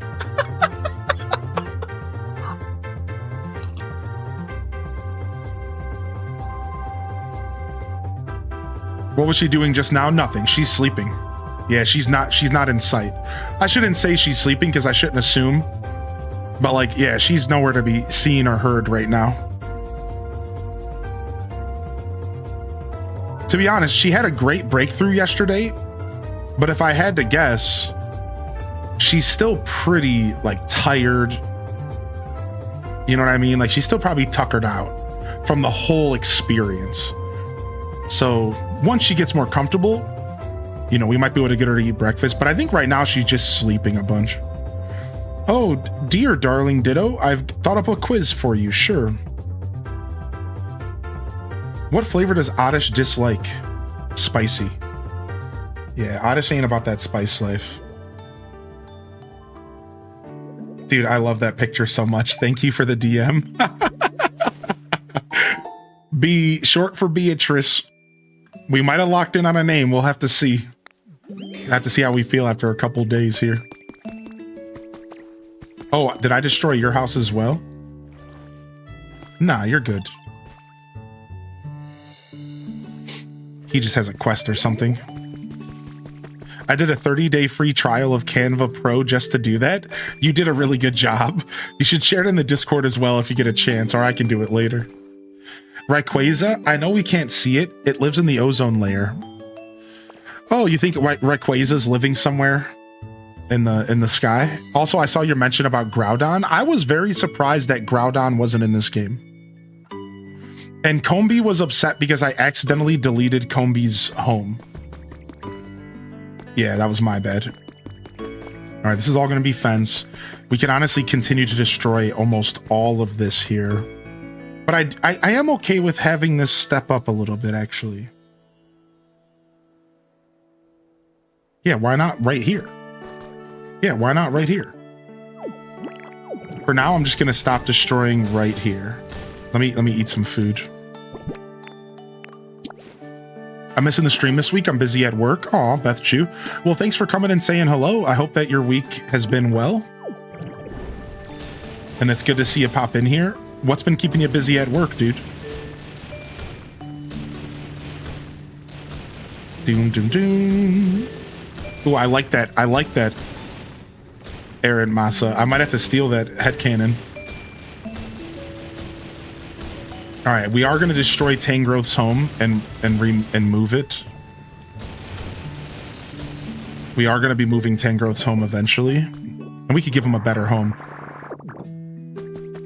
I wanted to tell you that Midnight might get used to you faster due to your career being talking.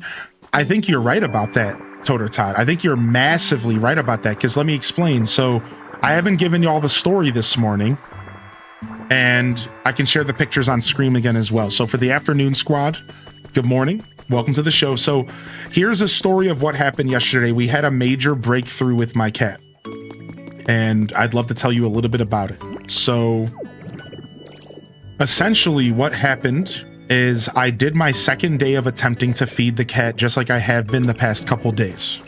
All right. And so I sat there in the room. I got a bowl of food together. I opened up a fresh can because the other stuff was still cold. I forgot to pull it out ahead of time. And I did the same thing. I laid there playing on my phone on this mattress, and she came out and she started eating. She did the same thing. She finished eating. She started cleaning herself. And I'm like, okay, this is awesome. This time around, though, I had treats. Oh, ho, ho, ho, ho. Good morning, BZ. I had treats. So I was like prepared. I was like, okay, I'm going to see if I can get her with some churri or with some dry treats. So I wait a little bit, and she's cleaning herself, and she's just kind of sitting there. She walks away around the house a little bit, and I decide to crack open the churri. And I open up the bag of treats to try to entice her, and it's not working. She's just not really interested in approaching me. And I'm like, all right, that's fine. So I just chill, and I just kind of wait for the smell to start filling the room, you know? I'm like trying to like squeeze the tube a little bit and like get it out into the air. And at this point I decide, you know, I'm going to go ahead and call my lady friend, and we're going to sit in silence again because we're still not trying to scare her too much. And we just like hung out, and all of a sudden, and this requires some pictures to share, so I'm going to do this real quick. All of a sudden, she decides to walk in the room and kind of she starts staring at me, laying in almost like loaf position. And I'm like, wow, she's loafed up. I'm like, this is really good. And she's staring at me, and she's like, I decided to grab the churro tube without moving my body. I literally just like this, like I just grabbed the tube and I just put it towards her, and she walks up to me and she takes a couple licks and she walks away. And at this point I'm like, we did it. Like, oh my gosh, a couple licks. But I'm like, man, maybe she didn't like it though, the flavor of it. My theory was she tasted it and she didn't like it. All right. That was my theory. And I was like, okay, that's fine, dude. We still got something out of her, right? And I'm loving it. I'm living this. So all of a sudden it starts thunderstorming, and it kind of messes up the vibe a little bit. She gets a little scared. So I decide to just lay there, and I decide I'm going for the long haul. And I'm like, you know what? I'm just going to lay here with her. I'm just going to lay here for like, I'm not going to just rush this. I'm just going to lay here. So I just continue to just do nothing for about 15 minutes. I'm just laying there. Well, all of a sudden, she comes out of hiding and she starts walking around the house meowing, and she starts getting comfortable. She starts rolling on the ground. She plays with her banana and catnip, and she just starts like living her life. She's laying there. She walks away, and I turn a light on because I didn't have any lights on.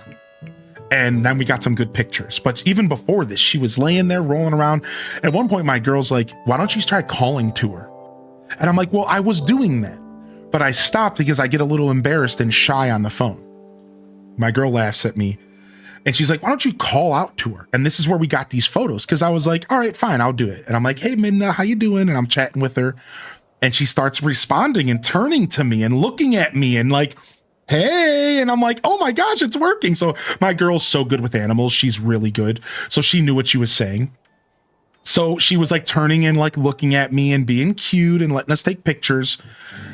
So then we start getting this like massive breakthrough. All right.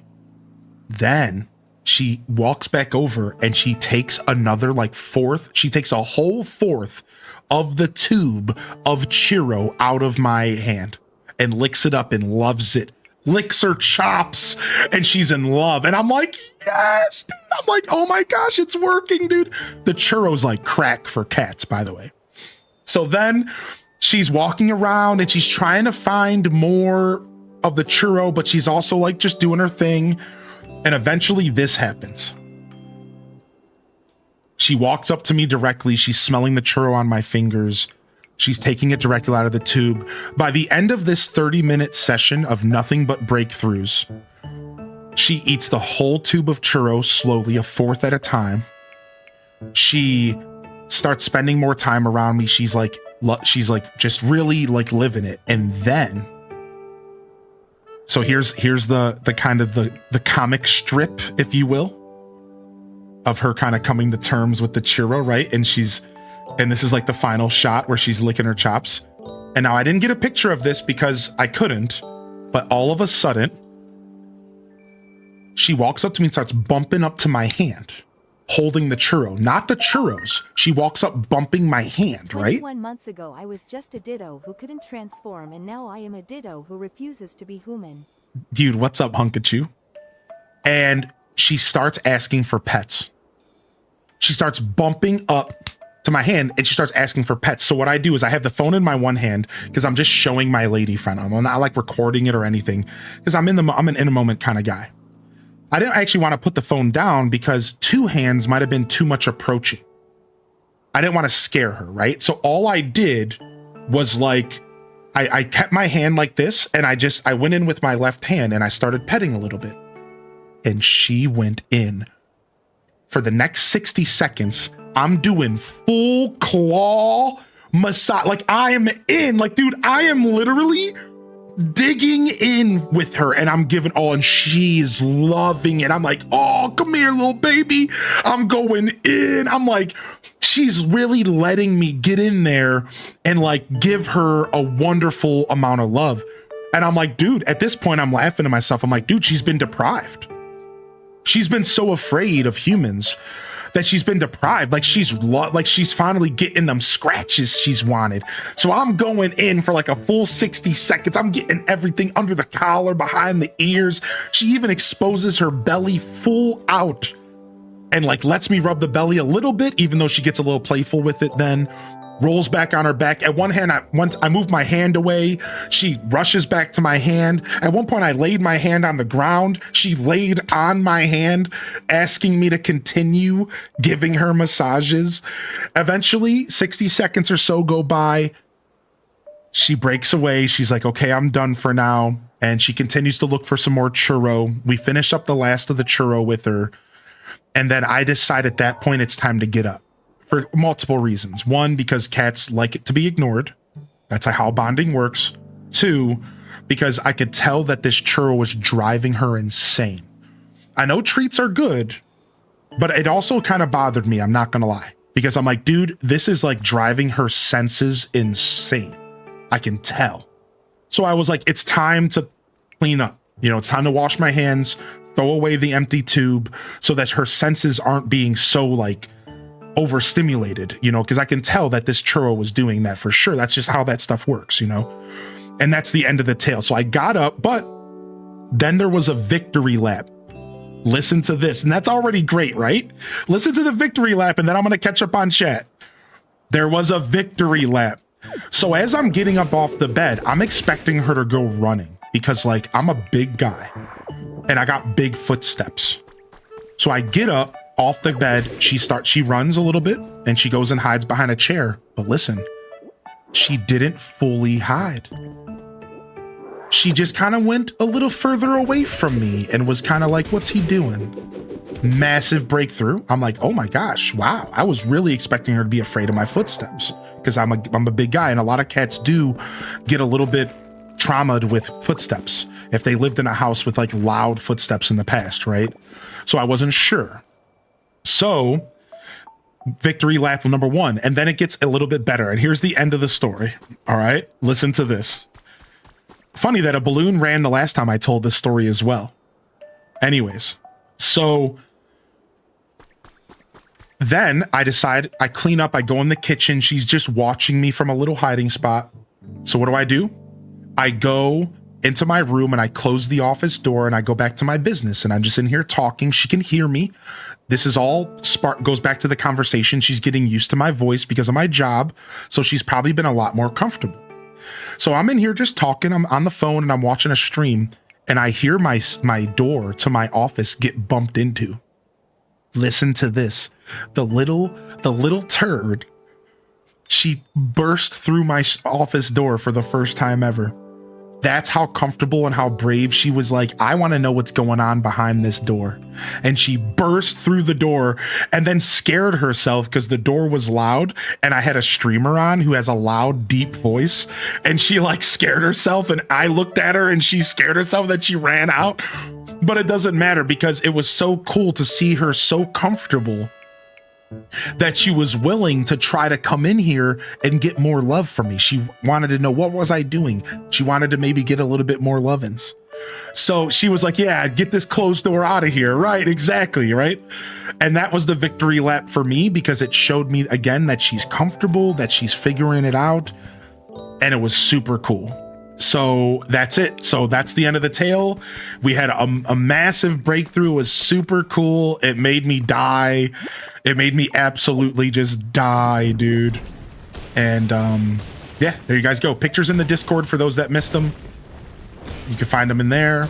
And massive breakthrough, way faster and sooner than I expected. And I know a lot of it has to do with the treats, but as chat wanted to remind me this morning, it's more than the treats. It's the fact that I was patient and kind and created a space that really let her know that she was safe. And I am trying to take some personal credit and be confident and be proud of myself for like doing a really good job giving this cat peace of mind. And also irresistible churros.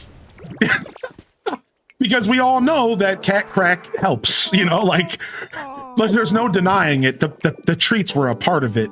Obviously, food is a bonding tool for cats. So, but it was also because I made it, you know, my house is quiet. She got used to my voice by working for 8 hours a day. Right? Like, just like you said, it's because I sit here and talk all day. She got comfortable with my voice. So like for tonight, for example, I'm going to have my lady on the phone, but today we're not going to mute. Because now it's time that she gets comfortable with her voice and gets comfortable eating around me talking and stuff like that. So we're going to slowly get her more comfortable with her voice as well. And, you know, we don't need to coddle her. Now that she's shown that she's getting comfortable fast and that she's showing that all of my effort matters, I'm not going to coddle her as much in that sense. Like, I'm going to get her comfortable. Like, for example, this morning, last night before bed, I moved her dry food into the kitchen and she found it. Right? She found it. She's exploring. She found it. So I'm going to continue to do that stuff, right? I'm going to do her wet food tonight in the kitchen. I'm going to open up the can in the kitchen and I'm going to leave it in the kitchen, and cats adapt to routine quickly. It's going to be right at 6 p.m. and then I'm just going to quietly hang out and see if she comes out to come find her food, because I'm really hoping that she gets comfortable with that, because, you know, I can't just keep feeding her in the living room. That's like not quite where I want that to be done eventually. Now, of course, I am still prepared, and if she doesn't come to get her food within 30 minutes to an hour, I probably will end up cracking and just bringing it to her in the living room and making sure she eats today. But yeah, that's the plan. So today we are going to try to get her to come find her food today and come to the kitchen where I want her water and food and stuff to be. And we'll see how she reacts. We'll see if we can pull it off. That's a good idea. Yeah, an old article of clothing would help with my partner. That's super smart. Yeah, I'll see if I have something around the house. Yeah, fun little update. I know y'all were asking for it. There you guys go. Yeah, cats like routine, right. So I'm not going to shock her too much, but I do think it's important to start building her routines up now. Like, I don't want her to get used to food in the living room and then not go looking for it. And she's already proven to me that she will go look for it. Because again, she did go and find the dry food last night. So she's already proving to me that she's so brave and she's got it figured out. So I don't think it's going to be too weird for me to go ahead and put her wet food tonight, you know, in the kitchen. And like somebody said earlier, I could maybe use a churro as a little treat to kind of get her into the kitchen. That's a great idea. Like put it by her food or something. Yeah, thank you. I'll give y'all another update tomorrow.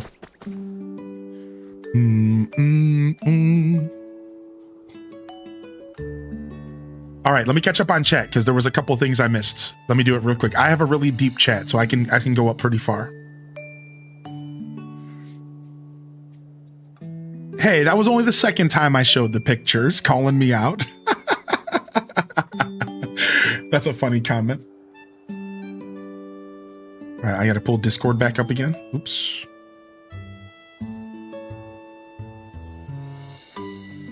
That's funny.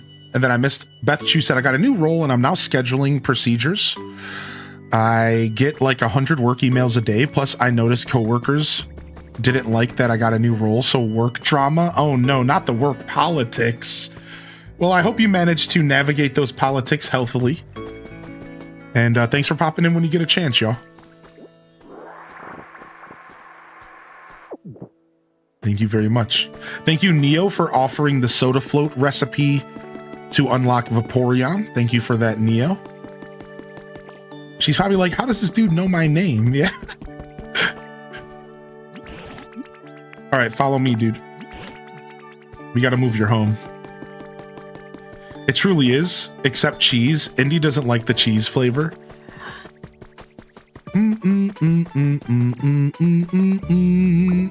Churro fingers, chomp. Yeah. I honestly got this stuff all over the place. At one point, she like rubbed her tail in it, trying to get to my hand. And I'm like, well, now you got churro on your tail and you're going to just keep smelling it and chasing your own tail. Like, that's not good.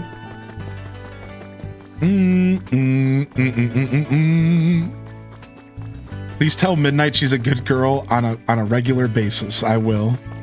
How do I do the quest line to make the hot spring for Torchic in the beach area? I went to the vending machine and it gave me hot sauce. So yeah, you have to wait until you find some hot spring water. Now, I can give you a heads up. You can find hot spring water in the rocky ridges. Oh, I guess you couldn't bring that to the next zone though, could you? Yeah, you're kind of screwed. So what you need to do is you need to be checking the vending machines every day. You need to be checking the vending machines every day. I got you, Christina, no worries. And you need to get Roserade tea.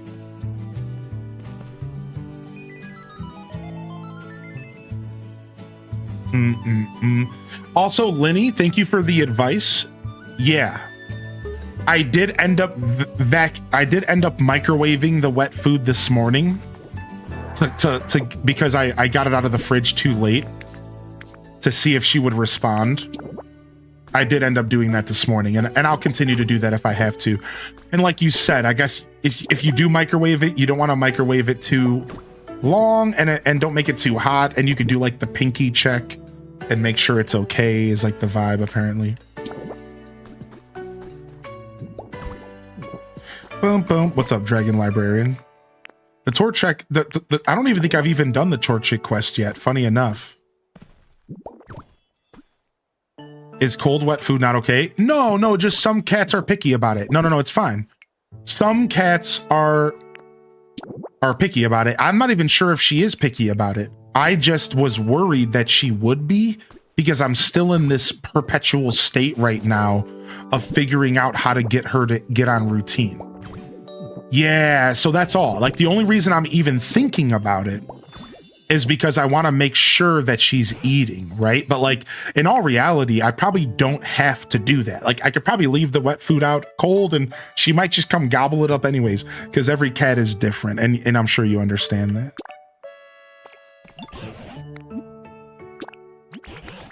Yeah, I don't know. I don't know how I haven't done Torchic's quest yet, but you guys are making me realize I haven't done it yet, which is weird.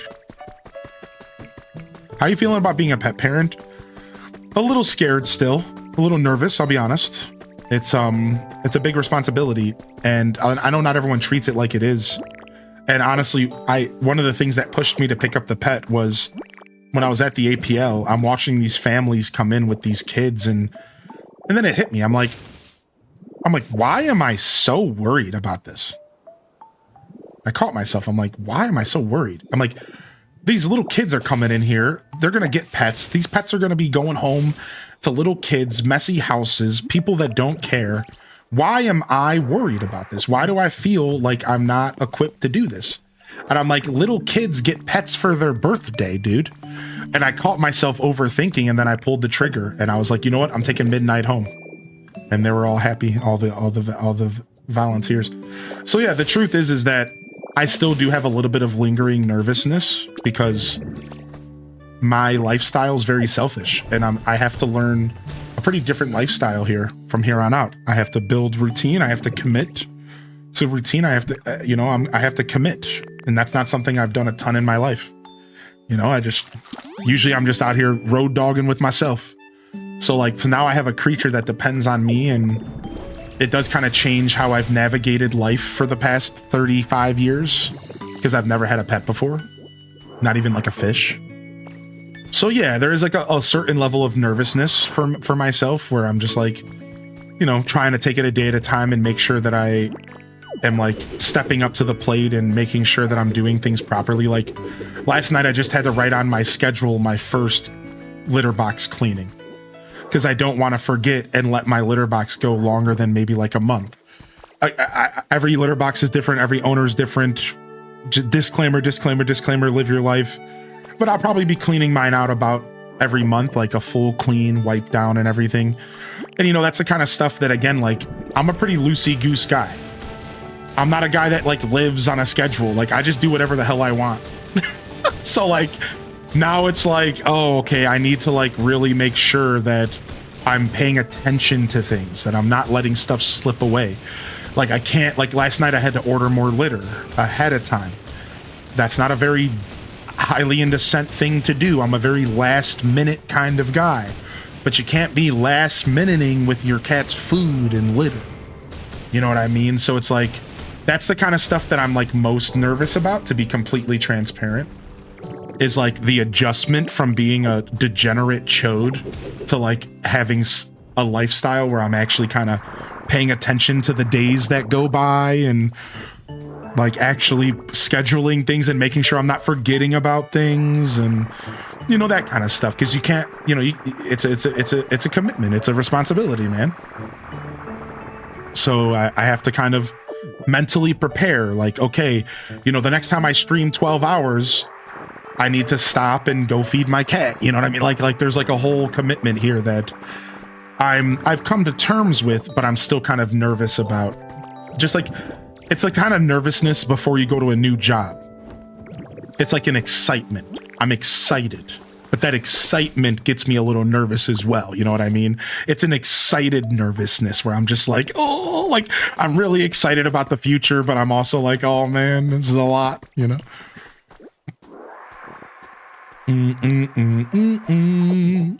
I still watch daily, and it has worked well for a few years. Yo, what's up? How you doing today, Obsy? Litter Robot? The cheaper version? Oh, yeah, I've heard about that. I'm doing a lot of research. On like all my options for litter and stuff. I'm gonna find the perfect solution for myself and for my cat. We're gonna have a nice coexisting home, and it'll be awesome. I'll find the best solution for us. I'm thinking I'm gonna try pine. I think I've decided I'm not gonna try corn. The only reason I decided not to try corn, and we do have some litter alternatives on the throne. I know people were asking for more stuff on the throne, by the way, to support our journey. I'm not going to do corn because corn seems to be a little dustier, and black cats seem to like get extra dusty from the corn litter. It could have just been pictures and the person's experience on Reddit, but I'm going to go ahead and stick with pine. I think I'm going to try pine as my end goal. Pine seems to be a lot cleaner, a lot less smellier, a lot less dustier. And if Midnight takes to it, that's the key here. It could end up being the best approach. So I am going to be going with Pine. I'm going to try to do Pine in the long run. Right now, I have another bag of just regular clay cat litter coming, because right now we're prioritizing her comfortability more than anything else. So we're just going with comfortability. Like, she likes clay, we're going with clay for now. Poop pellets fit for a queen. You like that? You like that throne? Yeah. I really like the kind I use. It's dust is low and the cats love the sand texture. Yeah, you go send me a message with a recommendation, please, Toad. I want to go with something that's a little bit lower dust, and I want to go with something that's as low a dust as possible and then as low mess as possible, because I have carpet, which is why corn and pine would be ideal. But I know there's other kitty litter alternatives that work well. Dust, because I live in an apartment that's small and I like air conditioners and I don't want to live in a dust trap. That is a thing I have to think about with my house. So if you're going with traditional litter, there are a lot of furniture items. Yeah, Boob Shark. I've been looking into that. I've been looking into a lot of, dude, I don't want to be Magnemite. I'm looking into a lot of the alternatives for where to hide the litter box. Yeah, I'm doing that. There's like, so every cat's different, right? And some cats don't like an enclosed litter box. And apparently, naturally, cats like to see their surroundings when they're pooing and peeing. But every cat's different, and some cats will take to an enclosed litter box perfectly. Some even prefer it. So I'm not going to spend a bunch of money until I figure out what she wants. But my end game goal is to either get one of those pieces of furniture to incorporate into my small apartment, or to get just an enclosed one in general. Like, I'm looking at this stainless steel one right now that has like a nice little lid and like it's really big. I want something really sizey because Midna's a pretty big cat. I wanted her to have a really nice space. So yeah, I'm looking at some of the furniture options, and I'm looking at some of the just like enclosed in general options, so that I could maybe reclaim my closet and put her just a little bit more out in the open and not have it be a big deal. So yeah, we'll see what I end up doing there, but I'm not going to buy anything right away. I just want to see what she's going to do. So like, for example, last night I purchased a plastic enclosed one for $20 just to see if she'll even use it. Right? It was like $30. It's pretty big. Just to see if she'll even use it. That'll be my second litter box in the house. If she does take to it, then I'll buy a bigger one that's stainless steel for long term. You know what I mean? Like, that's kind of the vibe I'm going. So I'm just slowly leaning into it. I'm going to slowly introduce her to different styles of litter boxes, see what she takes to, see what she ends up agreeing to use. You swear by the breeze system? The breeze system did look enticing, but I was worried about the pads racking up the bill later. I was worried because the breeze system, so it's like they have a pad that you put down that collects the pee, no smell, and then all you have to do is filter the top. It's like this really clean system. You can use it. There's also a similar system for pine pellets. But I was a little worried about the pads, because I'm like, dude, I don't want to be locked into buying these pads. So if the pads are too pricey, it feels like it's not worth it, but maybe it is. Maybe it is. So it's nice to hear what you're saying, but yeah, like I don't know if I want to commit to the pads. That's the thing that pushed me away. I was looking into it last night and doing a little bit of research. So, you know, because I have a decent budget, but it's not that good, you know. If I had a little bit of a bigger budget, I wouldn't care. But for right now, I want to keep it simple. Try to keep it cheap and friendly to my lifestyle. You know what I mean? Like, and that's why pine pellets keep coming up as they're so appealing, because pine pellets are cheap if you get them in bulk at like tractor stores. They are really mess-free, dust-free, and if you get a litter box that has a filter system, excuse my mic, then the pine pellets are really easy to use. But I don't know if I want to buy a whole litter box just for ease of, like, that sounds like a lot for something that she might not even like. So I'm like, I'm pretty sure you could just throw pine pellets into a regular kitty box and just throw them away every couple weeks. I don't think you need a whole extravagant system. You don't need a filter. You don't need like a sifting system. You don't really need that. I don't think so. So we'll see. We'll see what happens. My cats are weird and wouldn't use the pellets. Yeah, a lot of people won't use the pellets, right? A lot of cats do not use the pellets. You could reach out to the shelter and see if they have one you could borrow. That's smart. Yeah. Yeah, that's really smart. And here's the cool part. The shelter had them on pine pellets. Like, that's what they were using in their cages. So the shelter already got them somewhat comfortable with the pine pellets. That doesn't mean that she would be comfortable with them here, though. You know what I mean? Like, she was forced to use them then, but now she has a choice and she might be picky because that's just how cats are, you know? So we'll see, but I can say confidently that she used pine pellets. That's what they use at the kennel that I was at. So she's already at least interacted with them. So I'm already like ahead of the game, and I couldn't, that's why I'm going to try to introduce them to her and see if like she takes to them. Yeah, Kasara, I was wondering the logistics around that. Listen to us here. This is a cat stream now. She was at the kennel since September 2025. Tragic. Why do you think she looked so ratty in her picture, dude?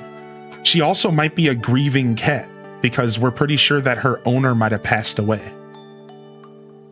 So like, if that's true, she also could be grieving. And she's probably like, at this point, maybe okay. It's been a while, but the story that we understand is that she got dropped off by somebody at the kennel that didn't own her.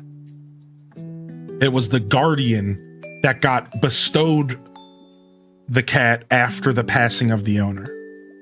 That we're pretty sure that's the story. So whoever eventually just dropped her off because they couldn't take care of her or they didn't want to, and then here we are. So sometimes I'm a cat. What's up, Dom? Thank you so much, Hunkachu, for 21, by the way. Your comment was beautiful, especially during my little story. So hope you're doing well today, Hunkachu. Thank you for 21 months. So Nixie says, how does dowsing work? I got your back, dude. You ready? You ready for a dowsing lesson? You ready for a dowsing lesson? All right, Nixie Bart.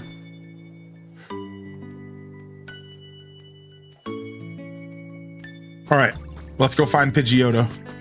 So I actually just read your message and you're actually not doing anything wrong. You're just not being patient enough. You're actually not doing anything wrong, but I'll show you how I do it anyways, just in case. So we'll grab Pidgey.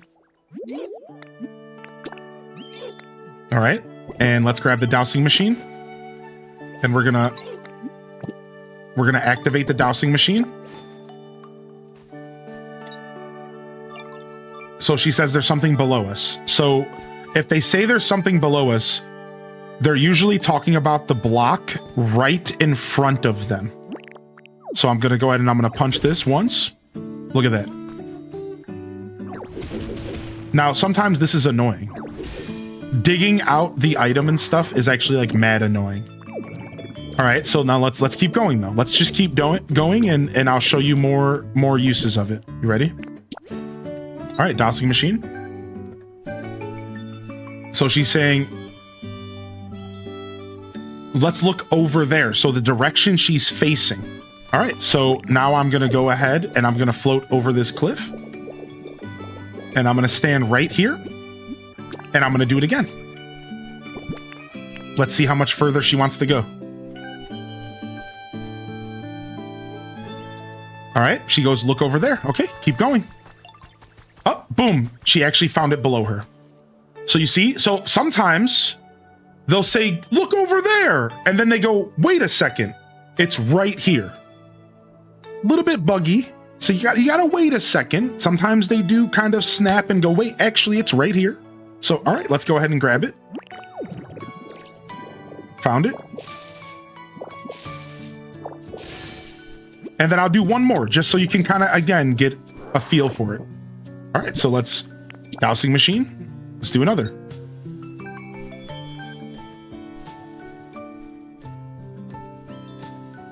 Over in that direction. All right, let's go. Boom. Go this way. Boom, boom, boom, boom, boom. If I don't see it visually, right? Sometimes you can just straight up see it in the direction that she stands. If I don't see it visually, then I go ahead and I pull the machine back out again. Boom shakalaka. Activate. Oh, we're close. Different sound. Something below us. Got it.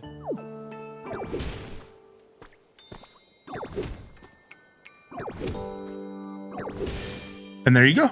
So yeah, it sounds like you were like right there. You just didn't realize how the mechanic was leading you in a direction, not making you guess. Like, no, it leads you directly to where you need to go every time. All right, let's look over there. So again, what I can do, sometimes it's buried, sometimes it's not. So we're gonna float up and we're just gonna see if there's anything visual in the direction. I don't see anything, so she must be talking about one that's buried. So I'm gonna go ahead and I'm gonna douse machine again.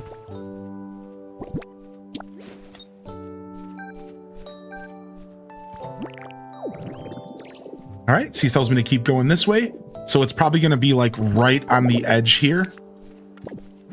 Ooh, we got a mysterious slate, by the way, everybody. So this was worth it.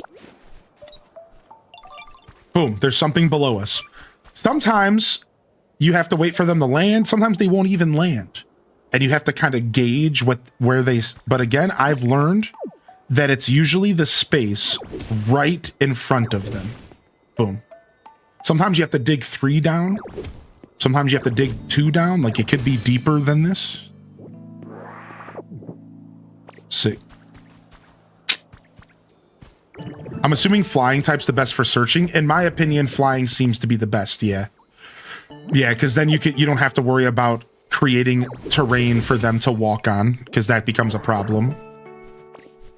Yeah, I think flying's definitely best. I use Pidgeotto because Pidgeotto is one of my favorite Pokemon in the series, but you can also use Pidgey. You can also use Drillbur. Apparently, you said Golbat or Zubat, maybe?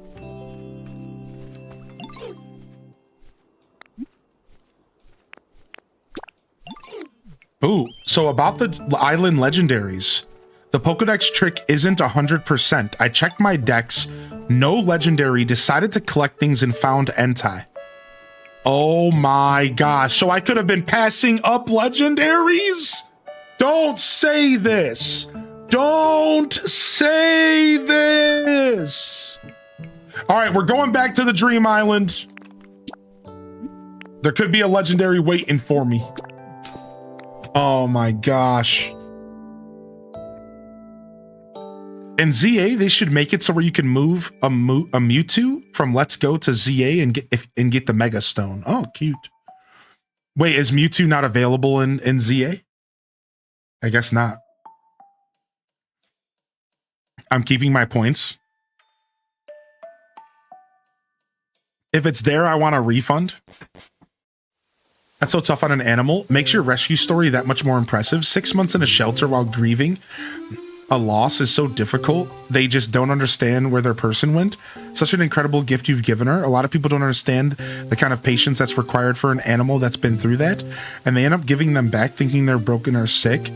I'm so glad you found a match in her. And it seems like she seems to be adjusting well. Aw, thank you. You know, I'm not trying to like virtue signal in that sense. Like, you know, to me, it is a big deal, but I understand that not everyone might agree, like understand, and that's fine.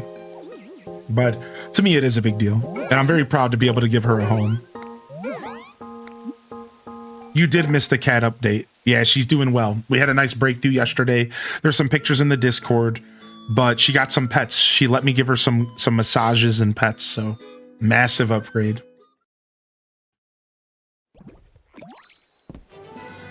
I also heard that if you revisit an island in the same day, a legendary could show up on your second revisit. We don't know anything about this game, do we? Now, here's the thing. Remember, this is all her experience, everybody. So even Allie could have maybe somehow made a mistake and they could be wrong. I'm not saying that they're wrong, but I'm just saying it's all per experience. So take everything you hear with a grain of salt. And I want to be clear, we've all been saying that from the beginning. We've all been saying that this is all with a grain of salt. Right? So like, oh my gosh, I found another cave that we didn't find the first time we were here. I never found this cave last time. It was deeper. Okay, let's see what's over here.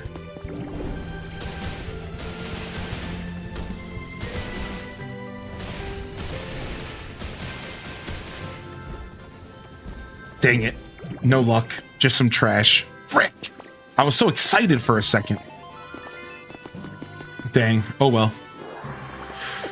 Go to the Pokedex, sort by all this area. It'll show you Drifloon and a legendary. So this is what we're talking about. So Dr. Roxo, welcome in. So let's go ahead and clear the room here with what we're talking about here. So, first off, yes, there is a trick with the Pokedex that when you are on a Dream Island, if you open up the Pokedex, if you open up the filter, if you press all, and then if you press in this area, and you press the filter again, it'll show if there's a legendary here.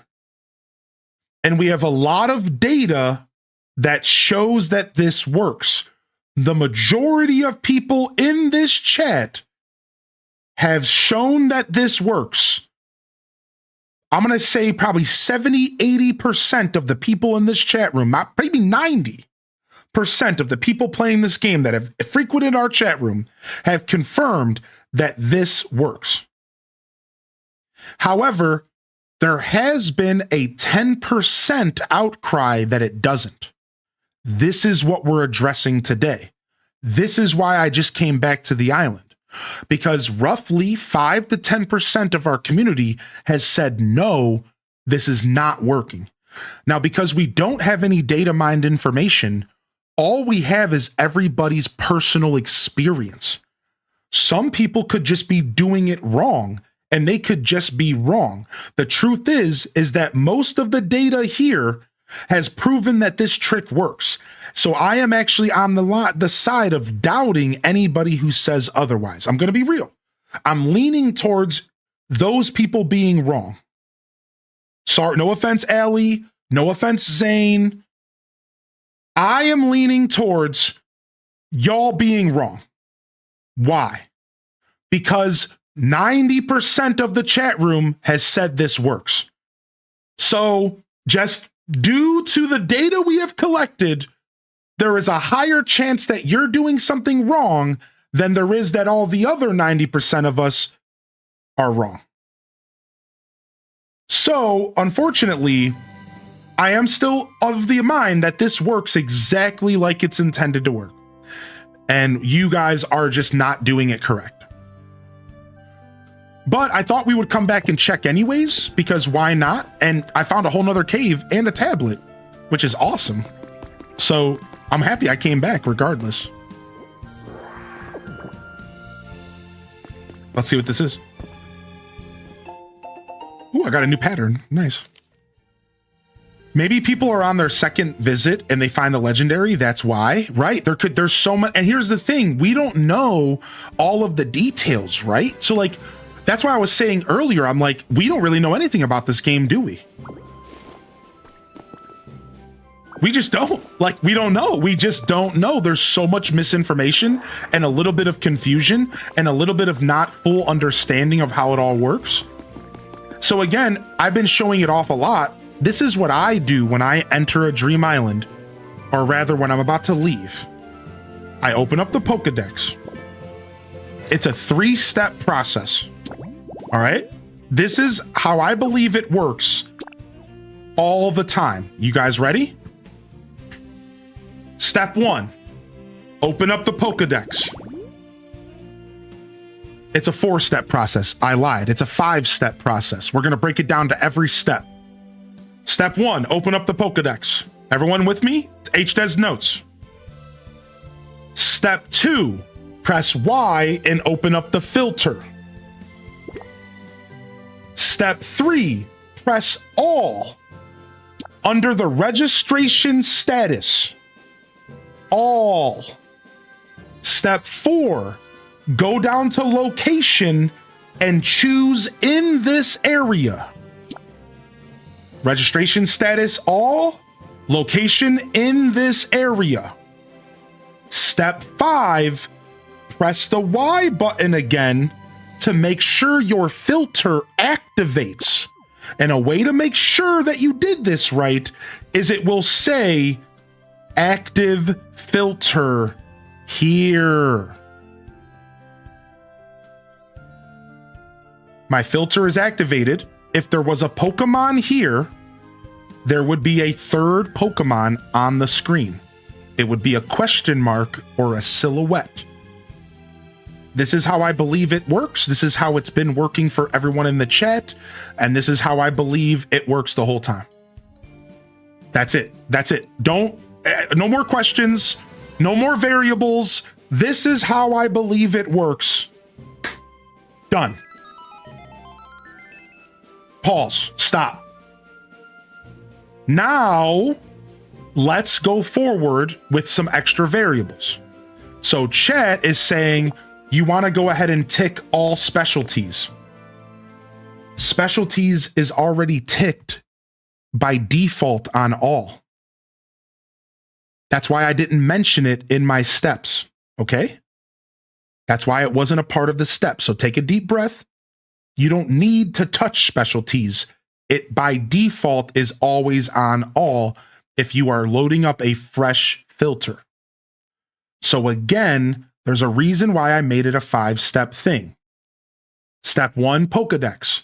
Step 2, all. Or open the filter. Step 3, all. Step 4, location goes to in this area. Step 5, press Y and close the filter. It's that simple. You don't need to think about anything else. There are no other variables. There are no other steps. That is it. That is all you have to do. So if it's not working for you, you might have made a mistake in one of these steps. Or maybe we don't fully understand how this works. Remember, we don't have all the information. What if a legendary doesn't show up every visit? What if it only works sometimes because there's some weird mechanic we don't understand? What if? But I can tell you guys one thing, that there are people in this chat room that have confirmed it works every time for them. There are people in this chat room who walked up to the legendary first, then opened their Pokedex and tried it and it worked before talking to them to acknowledge that they were there, but then they also saw them there. It could be distance-based. Beautiful thought process, Godly. Yes, dude. It could be distance-based. We don't know what's going on.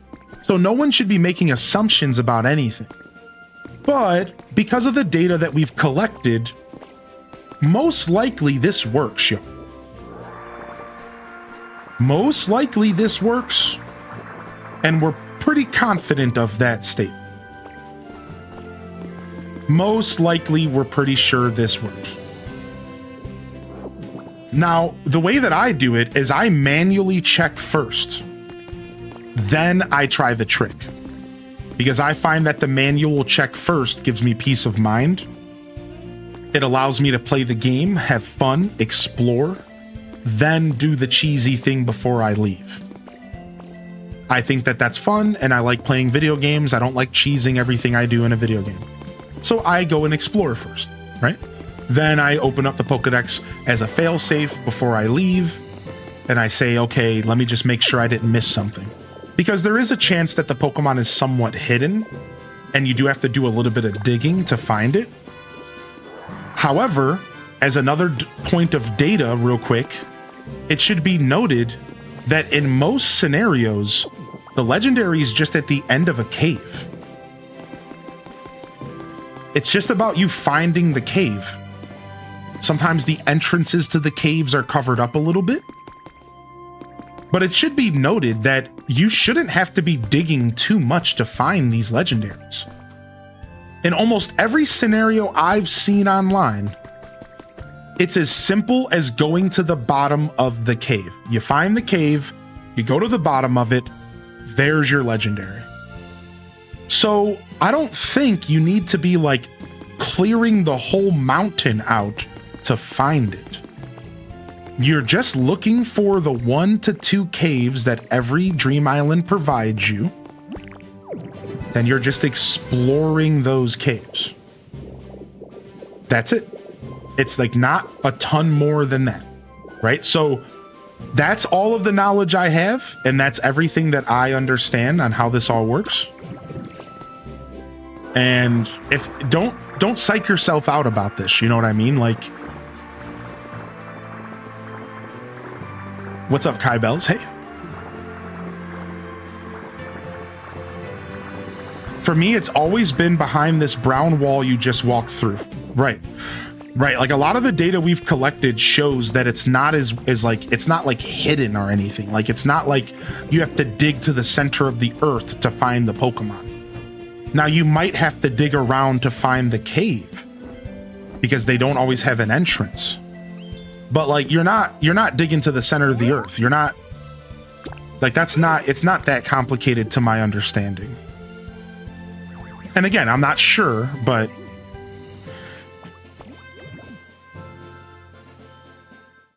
sometimes it's just one little block missing that drops into the cave. So those having difficulty should check the whole base, right? Note to self, I should stop fooling around in the bleak beach and the withered wastelands and go to the rocky ridges, because those darn rocks with sparkles are stunningly beautiful. And you can decorate with them. And we got a Blissey! What a lovely place this is. A perfect spot to gather everyone for a nice rest. It's just so peaceful. Why, look at this. Hello there. Hello there, you. Are you okay? You're not tired, are you? No, you look just full of beans. You know what? I think I might just start living here. Come see me anytime. Nice. The eggs it lays are filled with happiness. Eating one, but even one bite will bring a smile to anyone.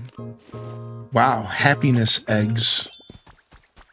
I thought those were just called Cadbury eggs. They make me happy every time. So yeah, I hope that helps everybody, you know? And again, I just want to make it clear one more time. Can we get a little love in the chat for Allie? The one who initially mentioned that it might not be working correctly for them. And I know UMT said that they also saw some experiences out there like that. Can we just get some love? Because the truth is I don't want anybody to feel like that feeling of you're wrong. This is all experimentary, dude. Nobody knows anything, so every bit of knowledge really helps. Seriously, so please don't feel like bad or weird if you bring something up and we kindly tell you like, actually you might be wrong about that. Because we need all the science and all the data we can get. And that's kind of the fun part of all of this, you know? So please don't feel bad or anything like that if you do bring some data to the table and we're like, actually, that's just not quite how this works. You know what I mean? Because like I know how humans work. I'm a human, surprisingly. And I know we all get a little nervous and a little bit defensive and a little bit embarrassed when you bring something to the table and it gets called to be wrong. Like that's just not the best feeling, you know? So I just wanted to say that out loud. Like, don't feel bad, man. Like we're here to collect data. We're just having fun. All right. So thank you, Allie, for jumping into the chat and saying something. Thank you, Dr. Roxo. It seems like you might not have been watching a ton of my Pokopia content. I only say that because you were trying to tell me about the trick. So it's good to see you, Dr. Roxo. Are you enjoying this game, dude? It's good. Dude, it's good to see you. Are you enjoying this game, dude? I'm super happy to have you here today. I love Dr. Roxo. I love his name, and he's been watching my stream for a super long time. I'm Dr. Roxo, the rock and roll clown. All right, anyways, I'm just catching up in chat really quick. I know I missed I missed Doom's messages earlier, and Doom was trying to get my attention. Thanks for your patience, by the way, Doom. You've been super chill. The YouTube chat has been super chill about making sure, helping me keep up with the chat. So you missed my chat about my first big project. I posted it on Discord. Okay, cool. Let me go over to the Discord Pokopia section, and let me give Doom to roll. Looks like you need a roll here, bud. Thanks for joining our crew. And all right, so Doom's first big project. Oh, it's the museum. Is that what's going on here? Or did you give Volcanion a home? What is this? What am I looking at? Oh, this is a home for Volcanion. You gave him like a palace. This is sick, dude. I can't wait to see what you do with this. Yeah, dude, if y'all are sharing stuff in the Discord, man, don't be shy to share with us, please.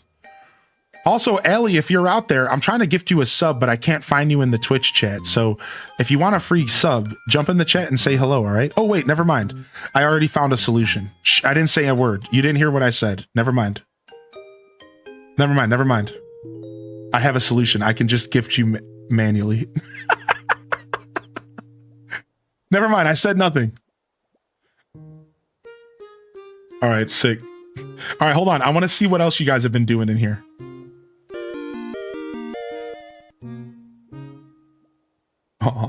Oh, that's a big plushie. What the heck? Oh, wow. Redoing my wasteland area, I took down the whole mountain so I could see the ocean. I'm so happy I'm not the only person who's taking whole mountains down.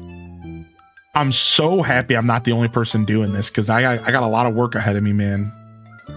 Welcome to my Raichu shop. Aw, this is cute. Sith Angel's at work right now. Super sick. What else we got here? Oh, these are all the different habitats for the fossils.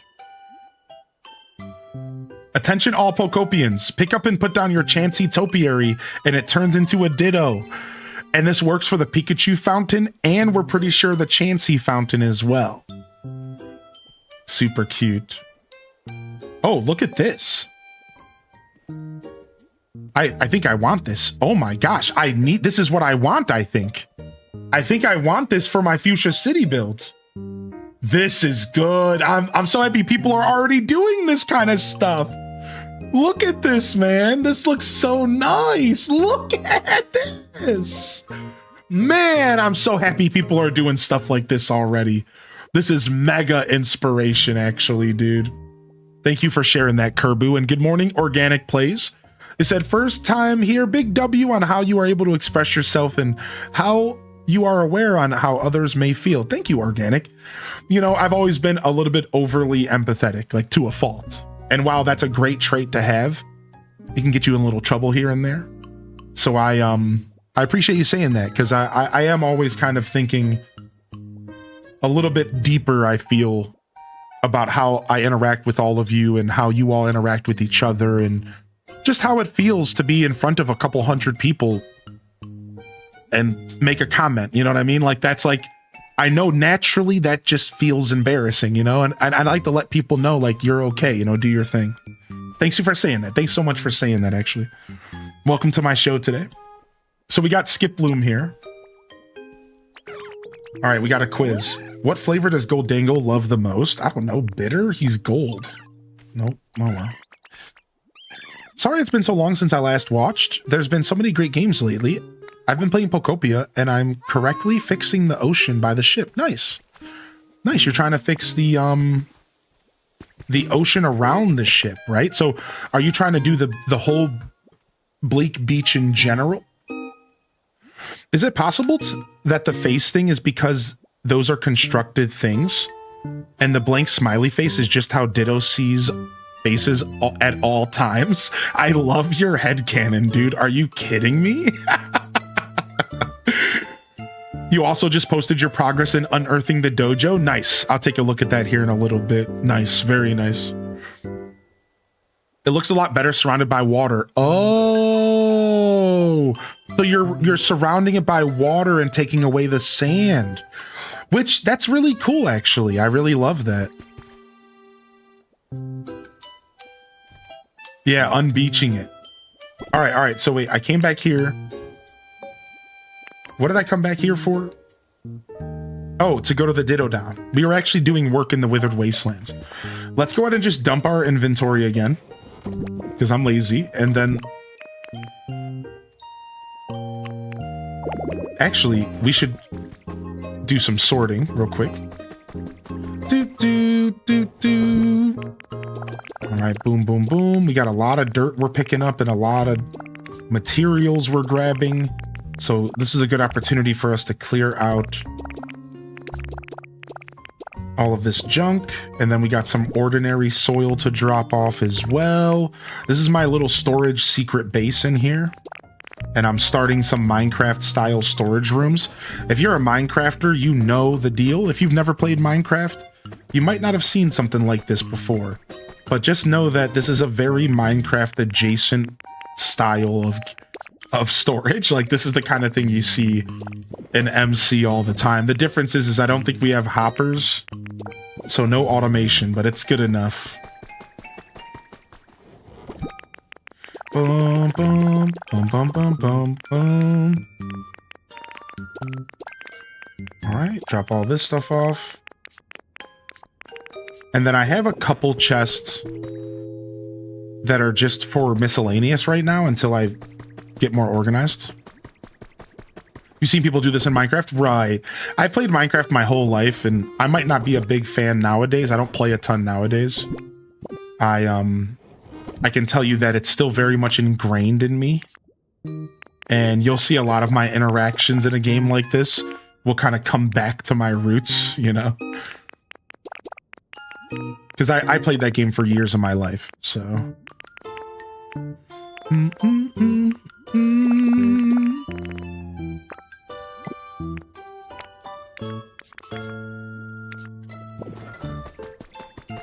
Ooh, thank you. I got my honey trade in earlier. Thanks for the reminder. For once. For once, I got my honey trade in. All right, I want the dry grass blocks here. Some more barren ordinary soil. Ladies and gentlemen, the weekend. Happy Friday, dude. Yeah, at some point, we'll start doing some more island tours and stuff. We'll definitely go full Animal Crossing on this game in regard to that stuff.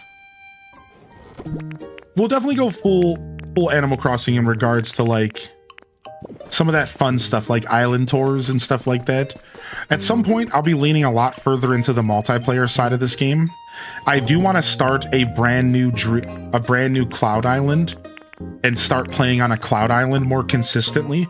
A big reason I want to do that is because recipes and stuff that you purchase on the Cloud Island transfer into your main game.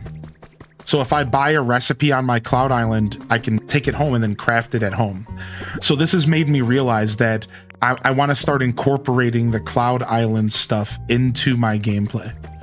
I want to start considering it when it comes to my dailies and stuff like that, because I think that it's a pretty important part of the game, even though I'm not engaging with it a lot right now, you know? Can you play on a Cloud Island alone? Yeah, you can. Right. So everybody can start a Cloud Island for free. Everyone gets one, and you never have to invite another player ever. Or you can. So I'll be inviting the community to mine, and we'll play together.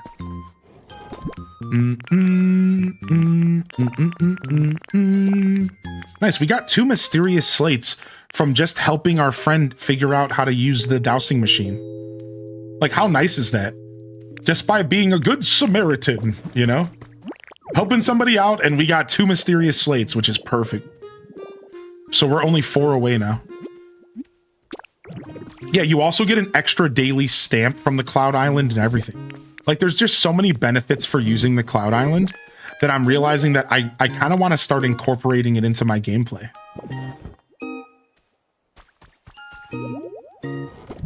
How do you find Cloud Islands without a code? So here, I'll show you how it all works right now. You want to hang out for a second? Let me clear my inventory, and we'll do some more organizing later. Boom, boom, boom, boom, boom, boom.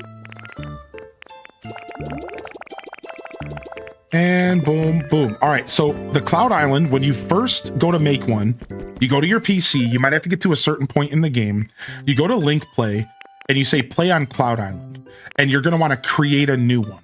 And then you can set up rules. So I'll do this right now because I'm going to do it eventually anyways. So it's going to ask me to erase my current one. So whatever. All right, so hold on. You already have a Cloud Island. If you'd like to create a new one, you must first delete your existing one. Okay, so I didn't know that. So go into settings, Cloud Island settings, and delete Cloud Island. All right, boom shakalaka. And I'll just show you the whole experience from the very beginning. And you guys can come and join me for a little bit. You guys want to play a little bit? Come join me. If you want, I'll leave the code public. I'll leave it up to you, all right?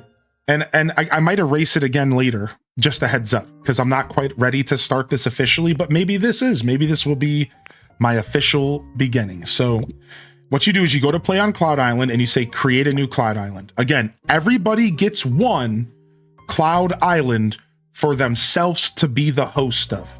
So you can generate a random Cloud Island, or you can use a magic number. This is a Minecraft seed system. So I'm going to go ahead and I'm going to use a magic number, and you guys can do the same number if you want. So I'm going to do 1. I can't use a keyboard. I'm going to do 111119. That's going to be my seed, just like Minecraft. So now if you go and create your Cloud Island with 11111119, you will have the exact same generation as me. The exact same shape, whatever that means for this game. I don't know.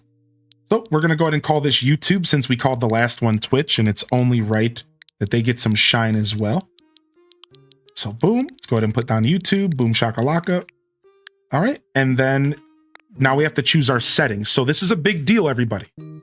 So settings, if you choose share with others, then people can come and mess stuff up and delete stuff and build and live their life. If you choose share no, this is spectator mode. They can only come and visit you as a spectator, like the story islands. All right, they use different words and I hate it. So this is spectator mode. It's just, I don't know why they're using different words. So we're going to say yes to share. Then we're going to say virtual mode. So choose virtual mode if you don't want other players' actions to be saved. There's a difference here. You see this?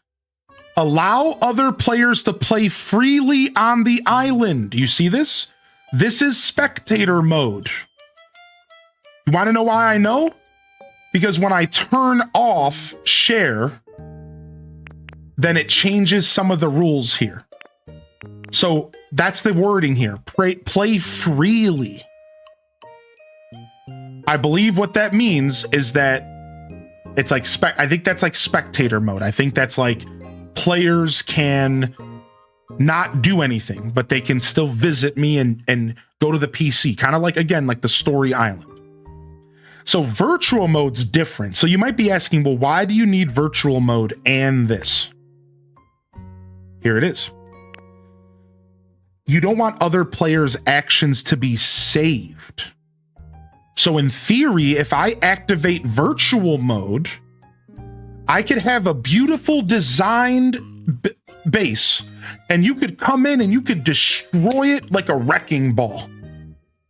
Doesn't matter, because then when you leave, everything just resets anyways. I'm assuming virtual mode is like a way for you to like let people come and visit and play and have fun, but nothing saves. Right? So like that's like my interpretation of this. So either way, we'll figure this all out together. I think Dazabound honestly could be right, what they just said in the chat. So let's just say we're sharing with others and we're not doing virtual mode. Done. Now we're going to set a link code and choose whether or not players must enter a link code to join. So this is a big deal because I think if you say no, they can only join if they're on your Switch friends list.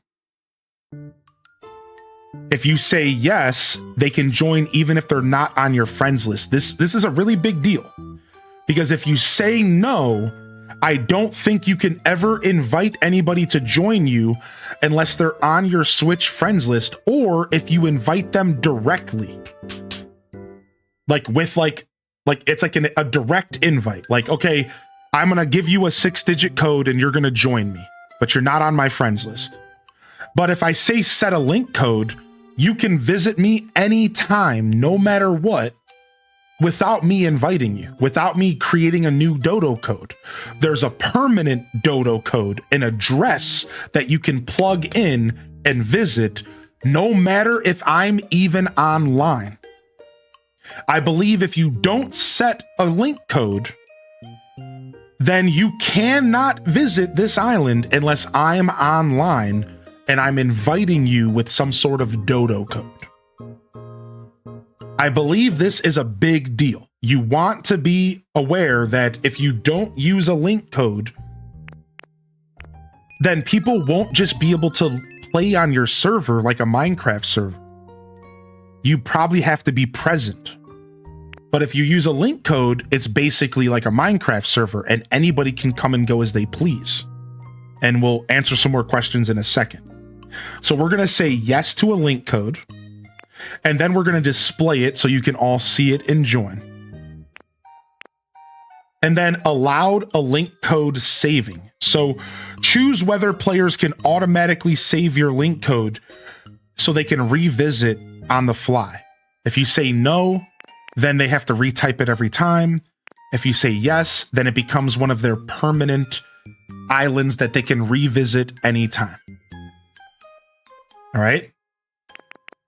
So set a link code, choose whether or not players must enter a link code to join. Display the link code. And then here's the link code right here. This is basically like my address.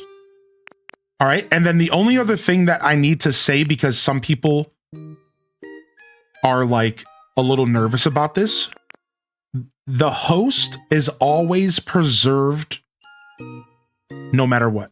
So technically this island only allows 3 people ever to join at any given time, because there's always a space available for me, the host. And I was wrong. The chat was correct. The link code is a password. The address is separate. Sick.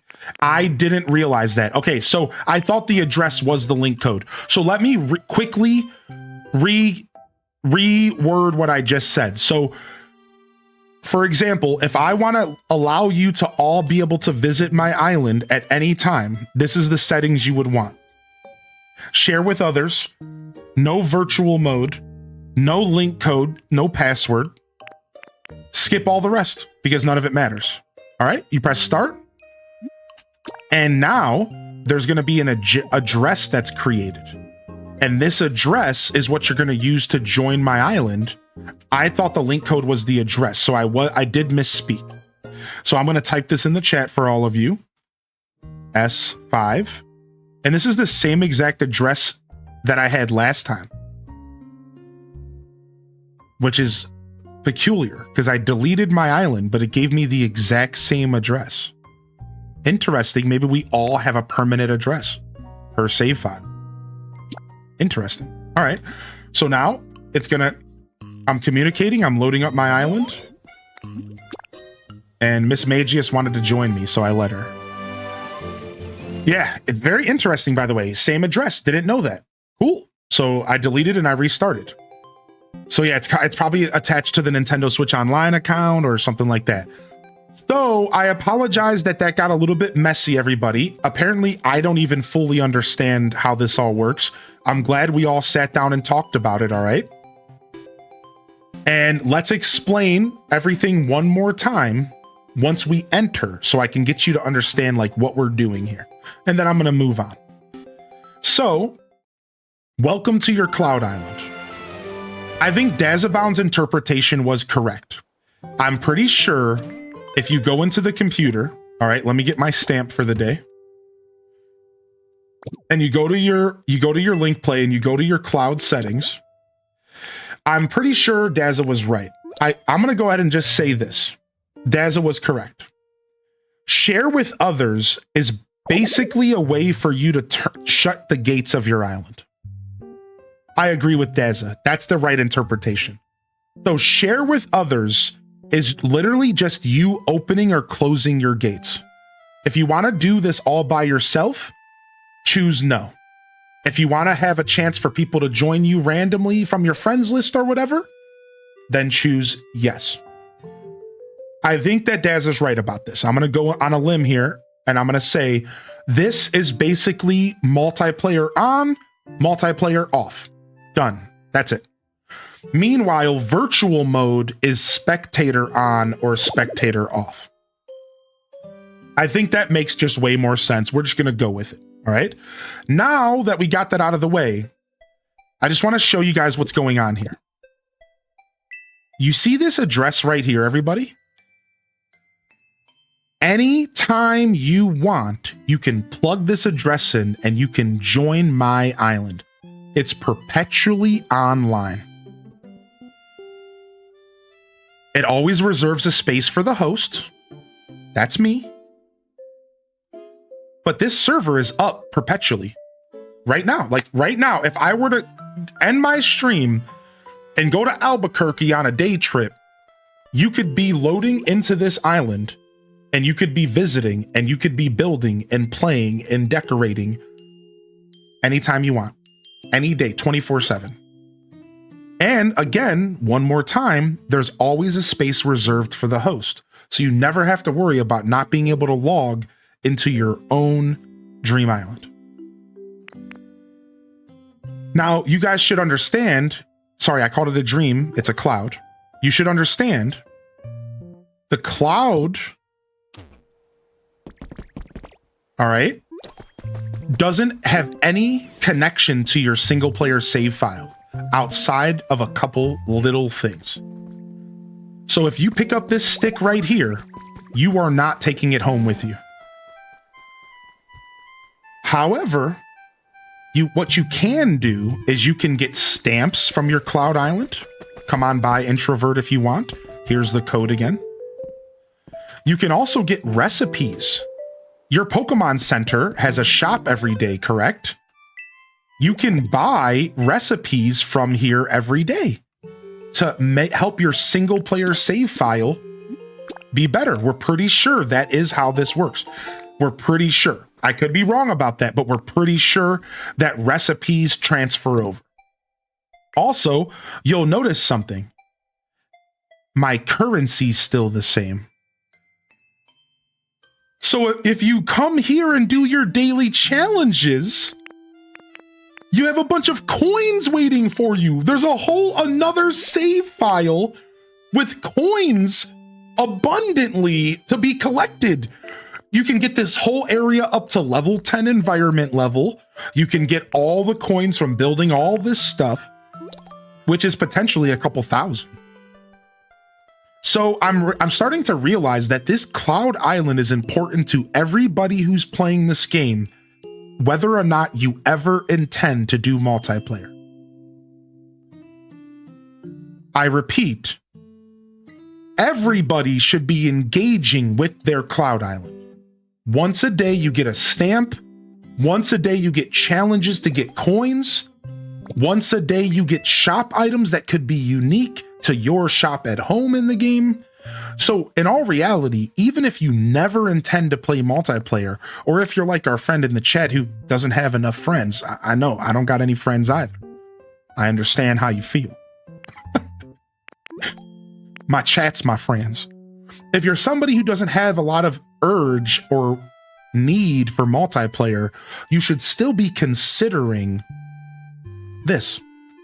This is a really healthy feature to consider. I would say, especially as you get to endgame, like once you get into endgame, maybe don't force yourself to do this early game because you have a story to enjoy. But like endgame, you should probably be doing this every day. Like, why not, right? Unless you just don't have time or something. All right, and then here's our map. We spawned over in this corner this time. And my map's different. My seed is different from last time. So the last time I did this, the black mountain and ash and stuff was on the left side of the screen. Now it's over on the right, which is pretty cool.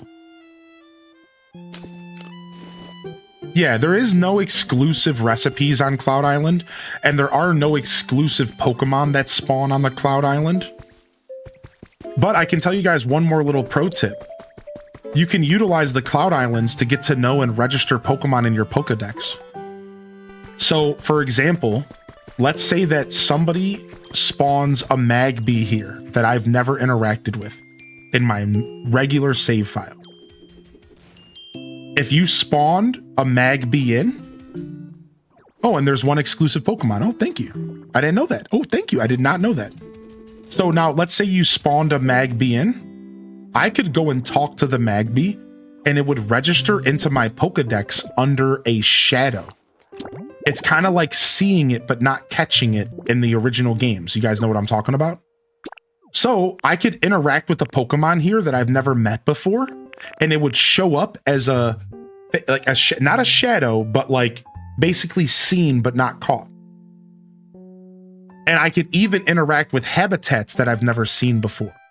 So you can actually utilize multiplayer to give you access to Pokemon to see their habitats, to build habitats and stuff for them, and you can use it as a way to interact with parts of the game that you might not have seen before. And it might not fully register in your Pokedex, but it does at least show up as seen, helping you get more information on how to get them in your own game. So that is all just for me to say to you, there's a bunch of really useful reasons why you might want to do Dream Island stuff, everybody. Consider it. It's worth your time, even if you're playing single player. And look at it. I just got some free gold. Thank you.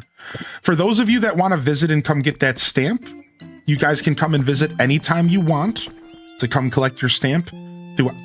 It's now open permanently. So again, here's the code. Once other people leave, you guys can come, all right? I'm going to leave myself. But remember, once the hosts leave, that doesn't make any more room for you. So somebody just left. So yeah, come on by. I'm going to get out of here. I'm gone. And then here's a fun little secret, everybody. You see this option that says, get friends stuff? Let's say somebody leaves and they leave with a really important item in their inventory and they don't think about it. And you're pissed. You're like, dude, what are you doing? We needed that item. Click on Get Friends Stuff, and it gives you access to everybody's inventory that's ever played on your save file, your cloud. And you can just open their inventory as the host, and you can just take everything out. So if you're playing with tons of people, you always have access to their inventories no matter what. Always. You will always be able to say, you know what, actually, I really need that item out of there. Sorry, but you just didn't think about it. You left too fast. Let me get that back. So there's a lot of safety measures. There's a lot of safety measures in place to allow you to enjoy this game and this Cloud Island. So, all right, let's get out of here. Nice. Again, we might end up resetting this Cloud Island again in the future, so don't get too committed, everybody. But if you want to keep using it for a free stamp every day, go ahead. But just a heads up, like I am probably going to be doing a full blown out multiplayer experience at some point, and I'm going to really build up this area, and we'll eventually come back to it. So. The multiplayer is confusing at first. I still hear people say Pallet Town is just for multiplayer and people confusing Cloud and Dream Islands. It's super confusing. So the difference between Pallet Town and the Cloud Island is Pallet Town is attached to your single player save file. Number one. So everything you do in Pallet Town is attached to your single player save file. Cloud Islands are not. Cloud Islands are separate save files. Does that make sense, Godly? Cloud Island is a separate save file that you're playing with other people, potentially other people. Pallet Town is attached to your single player save file. This is a part of my single player game. And when I spawn a Pokemon here, I can take them into the single player game. When I find an item, when I dig up a block here, I take that block home with me. That's my block. But there's something special about Pallet Town. You can invite people over for multiplayer. This is where stuff gets confusing. So what's the difference between multiplayer on Pallet Town and multiplayer on a Cloud Island? Got you. Cloud Island, again, is a completely separate save file. Nothing you do on a Cloud Island will be attached to a single player. But there's more, my friend. There's more. If you invite somebody over to Pallet Town, they cannot take anything home with them. So everybody who comes and visits your Pallet Town cannot do anything permanently when it comes to for their save file. So like, let me reword that. So let's, example A, I invite you, Godly, to visit my Pallet Town. When I invite you, I can choose settings, right? So let's just go to the settings real quick. And I can choose whether you're or not you're in spectator mode, which makes it so where you can barely do anything. Or I can say, hey, you can come here and you can destroy things. You can pick stuff up off the ground. You can cut my trees down or not. I can also choose how many players can join, and I can also choose to display the link cable, whatever. So let's say that I invite you, Godly, and I have spectator mode off. All right, so you visit, right? And you're here and you're destroying trees and you're cutting down buildings and you're punching dirt and you're collecting rocks, and then you decide to go home. Guess what happens when you go home? Everything you collected, every item you picked up gets put into a nice little chest for me, not you. So weird enough, Pallet Town doesn't actually let you take anything home unless it's your Pallet Town, unless you're the host. So you could come here, you could help me build buildings, you could help me tear down a whole mountain, but you don't get to take anything home with me or with you. It's all mine. It's as if you're just here to help me. Now, just like the Cloud Island, you could come here and get a stamp. You could maybe come here and even shop for recipes. I don't know. You could even come and talk to my Pokemon and maybe even register them in your Pokedex. Sure. But to be clear, you cannot take anything home with you. And that's the big difference. Pallet Town, the host is king, and I can control whatever you do. And everything you do is attached to my single player save file. But on a Cloud Island, we are all entering a brand new save file, and barely anything will transfer over, even for me, the host. Are you following now? Do you kind of see the difference between a Cloud Island and Pallet Town? We're talking completely different save file. All right. And even if you are visiting my Pallet Town, it might as well as be a completely different save file for you, because you're not the host. Now, the last thing that we need to mention is the fact that you can have people visit you in your other towns as well. Yeah, I can invite you over to visit me in the Withered Wastelands. I can invite you to visit me at the Bleak Beach. I can invite you to visit me at Rocky Ridges, and I can invite you to visit me at the Sparkling Skylands. However, all of these 4 story zones are permanently locked to spectator only. You have no choice. So that means that if you invite somebody to any of your story islands, they can come and they can use the PC, they can get a stamp, they can do a bunch of stuff, but they cannot do anything. They can't pick up a block, they can't even transform into punch ability, nothing. spectator purely. So from the very beginning of this game, I have been telling everybody that there's 3 forms of multiplayer in this game. Yes, this game is that confusing. It blows. There's Story Town multiplayer, spectator only. There's Pallet Town multiplayer, which is basically the host benefit only. And then there's Cloud Island multiplayer, which is basically a separate save file for you and your friends to play together. 3 versions of multiplayer, all very different. Some of them are similar. Very, very confusing stuff.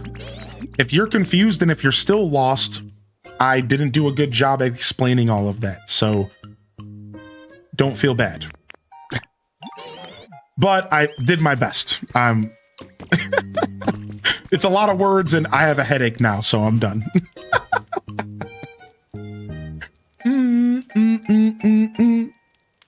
And I'm joking. I'm good. Ah! What are you doing, Blathers Broadcast? Go back. No, I seriously don't mind explaining this stuff at all. And I learn while explaining as well. So I seriously don't mind at all. So Gil, when? I think... I don't know how the star sand works. So...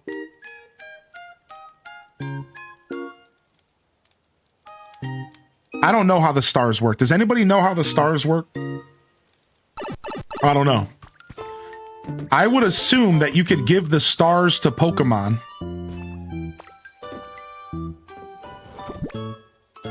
In any scenario that a Pokemon's visiting you. In any. I would assume that anytime a player visits you with a Pokemon, you can give them a star piece. So I would assume that this would work in all versions of multiplayer. But I actually don't know if that's the case. Nembo Tavi, that's funny. Do you know about Porygon Z's specialty? Yeah, you can give him star pieces and then he converts it into something for you, right? It's like a nice conversion. I don't remember, but I do know, but I just don't remember.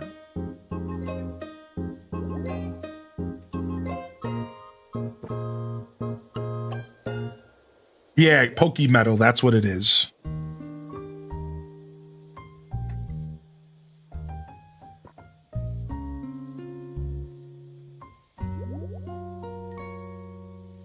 Nice. If anybody still needs the code to go get that, what was it, a Dragonite stamp or something? Let me know. No worries. All right, I'm just checking to see if there's any Pokemon spawned here. Check my camera real quick. So Cloud Island equals traveling together somewhere. Pallet Town equals visiting family for a while. Story Towns equals visiting a friend for a day. I kind of like your style there, Jax. I think you got it nailed to the board there.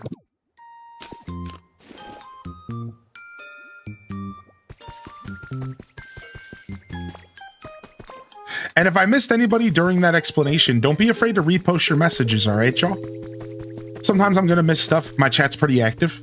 It can be. So if I missed anybody specifically that wanted my attention, don't be shy. Pop in, let me know you're out there.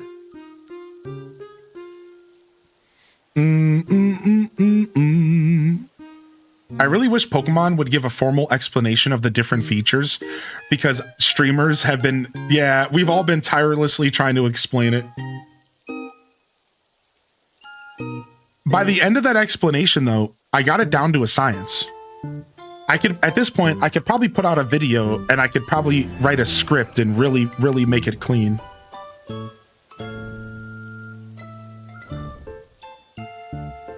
Ah, interesting. That's funny. Potential griefing. I love that. How you doing, by the way, Just Sin? I did see you pop in here. Thanks for sticking with us today, Jermil. Appreciate y'all vibing. It seems like y'all are enjoying the show today, man. Thank you. We're 4 likes away from hitting 50 over on YouTube. And thanks for hanging out today and jamming with me, y'all.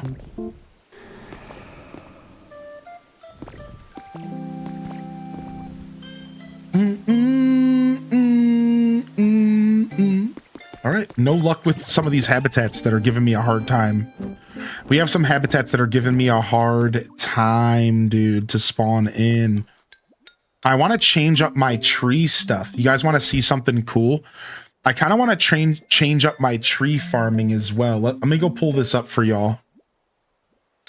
This actually seems really cool. And I think this is worth pursuing.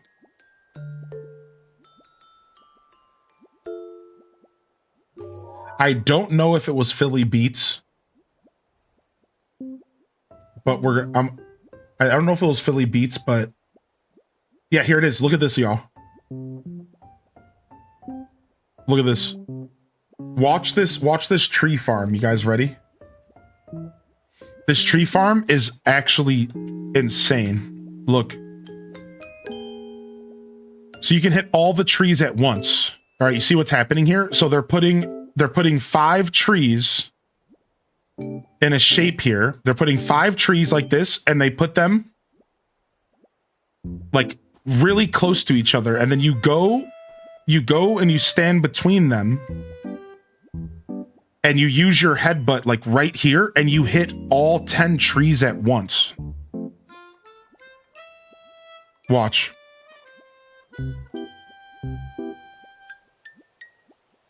Yeah, this feels like the optimal strategy for orchard farming. Now, it looks horrendous, so if you're trying to do something practical and pretty, maybe avoid this one. But holy heck, does that look pretty efficient. I had 6 trees per berry for a berry farm, but downsized. 6 trees per berry for a tree farm, but I downsized to 3 because there was way too many berries and my crushers couldn't keep up. Have you seen the automated tree farms? Yes, I have. So, it's even more efficient. I forgot about that. Let's pull it up. Hold on. This is the most Minecraft thing ever, chat. It's so Minecraft. It's insanely Minecraft, dude. It's so Minecraft. Look at this. So they use a switch and they use a water mechanic. They use a switch and they use a water mechanic. Let's see if this one is the similar. Look, like watch. So they let everything dry out. All right. So they use, I believe they're using stones to dry everything out. All right. I'm assuming, but I don't know the exact details, but just watch. So everything dries out. All right. Everything dries out. And then what you don't realize is that when you freshly spawn a tree, it spawns with a full of fruit. That's the secret here. So watch, they're going to go and they're going to open up the floodgates and they're going to flood water in here. And because all of the trees are going to freshly spawn, they're going to spawn a bunch of berries simultaneously. Yeah, watch this.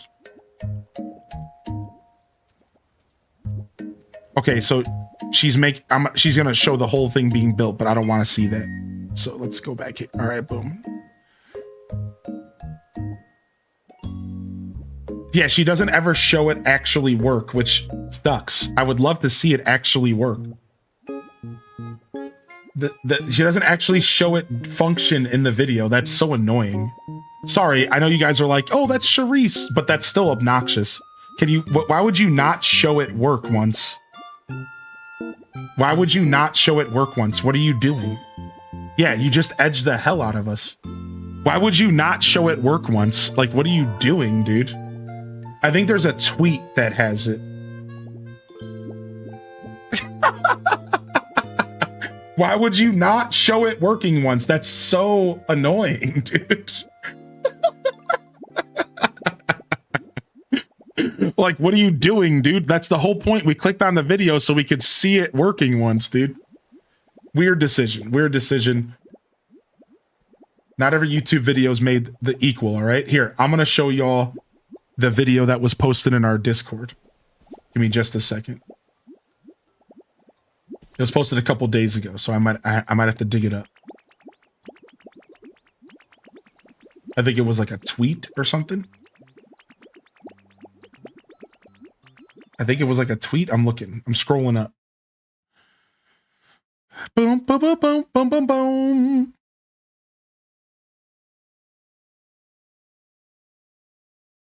Dang, I might be scrolling up too far now. I'm not sure if it's going to be in here. Yo, thank you for answering that question for Annie. What's up, Annie? Welcome to the show today. Dang. Yeah, I can't find the working one, but boy, does it look super cool and very Minecrafty when it actually works. That's why I was like so weird about it, them not showing it, because I'm like, dude, you should see all this water comes flooding in, and then all the trees pop with berries fresh, and then you can go back through the process and do it again because all the berries fall off of the trees when they die. So it's like this really satisfying experience to watch. It's really satisfying. It's like, oh my gosh, what a cool Minecraft build, right? Yeah, I can't find it, but that's okay. Boom, boom, boom, boom, boom. Yeah, either way, you guys get the picture for sure. Hey, Ditto. Hey, Ditto.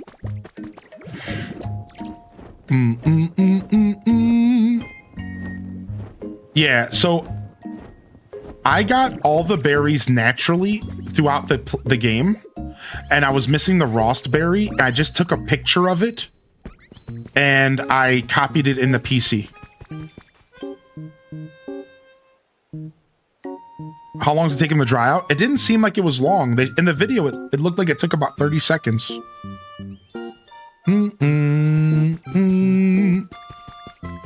Yeah, didn't look like it took long at all.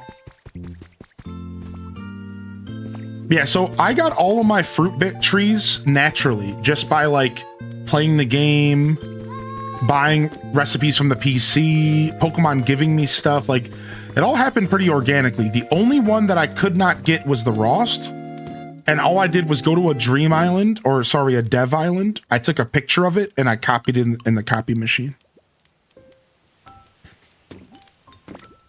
You can use a ton of smooth rocks to hasten the drying out part. Nice. I sent you a Discord message in case you didn't see the news. Oh, thank you. I'll take a peek-see at that.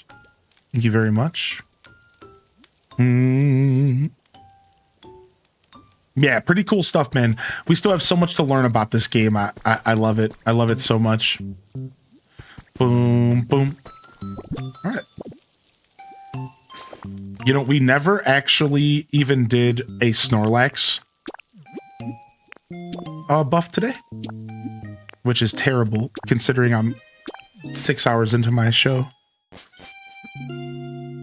No, you can't turn berries into trees. It does have to be seeds. Yeah, you can copy full trees in the copy machine. Yeah, correct. You can take a picture of a fully grown tree and you can just copy it in the copy machine for 5 rare Pokemetal. To be fair, they charge you a lot though.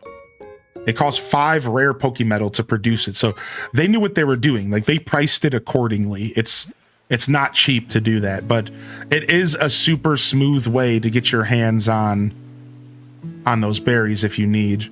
And then especially if you're trying to like multiply your orchard, then you could do that as well. I stopped doing it though because rare Pokemetal is just a little too rare. So I was like, I'm not doing much more of that. Yeah, you could cut it down and get seeds, but I don't know if you get more than 1 seed for cutting it down. So you would have to find one in the wild and cut it down, right?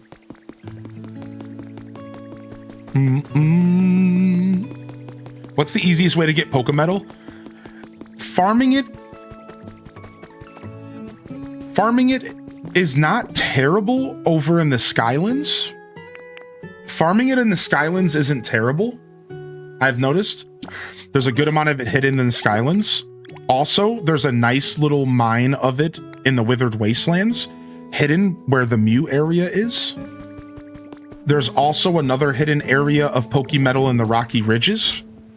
And once you've tapped all that stuff out, you want to go to the Dragonite plush.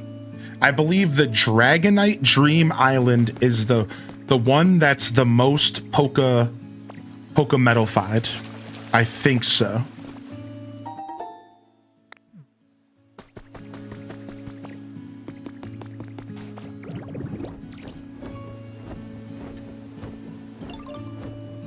We got to talk about that picture. But I will say, I don't think Pokemetal is easy to farm in that sense. I think you're always going to be grinding a little bit for Pokemetal unless you just spend a bunch of time in a Dream Island, like just kind of going at it, you know, like you just... It's always going to be a little annoying to grind. But like, if you go to a Dream Island and you go down to a certain floor, you can almost always find Pokemetal. So like here, let me see if I can get Drifloom. Hold on a second. Here's a Dow. I'll show you guys. I'll go there right now. I'll go back to the Dream Island again. And I'll show you guys, like, every Dream Island I've ever been to,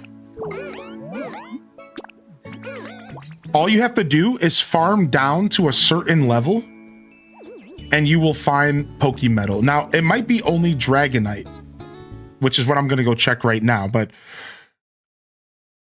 because I have a volcanic island right now. But I can tell you that if you haven't done a ton of like Minecraft style digging down, you might want to try doing a little bit of that over on a Dream Island. Because I've noticed that there's tiers on every Dream Island of dirt that you have to dig through. And you'll know you're getting close to Pokemetal because of moss. You ready? So watch this. You'll know you're getting close to Pokemetal because of moss, I'm pretty sure. Yellowstone and moss is seemingly always around Pokemetal. So all I'm going to do is I'm going to just go into this mountain real quick. All right. All right, make sure you're eating a hamburger steak with potato so that you can break through the black rock faster. All right. If you don't know what we're talking about, just ask. Now, I'm just going to go ahead and I'm going to dig down. And watch what happens as I start to dig down. Watch what happens as I start to dig down here. You ready?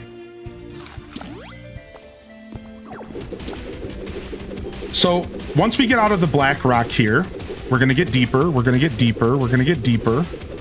Now we're starting to see different stone. Yeah, we're starting to see different stone.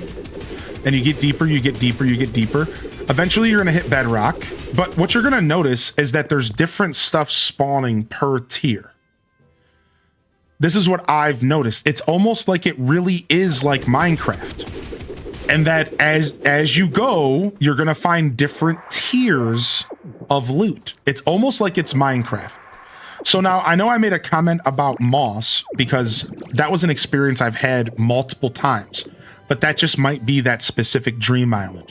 But either way, in the past, I've noticed that Yellowstone and moss seems to spawn around Pokemetal a lot. That's just my personal experience. So what I do is I like to kind of go down to where it's seemingly I'm getting to a new layer. So this feels like a new layer to me. So I'm just going to go ahead and I'm going to bust this open real quick. And I'm just going to start smashing right here. And we're going to see, like, can we find... Let's see if we can find some Pokemetal down here. I might be a little too deep because it's usually not so deep. Usually. But let's just see. Let's just see if we see any get exposed. If you don't see any Pokemetal after doing this for like a couple seconds, you're not at the right floor. I can't stress this enough because the Pokemetal layers are pretty layered with Pokemetal. Like, it's not like it's hidden. So, like, don't, like, sit here and just dig through nothing. Like, go up a little bit. All right, so I'm going to go here. I'm going to go here. I'm going to see if it's here instead. Oh, look at that. I found the iron and copper floor. You'll notice that there are different floors in the game, and like, I'm gonna find a lot of gold and iron on this layer. Look, if I look at this, look at all this gold and iron that I'm finding on this layer. This is the gold and iron layer. Like, I know a lot of you might not have played Minecraft, so like, ignore my Minecraft references if you need to. But just like Minecraft, it's like as if there are layers, and you just want to find the right layer for the loot that you're looking for. Right? Like that's kind of what you want to be thinking. So if you don't see something, try going a little lower. All right, we're going to switch over to Graveler again. And I'm going to keep digging through here. What do I got here? Okay, it looks like I'm just still in gold. I'm still in iron, so on and so forth. Now, everyone's bringing up Dragonite because I, as well as the chat, have discovered that Pokemetal feels pretty abundant on Dragonite. It doesn't quite feel like I'm hunting it down as much like this. It just doesn't. I don't know why. I don't know how. I don't know who. I don't know when. All I know is it doesn't feel like I'm hunting as hard on Dragonite to find the Pokemetal levels and to find the Pokemetal layers. It just doesn't feel like I hunt as hard. So that is solid advice. Dragonite seems to be the play. But this is how I've been discovering different loot in the game. Right? I'm just like kind of treating the game like Minecraft. And I'm like making a point to actually just straight dig into the earth of the game, the salt of the earth, to find where this loot is, you know? And if you want a little bit of a head start, maybe try going to Dragonite first. However, I do want to say that I have a theory that goes along with this conversation. All right? I have a theory. My theory is that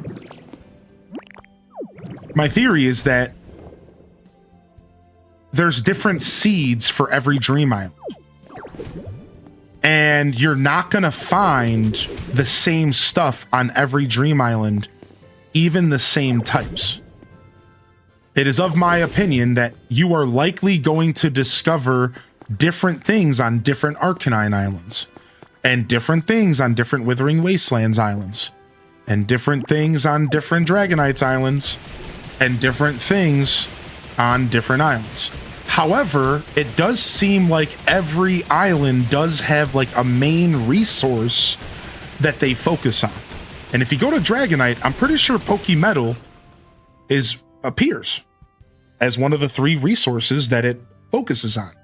When you go to Arcanine, it shows like lava bricks, and it shows like iron, right? And when you go to Withered Wastelands, it shows something different. So you can still use those like little guides, and like maybe you'll discover that exact stuff. But like, I don't think you should be expecting every single Dragonite Island to be built the same.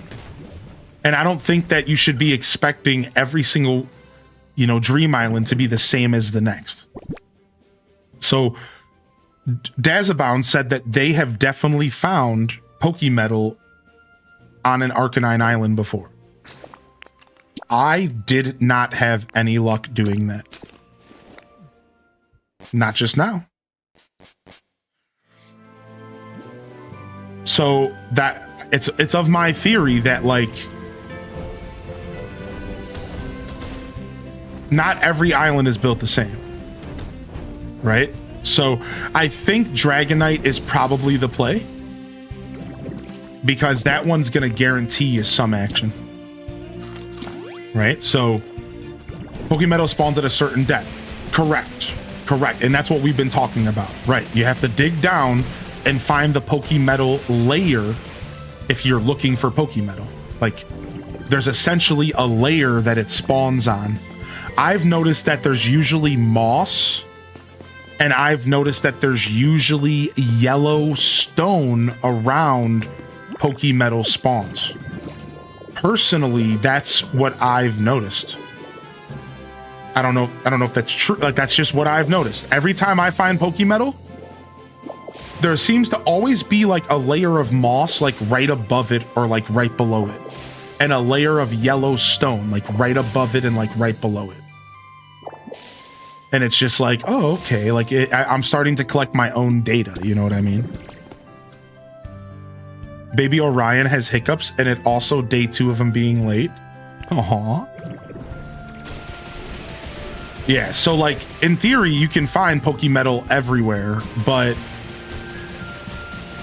I don't think that's exactly how it works. I do think that sometimes a resource is not available and sometimes it is. Whereas Dragonite guarantees it every time. You can still find Pokemetal on Withered Wastelands. You can still find Pokemetal in Arcanine. You could still find Pokemetal in all these other locations. You just need to dig down a little bit and look for it, right? But we struck out this time. And for those of you that were cringing that I just dug all that up and I didn't pick any of it up, you're welcome.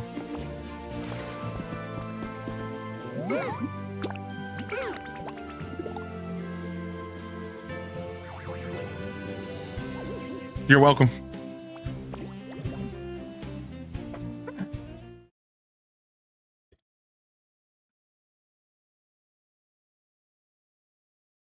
Kitty's doing well today. We shared some new pictures in the Discord, and she had a massive breakthrough yesterday, and I got to give her a bunch of love, and I'm pretty excited.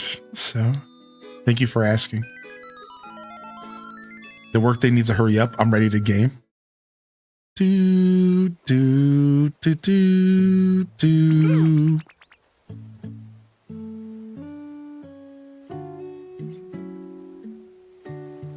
A new Star Fox game and a Legend of Zelda Ocarina of Time remake are among numerous unannounced Nintendo games reportedly headed to the Switch 2 this year, according to a noted internet tipster, Nate the Hate. It was Nate the Hate that said this? Do I blindly believe him? Wait a second. I've been telling y'all that an Ocarina of Time remake was coming this year forever. I told y'all that I believed. Your boy believes. I still believe that an Ocarina of Time remake makes the most sense. It makes the most sense, dude. We're talking about a game that is considered the best game ever made of all time.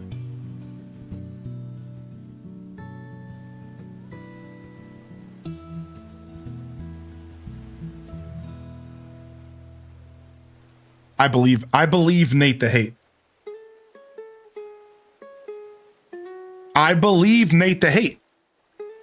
I believe Nate the Hate. I think Ocarina of Time remake is happening, dude. And I believe it could be as soon as this year.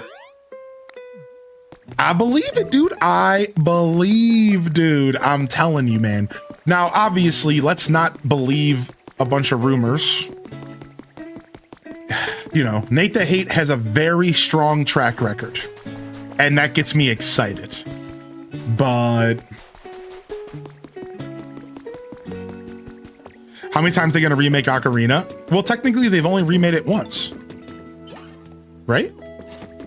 So really, the question is, would they remake Ocarina of Time a second time? And that is a really fair question. Yeah, would they do that again? A lot of people think no. A lot of people are like, nah, there's no reason for them to do that. All they're gonna do is port the 3DS remake, and they're just gonna port it to the Switch, and we're just gonna play it. And I agree. I think that that's likely the more Nintendo-y, lazier thing to do, right? Just drop the 3DS port on the Switch and move on. But I believe that Ocarina of Time is iconic enough to get remade. And here's my 2 arguments, and then I promise I'll move on, everybody. All right? Yo, Lizzie J, have a good day today. I know, I said 3DS. I know, you caught that? So let me tell you guys my quick arguments, and then I'll move on, I promise. All right, you ready? Argument number 1. All right, here it is. Argument number 1. All right. It's that the 3DS, while being a very, very popular console, was not the right console to port and remake one of the most iconic games ever made. Because 3DS feels like a down port. Because it's going to a handheld system, whereas the Switch is both, and we can get it back on the big screen TV.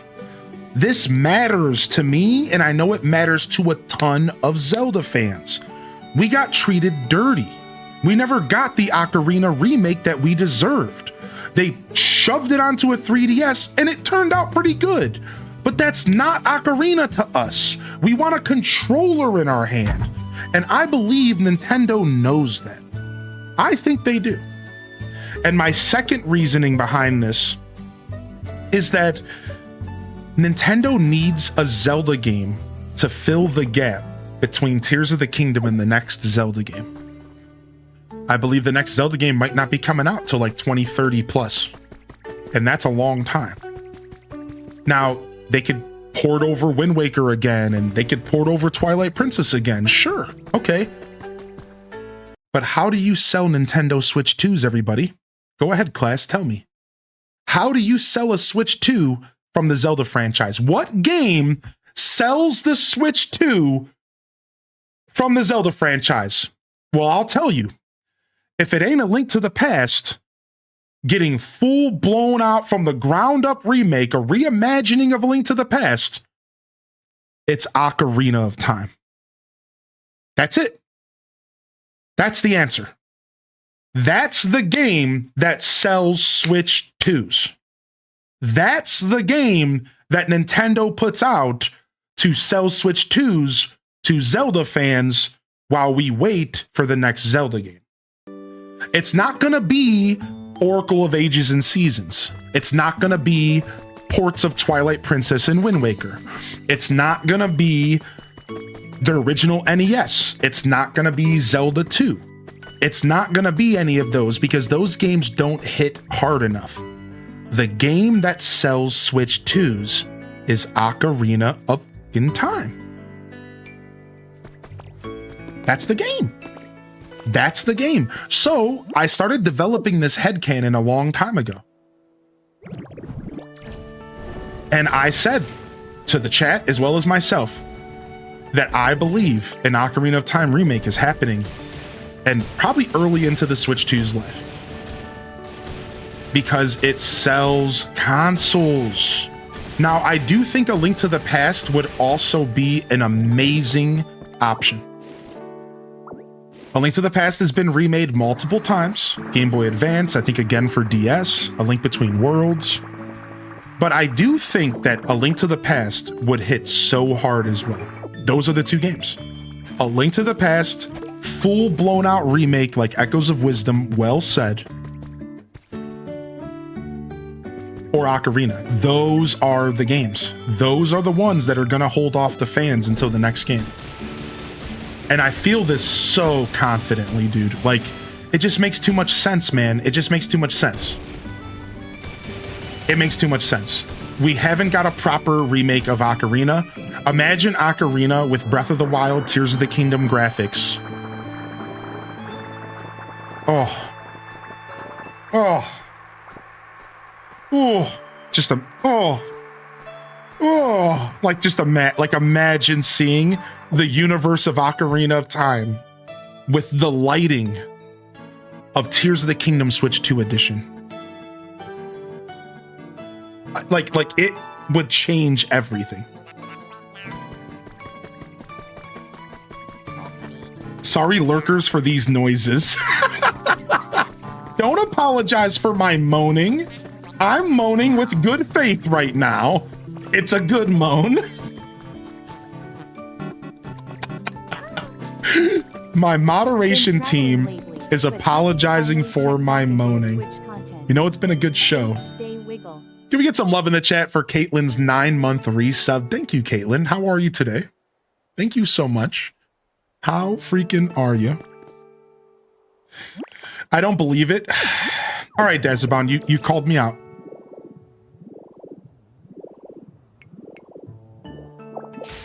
I don't believe it either.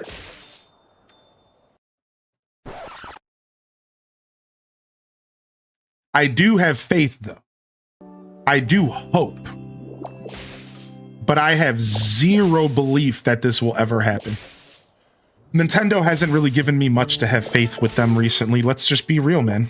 I love Nintendo. I grew up with Nintendo, but I have zero faith that it's real. I'll be honest. Zero faith. I just don't believe in the company the way I used to. Until they prove to me otherwise, I just don't believe in them the same way. I do have faith, and I do think it could be real, but I don't believe it, nah.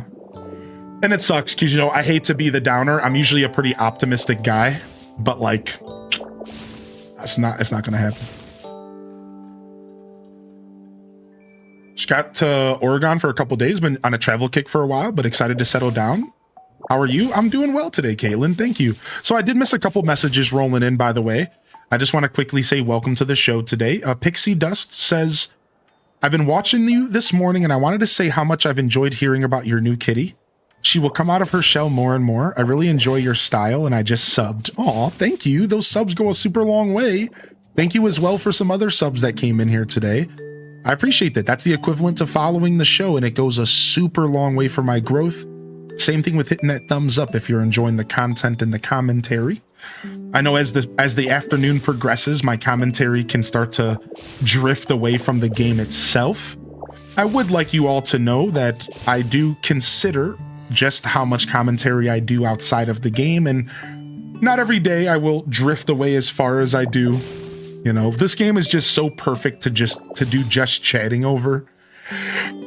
It is kind of hard to not just let myself go and yap a little bit, but if you're here for Pokemon commentary and if you're here for Pokemon knowledge and if you just want to chat about this game, please do not be shy to jump in and interrupt me. Jump in and say, hey dog, can I ask you a question about Pokemon? Because it'll maybe even get me back on track. And that's totally chill. So just a heads up on that. However, it's freaking Friday and we're doing our thing. Thank you, Gilwen, for sharing that article, and let Sunset know that I appreciate them as well. And we can hope and pray that we're getting a new Star Fox game and potentially getting us a Zelda remake. We can hope and we can pray, man. Freaky Friday. I mean, it can be Freaky Friday if you want it to be. You unlock this Pokemon right at the end of the game. Not to spoil, but you got this. I don't want The Legend of Zelda to be a Lord of the Rings ripoff. Oh, you're talking about the movie, huh? Yeah, I hope that they don't go too far. I have weird confidence in the Zelda movie. Anybody else? I have a very weird confidence in the Zelda movie.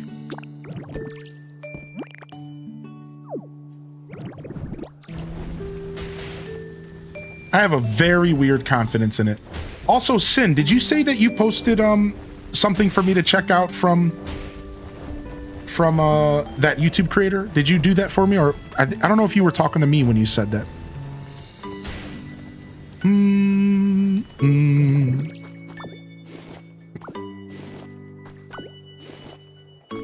It's so jarring to see the withered wasteland with all the barren soil. I haven't. Oh no, you're okay. I just wanted to make sure I didn't miss something from you. You're totally chill. You're totally chill. I've actually interacted with that streamer before. She is pretty awesome. The video threw me, but you know, I wasn't actually complaining. I was just being silly.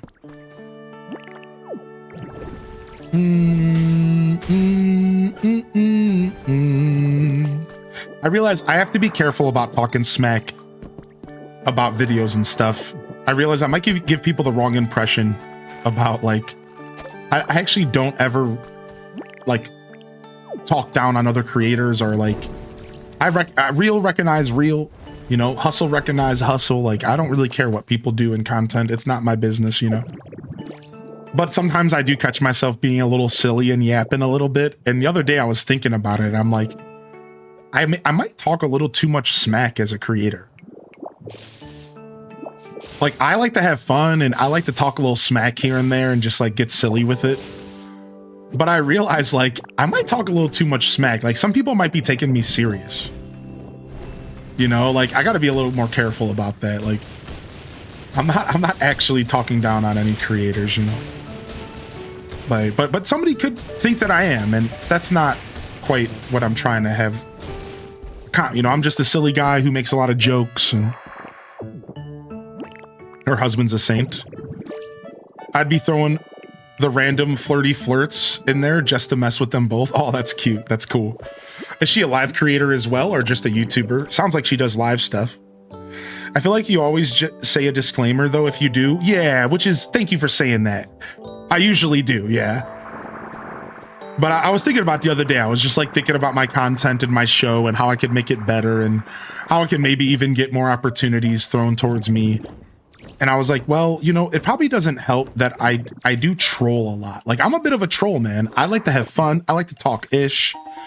And I'm like, you know, maybe I could lessen that a little bit. Like, just a little less. Like, just in case people do take me serious for some reason. You know, I'm a comedian in my heart, and I'm here to make y'all laugh. And, you know, but I think it would be maybe wise for me to let up a little bit. Just a little, you know, like, just so people don't take it the wrong way. I'd like to see a Legend of Zelda anime. Yeah, me too. I would love if it was animated. Yeah, me too. Me too. Me too. Animation, like either Studio Ghibli style. Frick. I'm done using the... I keep failing at using the freaking tool wheel. I'm so over it. Yeah, the Legend of Zelda animated could be like Studio Ghibli, or even like... I would love a Zelda... I would love a animated Zelda in the aesthetic of like Samurai Champloo, or like... Honestly, that's probably not even a good one, but I just love Champloo. I would love like the Legend of Zelda animated in the aesthetic of like...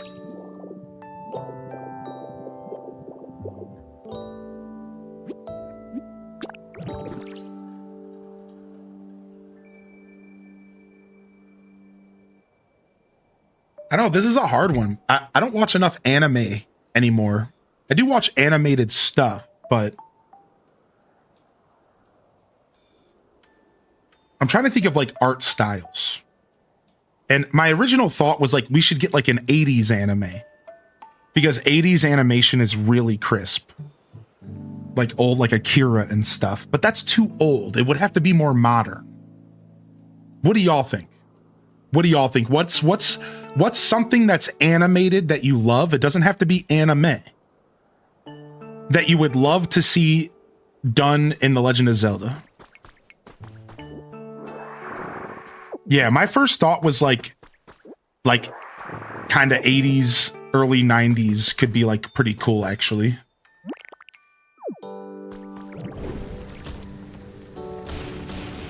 You know, I own those DVDs, Flip Toast. Proudly. I gotta watch them sometime. I own those DVDs proudly. The chat room hooked me up with a gift once. Dr. Stone, How to Train Your Dragon. That's actually a pretty good one. That's actually a pretty good one. You have high hopes for the upcoming Zelda movie? Yeah, me too. Me too. I think it's actually going to be pretty good. I know it's a little worrisome that it's live action, but I actually think the Zelda movie is going to be pretty good. Inuyasha? I could see that. I was trying to think of an actual anime that fits. I think Inuyasha fits better than Champloo, actually.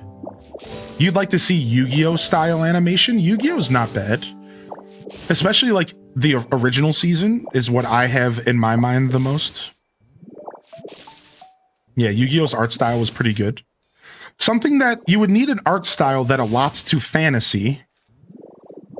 That's the key here. It would have to allot to fantasy, but also be modern and maybe even a little whimsical, which is why Studio Ghibli's like the best answer. You know what I mean? Because it's like you want it to be whimsical, but you also want it to be like fantasy, like grounded in fantasy. It has to be. honestly, that's such a good answer. ATLA is a really good answer. ATLA would make for a really fun Zelda animation. I don't know if it would be perfect, but it would be fun. It would be really fun. You've unearthed almost the whole dojo's roof. Dude, the dedication is beautiful. I think soon I'm going to take a break from the Withered Wasteland so I don't burn out, and I'm going to start working on another zone. Which zone would you all like me to work on next? Would you like to see me do more work at the Bleak Beach? Would you like to see me start unearthing the museum at the Pewter or Rocky Ridges? Would you like to see me start working on the Skylands? Or would you all like to see me start taking on Pallet Town and making my own creation? What would you guys like to see next? Because I think we are going to need to take a break from Withered so I don't burn out. Because if I just keep going at this area, I'm going to get bored. Ooh, I would love that. Abbey in Wonderland. Seems like I'm seeing a lot of Rocky Ridges. I'm seeing some Bleak Beaches as well. Yeah, I'm seeing a lot of Rocky Ridges Museum. I put the most work in the Skylands. I love that area. Dude, I love the Skylands music so much. I'm divided between the beach and the Rocky Ridges. I can tell you all, now that you've answered, I'm also divided right now between Rocky Ridges and Bleak Beach. I don't know if I'm ready to take on the Skylands yet. I think those are the two I'm torn between. Those are the two I'm torn between right now. Ridges or Bleak Beach. I think I would have fun doing either and starting to get those areas cleaned up. Starting to figure out what we're going to make Pewter City look like. Could be fun. So yeah. Bleak Beach, we're going to be going for Vermilion City. And we're going to try to be pretty accurate to Vermilion. So I'm going to base everything off of the SS Anne, and I'm going to rebuild everything based off of the position of the SS Anne. So I'm going to start off by creating the entrance to the SS Anne. And then from there, I'm going to start trying to build up the city again, which would require me to build the gym. It's going to be a lot of work, but it'd be fun.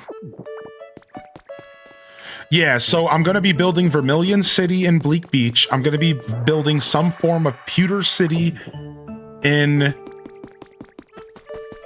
Excuse my brain. In Rocky Ridges. And I'm going to try to do some form of Saffron City in...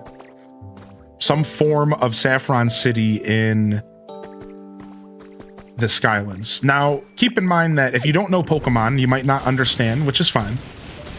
And secondly, I'll have references to share. And I'd like to mention that it's not going to be a one-for-one.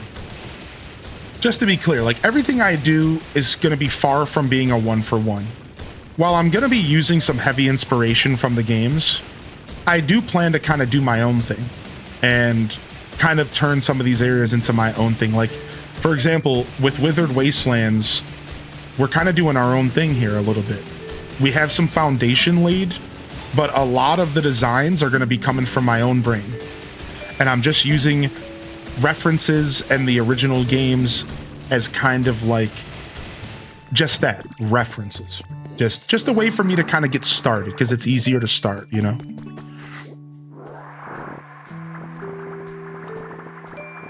Uploaded progress. Nice.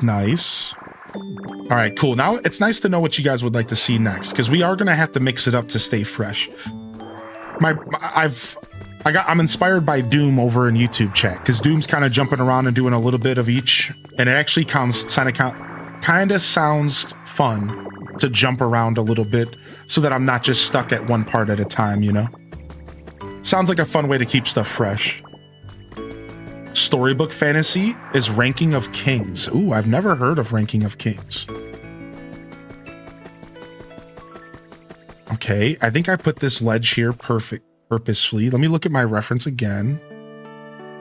Yeah, so this is where the fence ends, and the fence is going to keep going up from here. So we need to break all of this down. Oh, we actually are going to add... Yeah, okay.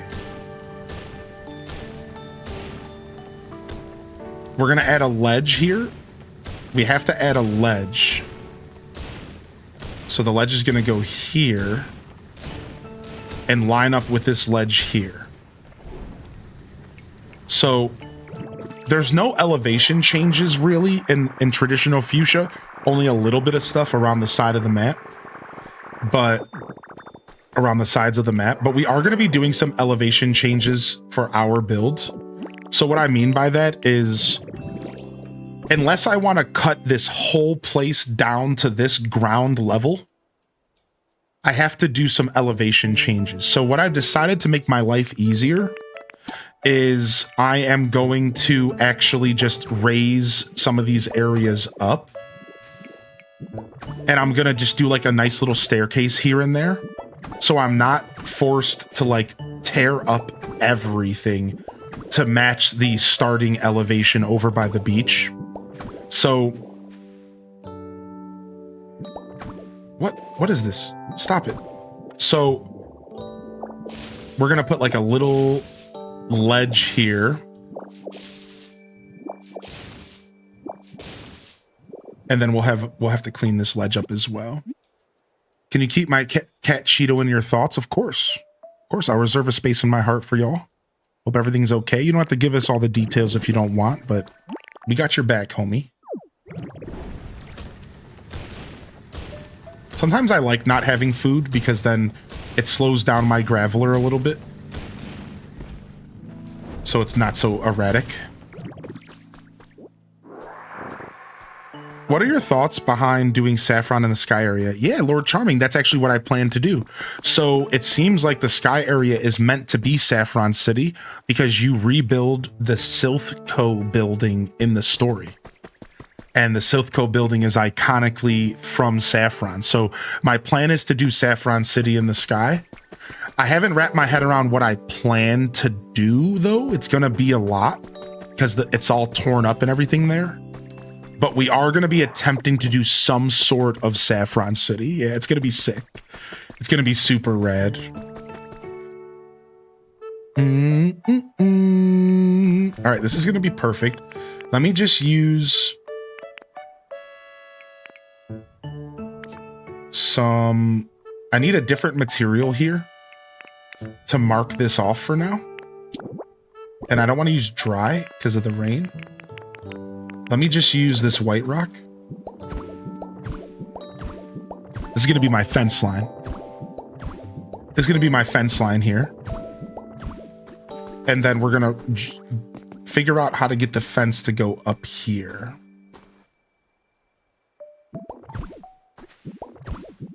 I have to figure out a way to transfer this fence up. It's going to look a little bit weird, but I think we can pull it off.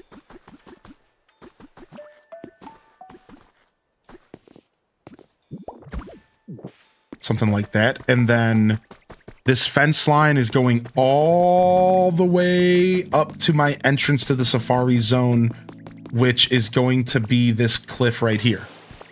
So we need to build the safari zone building. Let's go ahead and get that started here. I'm going to build it kind of into this cliff. Oh, I'm sorry to hear that. I hope Cheeto's okay. Some advice for dealing with water. When absorbing water, make sure that you are looking directly down at the ground and make sure you're standing just above the water level you want. You can adjust the water level by pressing ZL and using the left and right buttons. Sorry for the random help. I wish I knew this sooner. Dude, thank you for the knowledge. Oh, Burned Remains. Burned Remains has some knowledge for us, everybody, over on the chat. They said Dream Island mining depth verified by me just now. It was the same on all 3 tries. Consider ocean rock as the base level 1 block depth. Next is cave rock, also 1 block deep, following by these 2 layers. Following those 2 layers, you will find 19 layers of yellow rock and mossy soil. Interesting. So you are starting to find the layer system. And I said that I had seen a lot of mossy rock and yellow rock when I dug deep. I was seeing the same thing. I just spent an hour and a half just combining 2 ponds into a lake.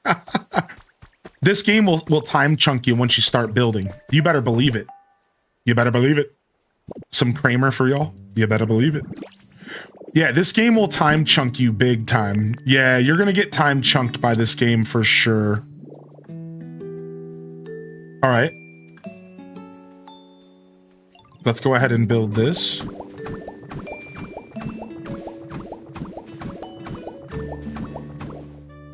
Okay.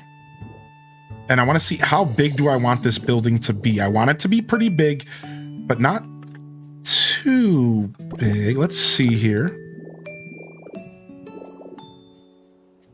I'm trying to picture what the inside is going to look like. And you're going to be walking through it. We want the ceilings to be somewhat tall, but not too tall. I'm going to go get some inspiration from this gate over here. How tall are the ceilings here?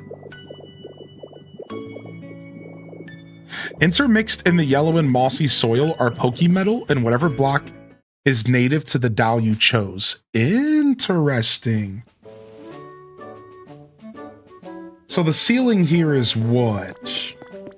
1, 2, 3, 4, 5, 6. The walls are 6 high before the ceiling. So this feels good, right? This feels nice and spacious. So we don't need to go as high as I thought we needed to go.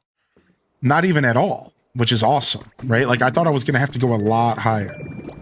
That feels pretty good. That feels very good, actually. And then we're going to build the cliff around this. So let's go ahead and close this up. You're making a museum that'll out Blathers to shame. Nice, dude. I love hearing about what y'all are doing in this game. It's so much fun. All right, walls. So 1, 2, 3, 4, 5, 6. Perfect. Perfect. Perfect. Wow. All right, let's go ahead and put the roof here.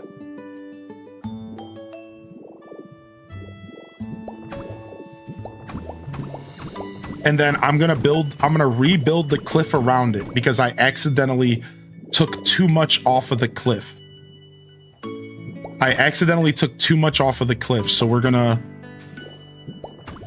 Oh, wait, I don't want to do that. Yikes. So we have to rebuild the cliff, but that's kind of fun. I weirdly enjoy creating nature scenes and stuff. My community knows this very well about me.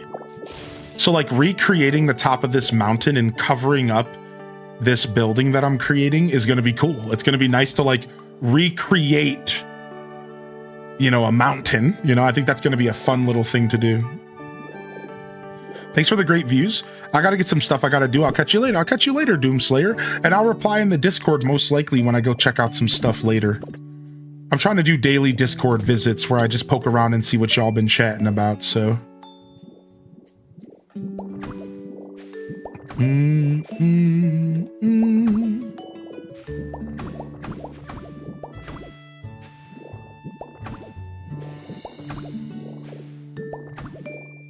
Alright, and then this would be the door and the gate. I don't know how high the gate needs to be, so we'll just close it like that for now. And then same thing over here. This feels pretty good.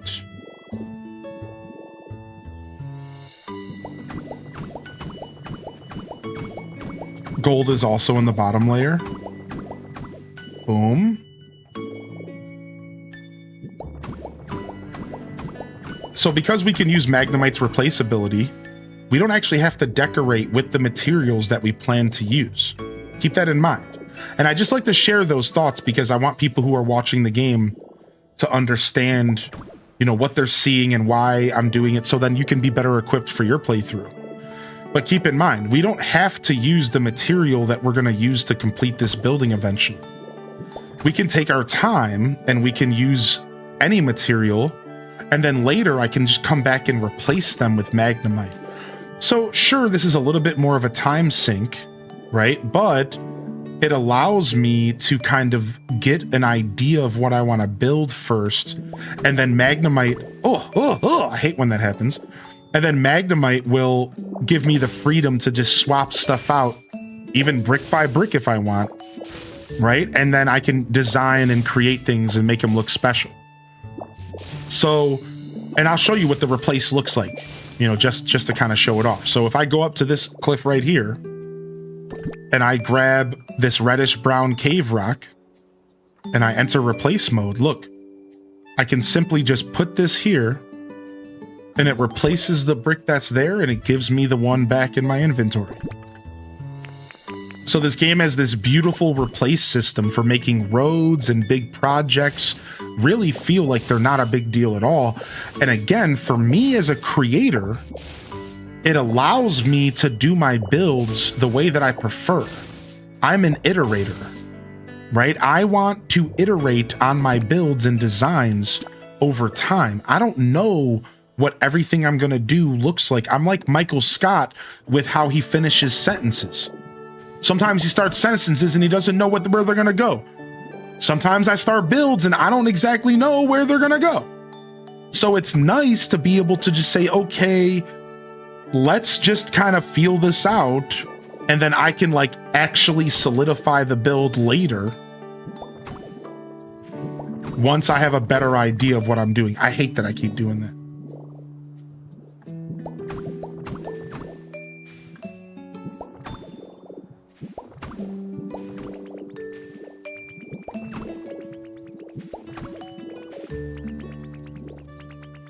Hey there, Hylian. What you want, Vespa Quinn?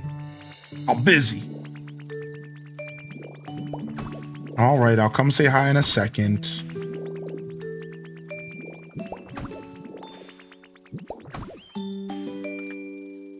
Oh, never mind. She got distracted. Doo-doo. All right, nice. This is going to be our building that you're going to walk through to get to the safari zone. And then we're going to rebuild the cliff on top of it again, because I removed a little bit too much of the cliff here on accident when I was kind of breaking this area down.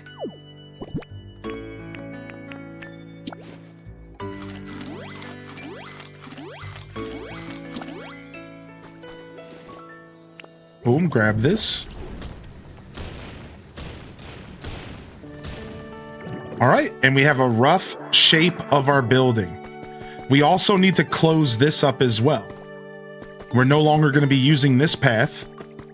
We need to close this up, which means we need to close this up, and we'll just use the other entrance from over here later when we need to.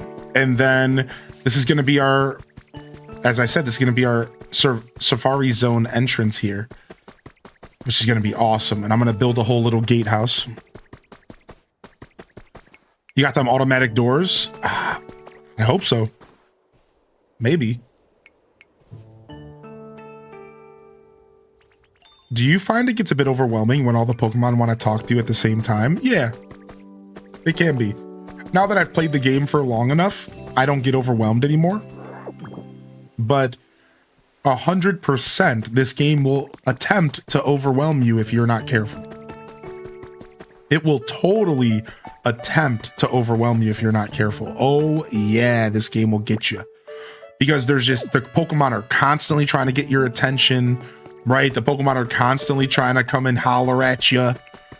So it really does start to feel a little bit overwhelming at times.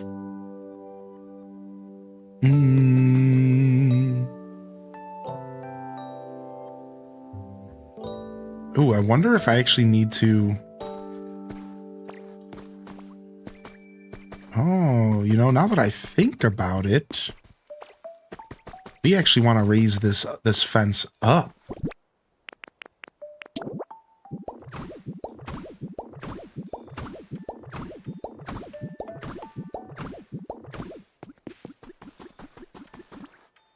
Or maybe we just want to raise this up.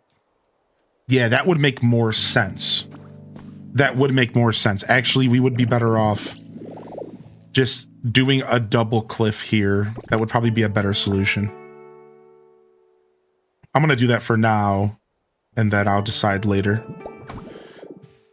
So it's a thing you get accustomed to, right? Eventually you start to like not feel the same pressure that you do early in the game to talk to every Pokemon that's trying to get your attention. And you start to be able to kind of filter it out. Some people are still going to be overwhelmed though. And I can guarantee that because some people are role-playing in that sense, right? And they're like, they don't want to let any of their Pokemon buddies down. So I could see like cozy gamers and people who kind of get into like the life sim side of the game getting a little overwhelmed. But you want to know what's helped me combat that? What's helped me combat that is slowing down a little bit. I find that when I'm in a rush to like complete a project, then I'm more overwhelmed, weirdly enough. Because then I'm like pressuring myself to like hurry up, and then a Pokemon's like, hey, what up, buddy? And I'm like, shut up, I'm busy. But when I like slow down and remind myself that this is a life simulation game, as well as everything else that it brings to the table, then it really does make me feel better and I don't get overwhelmed. But it's up to me as the player, you know, like I have to slow myself down. I have to remind myself like, hey dude, like don't rush. Like it's okay if you can't go and finish that building right this second. Go down and talk to your Pokemon, have some fun, and then come back and finish the job, you know, like, so it is something that once I realized that, once I like told myself to slow down a little bit, it has made me feel less overwhelmed. But you're never going to avoid the friction of being in the middle of terraforming and then a Pokemon comes and gets in your face. Just like Animal Crossing, how when you're terraforming and your Animal Crossing villager goes and sits in the middle of the road and you're just like, what are you doing? Like, you're never going to avoid that friction fully, you know, like it's a kind of a part of the game. And that's kind of like the life sim side of it, you know. That friction is going to exist regardless of, you know, your feelings, you know. Oh, thank you so much, Ronnie, for the 46 bussers. Get your bussers in the chat. We're bussing today, dude. Very nice. Thank you, buddy. You know those AC struggles? Yeah. So this game does have a little bit of that, but my ability to battle it has come from having the strength to like slow down myself down a little bit. You know, I still catch myself kind of like speed clicking through stuff sometimes because I'm just trying to get to the task that I had at hand.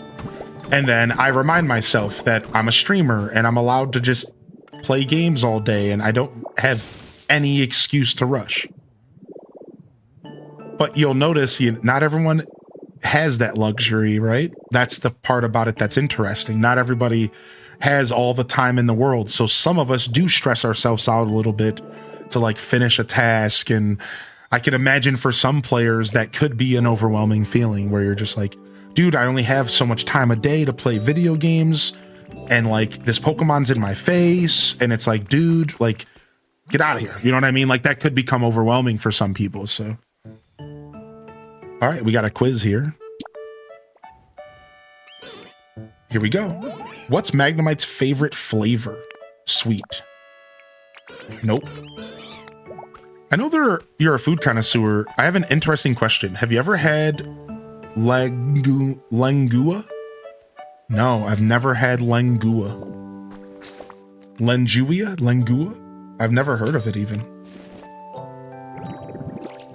I find it easier to ignore the Pokemon constantly talking to you because they never give you anything good, or it's just a quiz. No offense. That's all right, Jesus. Dude, I think that's a super solid take, man. Yeah, they don't really give you anything good, and they really are just there for the life simmers. That's the thing, you know? It's for the life simmers. It's for the people like me, whose favorite part of Animal Crossing is the villagers and talking to the villagers. You know, like, I don't think that all those little interactions are really meant to be much more than that. So, like, I completely respect ignoring them. And like when I'm on stream and I'm busy doing something, I ignore them too. I'm like, I ain't got time for you. So I think that's a super fair take, man. Now, if Squirtle walks up to you with a quiz and you don't reply to him, you're sick. You have a problem and you might need to go get some therapy.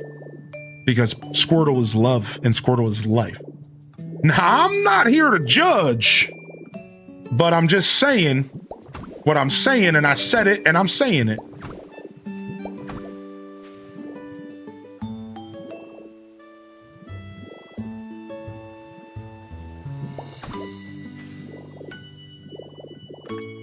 You like that, Katie? Good to see you, homie. I'm glad I got a laugh out of somebody. That makes the joke worth it. It's beef tongue. Don't knock it till you try it. Oh yeah, I've never heard of it. I try it in a taco as long as it wasn't presented to me as a tongue. Is that fair? Like, yeah, sure. Don't present it to me as a fucking tongue. And like, yeah, I'm probably will enjoy it. You know? You know, like as long as it doesn't look like a tongue and as long as it's not weirding me out, like, yeah, sure, I'll eat it, you know? But if you present me a freaking beef tongue and you lay it on a plate, I'm going to be like, I can't eat this.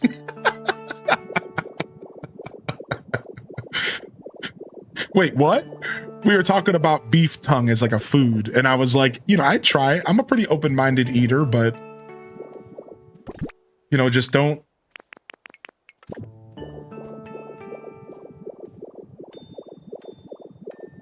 Must pair well with Rocky Mountain oysters. Presentation is everything, yeah. Swalot has a large 3-page inventory. Wait, really? Oh, I thought Swalot had the same size as Gulpin. Wait, what? Swalot has a 3-size inventory? I thought it was the same size as Gulpin. Dude, that is actually really OP, dude. Okay, that is awesome. I had no idea. You have to eat the whole cow's head. No, thanks. All right. Okay, we're good. This is good. This is all turning out really well, I think. So we're going to run that fence that way.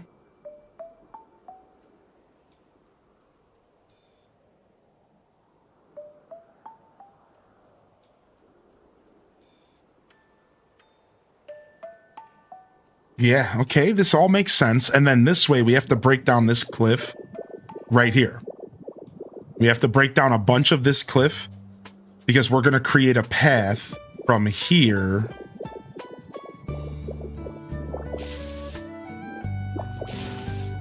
to here.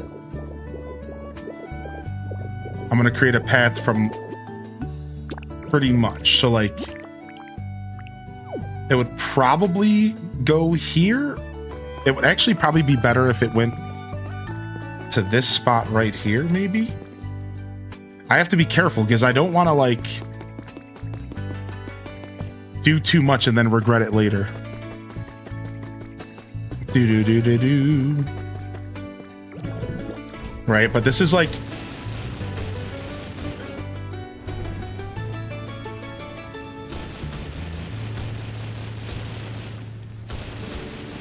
roughly where I want to be, maybe. Do.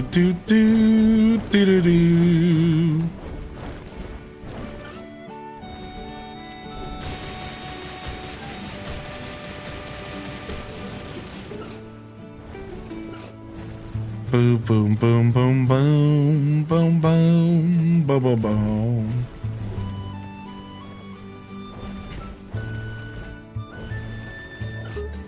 Okay, I think we're good here. Dun, dun, dun, dun. Yeah, and we might actually do it from this side. I might actually go up a ledge here. It might just make everything a little bit cleaner and make a little bit more sense. It doesn't matter too much, though. It really doesn't. We gotta be like close. Here it is. I was about to say, we gotta be close. There it is. All right, we found the connection point. My cat begging me for food, then getting distracted by you rolling his graveler. That's so funny. I love that. Yeah, this is perfect. So this is going to be the connection here. And we're just going to have to put some stairs. But now this is not going to be a tunnel, though. Nah, Dusty Bun, I would probably just... I think you just get rid of them. They might be good for trading, dude. They might be worth, like, trading to other Pokemon. That's what I'm guessing is the case. Is that they're really good for trading, maybe. All right, and then that means that this right here...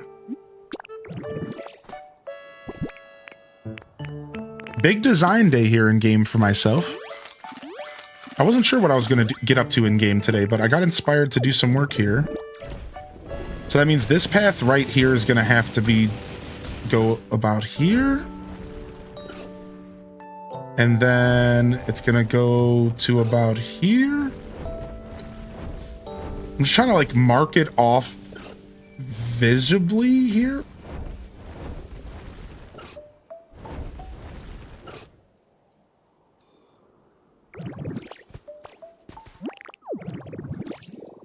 Take gatherers and community boxes when you farm and bulldoze indiscriminately and let the gatherers clean it up.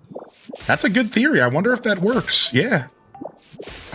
That was out over from YouTube chat, and Burned Remain said that they haven't tested it themselves, but in theory, that could be a fun way to like not have to clean everything up yourself. I'm down for anything roleplay wise. I like doing all goofy stuff like that. So even if it wasn't the most effective thing, I still would appreciate it. I think it would be cool to recreate the wall in another biome, though, for more decorating opportunities. So I'm trying to decide if I want to start hanging on to them. You know, I started hanging out with one double chest of every material just in case. Yeah, just one double chest. So 3 pages, you know what I mean? Double chest. So the 3 pages, just one large chest of each material is my plan. That's like that's my plan. One large chest of every material, and then I'm not going to save much more. I feel like that's maybe enough. Thank you, Foes, for 66. How you been, Foes?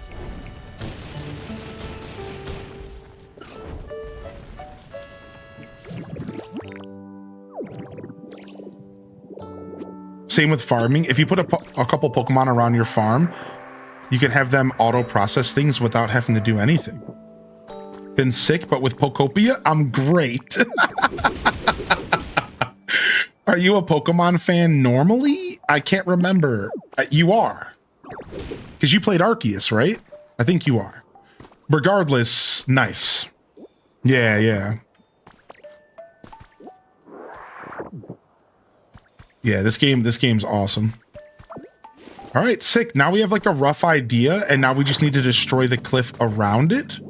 And we're still going to leave some cliff up because we're going to keep some of this cliff up and we're going to create a mountain forest around this path that I'm creating. So we don't want to level the whole cliff. We just want to level everything around the cliff. Right? We want to like a little bit of space around it and then all the way down to create this path.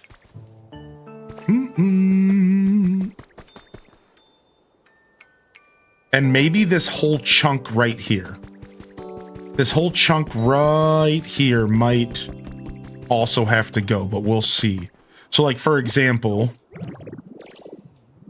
we would be starting from up here.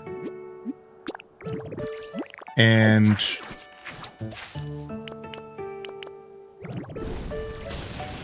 this is the beginning.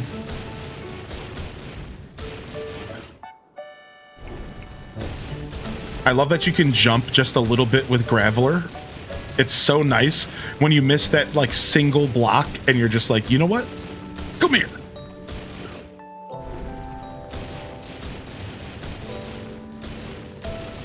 All right, so this is about the size I'm gonna need for this. This should be good.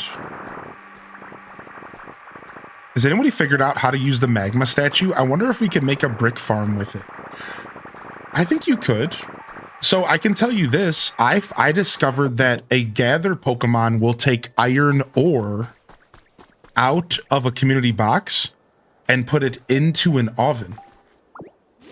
And then if you just have a fire Pokemon living in the area, then they will naturally just go and cook this stuff in the oven.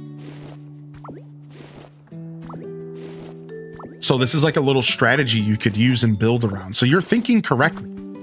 You're thinking correctly. You are thinking very correctly. And your idea might even be able to take the fire Pokemon out of the equation with like the Magby statue. Like that's a really fun idea. I wonder how that works, right?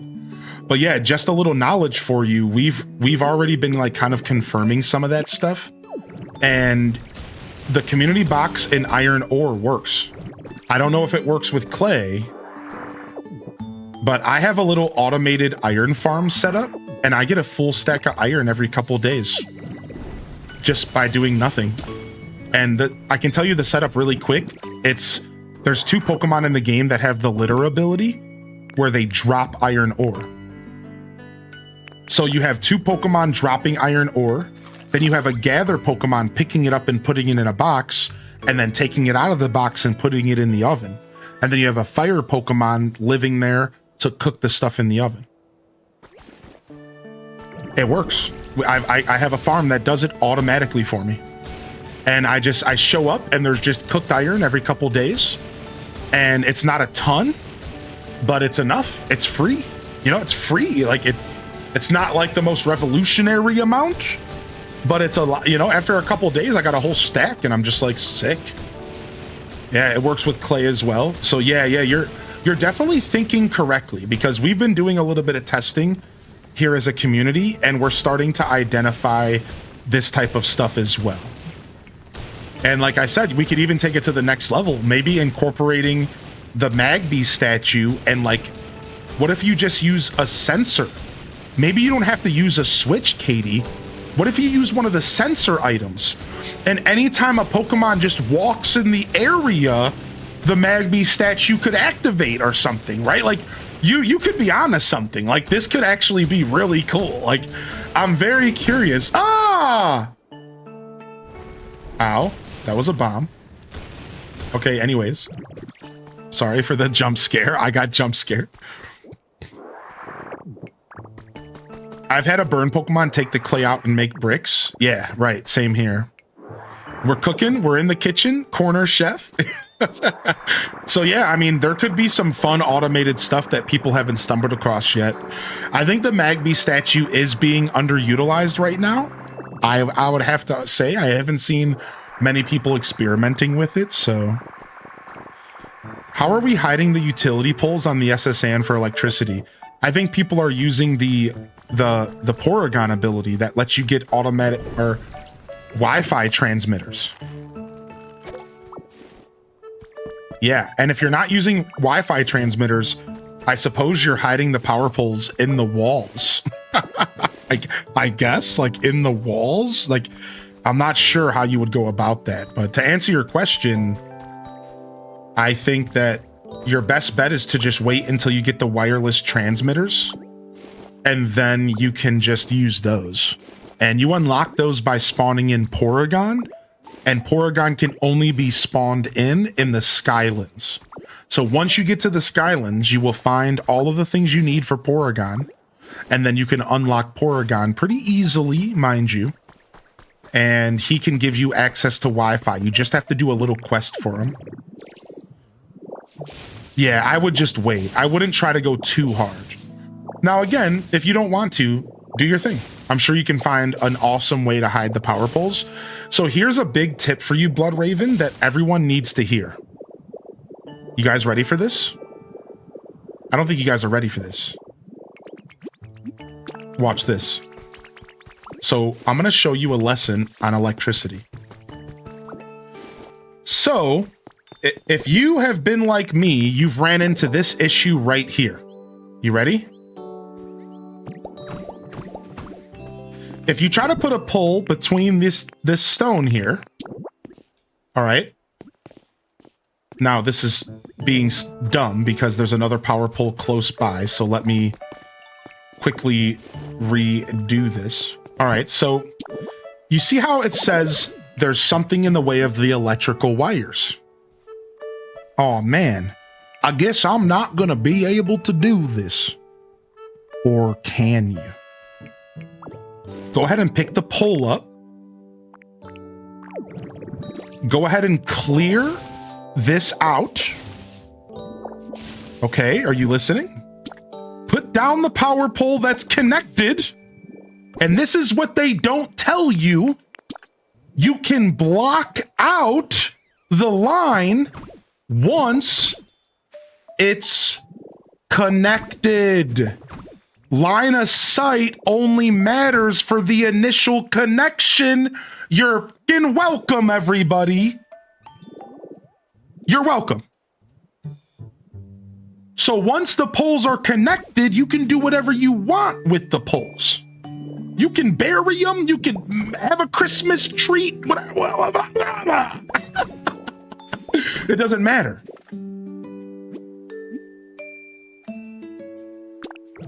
It's only during the initial connection that it matters. You're welcome. Found out yesterday that there's a limit to the number of wireless transmitters. It's like 250. So is that like per zone though? Or is that in the whole game, you think?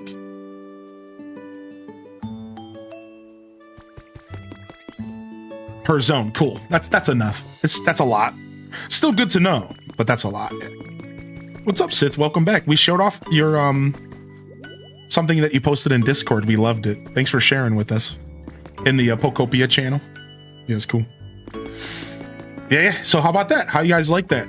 You can set up power poles out of line of sight, but they just have to have line of sight first. That's all you have to consider is the line of sight first. Right? So once you get your power poles down, you could put them underground. People have been doing underground power poles, whatever you want. Once you get them underground, you no longer have to worry about the line of sight issue. It's seriously such a wonderful little cheat code. Shout outs to Joshua Gaming Garden. I think he's the one who told me that on YouTube. We just rated him the other day. I think it was in his tips and tricks video. I think so. Yeah. I think it was in his tips and tricks.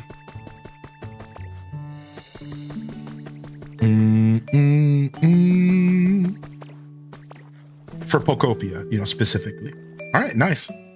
I thought that was fun. I made a big deal out of that just to be silly, but you guys have to admit that is a really nice tip. Like, jokes aside, when I saw that, I was like, wow, that's really nice. Like, you really can just run a bunch of power poles in the ground and then cover up the holes perfectly afterwards, and it like wouldn't matter at all. And there's something else that's worth mentioning here that a lot of people haven't talked about, I've noticed. So I'm gonna go ahead and I'm gonna mention this as well, everybody. If you didn't know, the actual electricity doesn't require to be line of sight. Does that make sense? So like, this street lamp doesn't have to be line of sight to the pole to be powered. It's only the power wires themselves. So I could put this thing underground and it wouldn't matter. Line of sight only matters for the power poles themselves. But once you have the power pole down, it's like a wireless connection. I could have this in the freaking ground if I wanted, covered by dirt, and as long as it's within the radius of the pole and you see this little dotted line, you're getting power.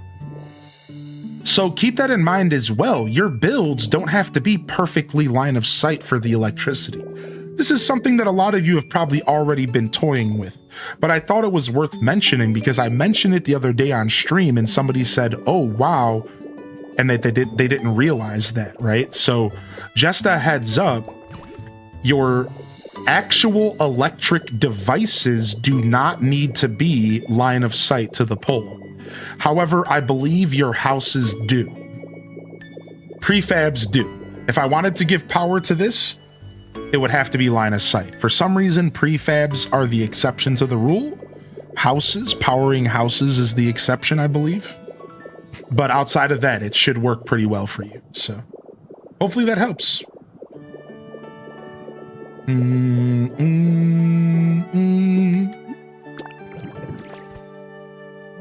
Yeah, you could literally just bury all the power lines. And again, if you're early in the game, I do recommend you wait because you will get wireless power source. Remember that. You are going to get, spoiler, you are going to get the ability to wirelessly transmit electricity without any poles, without any power lines.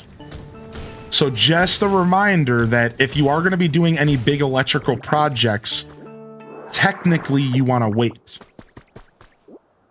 But don't stress too much. Just play the game, you know, at your own pace. If you want to do your power stuff now, do it, you know, have fun.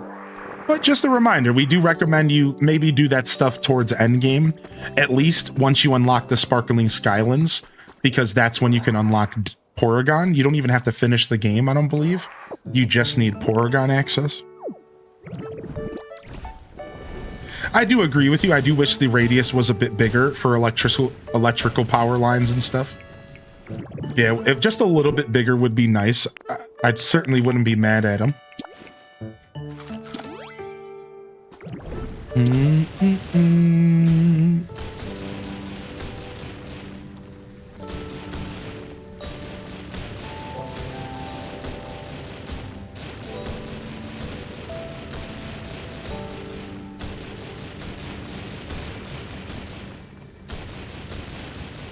The vertical height only being 5 destroys my intended builds. Oh, that sucks. So the vertical height's a little bit worse, maybe? Or just not good enough? However you interpret that.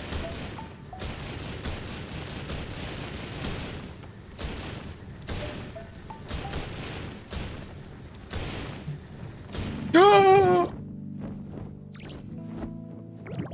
So in theory, can you put the power cables in the sky by making them and then destroying the sky path? Yeah. Oh, yeah. Oh, yeah, you could totally do that. Heck yeah, you could have floating power poles, which sounds a lot of fun, actually. I have built the power plant. Now, I haven't done anything with it outside of building it and collecting my spoils. I've actually built all of the Pallet Town shrines. I've got all 3 of them built, and they're just hanging out. I do plan to, like, decorate them, and I'm probably going to put the Pokemon back into them and then build, like, a habitat or something. But I haven't done anything yet.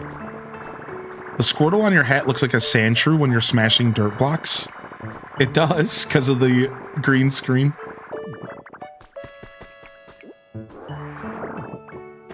As long as they're connected to a power source, I assume yes.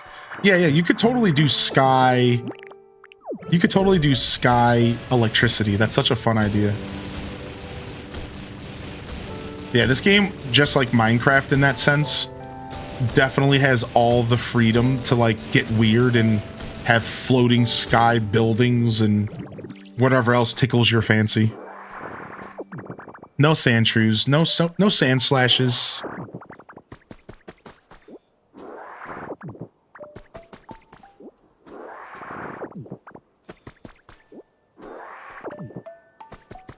I did that at first. I built them super high up. That's cool. That's fun. All right, we got a bit more mountain here to cut out, but we're getting there. We're making it happen.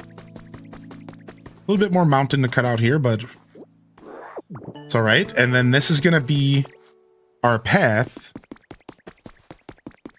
This is gonna be our path that's gonna lead to Route 15.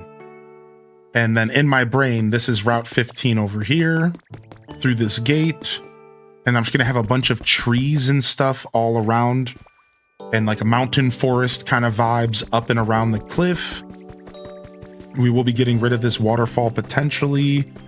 And then over here, this is all going to be blocked off with trees. Like this whole path right here is all going to be trees. And kind of separating these areas, and I'm gonna have a fence, and this fence is going all the way up to the cliff.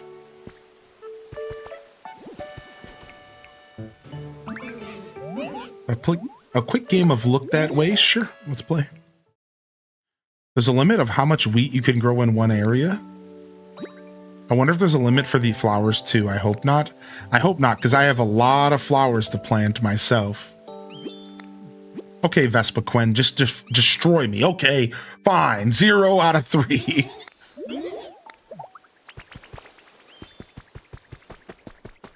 All right, sick. And then, like I said, this is going to go to the safari zone back here.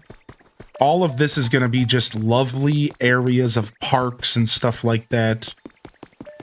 And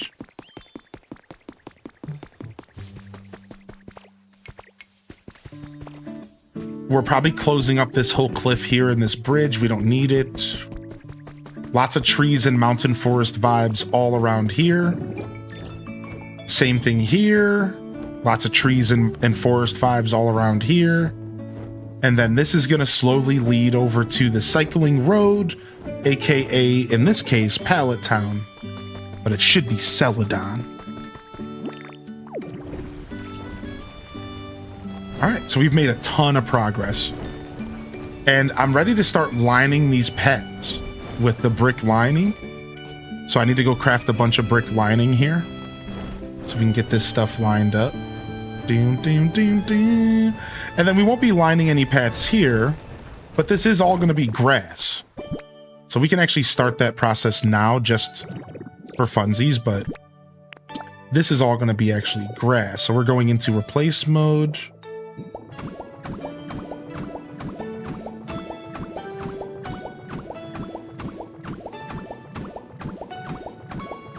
Almost the entire area where the water wheels are is flowers. Ooh, nice. Yeah, you can bring Pokemon with you to other islands and stuff. Yeah, there are some exceptions, Tiff. Pokemon that are stuck in stories and stuff like that.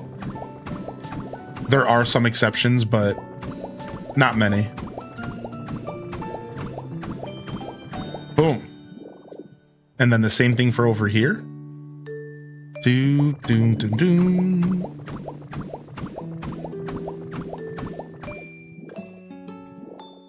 Oh, I can't.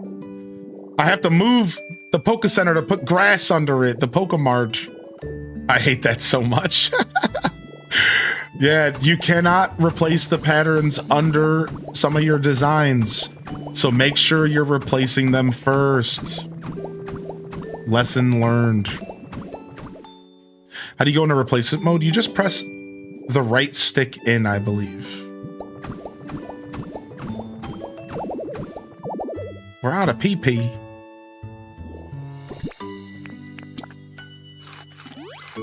Yeah, replacement mode is so nice for designing, dude. Yeah, just tell them to follow and then you can fast travel to the next area. You got it. Could you dig under? No, that's the problem. That you can't dig under prefabs. Now you can if it's like a Minecraft house. So if you put like a kit down for like a Minecraft house, like these ones right here, I could totally dig under it. But the Poke Center and this and like these types of houses, you can't like really dig under it like that. Like you can, but the blocks specifically under the house, off limits. And those are the ones I want to switch. Does that make sense? So yeah, you want to know ahead of time. Everyone should, a PSA to everybody. Any buildings like the Pokemart, the Poke Center, and prefab houses, you cannot replace the blocks under them once they are positioned. So make sure you're changing those blocks ahead of time. Yeah, it sucks. It's not a big deal because moving houses doesn't take too long. I could have this Pokemart moved in 15 minutes, 20 minutes, so it's not a big deal, but still annoying. How does the game process that the house you're building is a house and you can't move Pokemon into it? So, I'm not sure, but every house has to have 3 walls and a door. That's the main rule for a house in the game. All right, so for example, I'll show you right here. Look, it has to be at least a 2x2. All right, it has to be at least a 2x2. So I'm going to do this real quick. All right.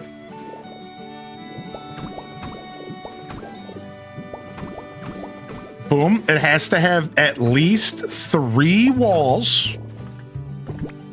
And it has to have a door. This is a house. Now, how do you move Pokemon in? You need to put 3 pieces of furniture in the house. Any 3 pieces of furniture will do.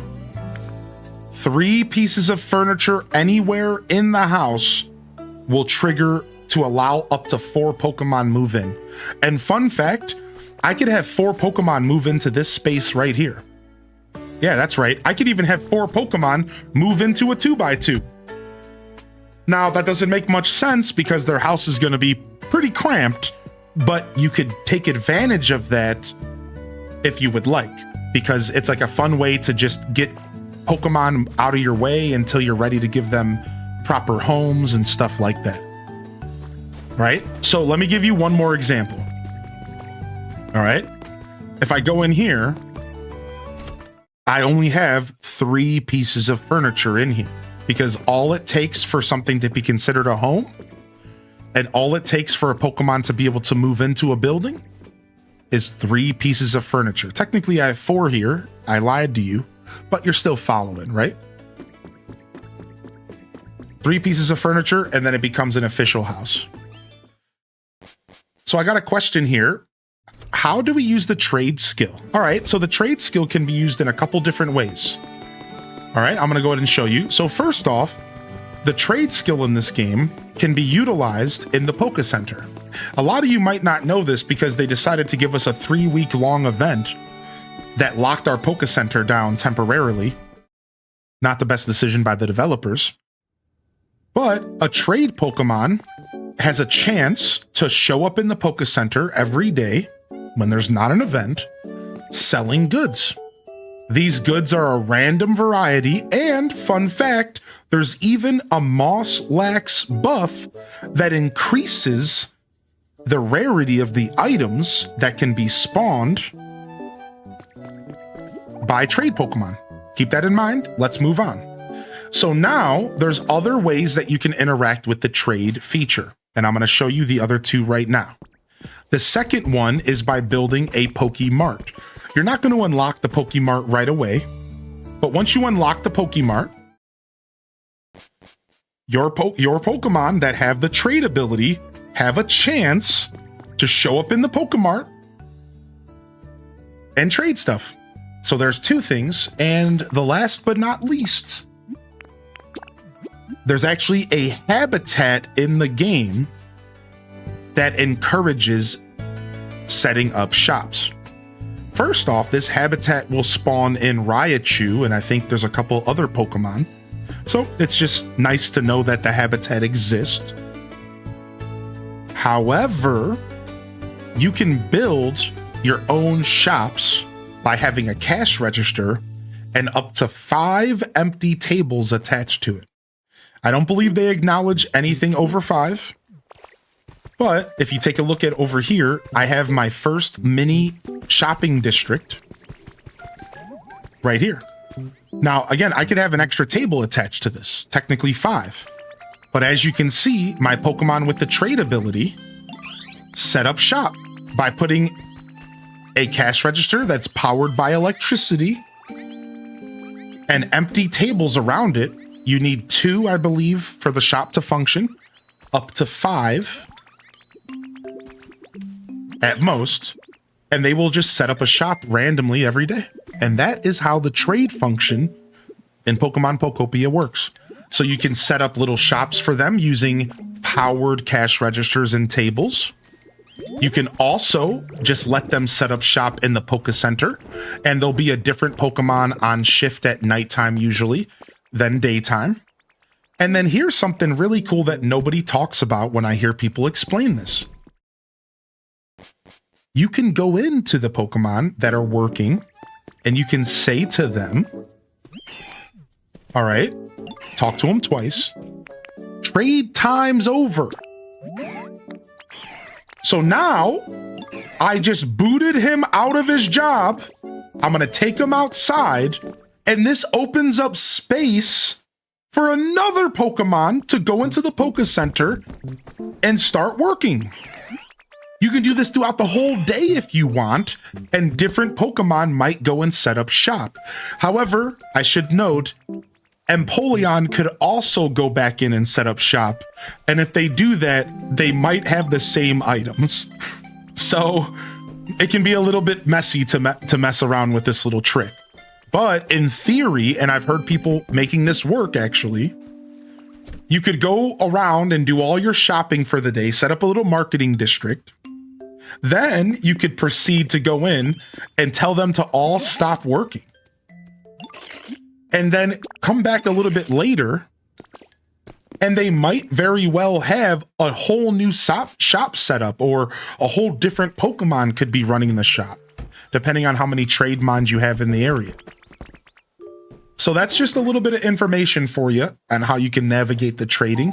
Eventually, I'm going to do a massive trading market similar to this, but bigger with more space. And then I'm going to continue to try to game the system and try to get Pokemon to be trading all day. That's what I'm going to try at some point. So, oh, you can also just buy all their stuff. That's sick.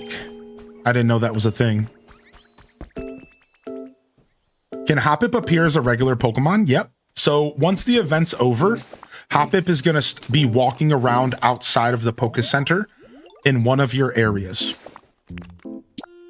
A lot of people was in the Withered Waste, some people the Rocky Ridges. So now that the event's over, as long as you talked to Hoppip and you engaged with her at least once during the event, she's now going to just appear walking around, and you can give her a proper home.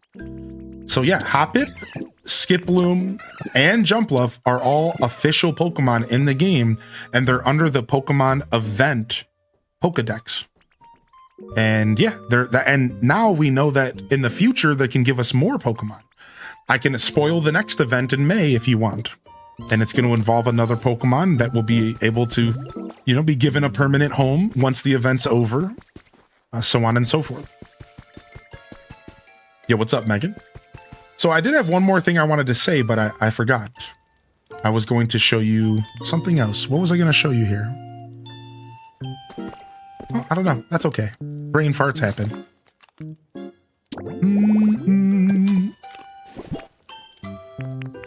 Boom, boom, boom, boom, boom, boom, boom. Yeah, there was one other thing I wanted to show you, but that's all right. Oh, the emote. Yes, Sarah loves Anakin. You ready? Look, if you spin the stick a bunch, you can do a little spin, right? And it's pretty cute. But we found out a secret recently, and I'm going to share the secret with all of you. You ready? First, we need to go and change our character's appearance, and we need to take our glasses off. All right. And apparently, if you spin non-stop for like a certain amount of time, let's try it. Hold on. I'm just going to do the old Mario Party status.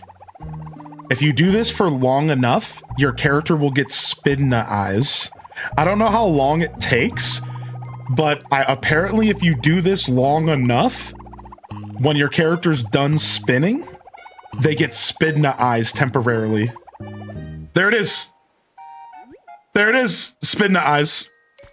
And it's a cool little cheeky reference to the Pokemon Spinna that's not even in the game, which is super adorable. I don't think she's in the game. She might be. I haven't found her. But see, you have to spin a lot. See, I didn't get it that time. You have to spin a lot, which is why a bunch of people don't quite know about that little secret. Yeah, it's really adorable. All right, there you guys go. Also, quick little side note. What's the Pokemon that's hidden at the Cloud Island? Or is that a major spoiler? Can anybody tell me? Earlier, I found out that there's actually a Pokemon that is locked at the Cloud Island. Like, there's actually a Pokemon that you can only get from Cloud Islands, and I did not know that. Normal Tangrowth. Shut your mouth! I knew the homie was in the game. I knew it. I mean, of course, because regular Tangela's in the game, so. Nice. So can you bring him home or does he get stuck there? So how does it work then? Like, can you never bring him home and you just add him to your Pokedex? And like, it's just a Pokedex completion thing. I think he can travel, but he can't move out. Okay. Interesting. Cool. Spinda keeps getting forgotten about. I know, that's so sad because Spinda has such a cool lore and like how she has so many different forms. Like, it's such a fun Pokemon. I was just about to ask, where's my precious Dizzy baby? Yeah, I don't think Spinda made the cut, unfortunately. And on that note, also, unfortunately, I'm out of here. I just want to say thank you so much. You all have all been a beautiful audience today. This is one of my favorite streams in a long time, and I don't know why. It was just great conversation. It was just a wonderful audience of people. Conversation, questions, the chat helping answer questions. So a round of clappers in the chat.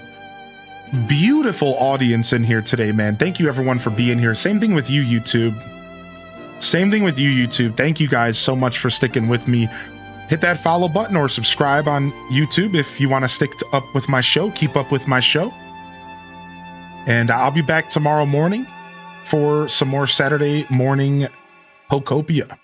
I do want to try to get a couple night streams in. I know I've been saying that a lot and I don't want to oversell. I don't know if today's that day. You know, I haven't really been giving myself a lot of attention this week with the whole cat thing. And I realized that going into today's stream that I'm maybe a little bit more tired than I'm willing to admit to myself. And I think it's just because I've had a very emotional couple days. I just got a brand new member of my little family and yeah, I need a little time to just like breathe, do some chores, catch up on my emails. I think I have a potential sponsorship in there for Temtem or something, which would be a super cool sponsorship after playing this game for 3 weeks. And I would love to reply to them and see if we can get some sponsorship money. So I'm going to go and see what's up with that. And I'm going to go check some emails and I'm going to go make myself some food and I'm going to go spend some time with my cat.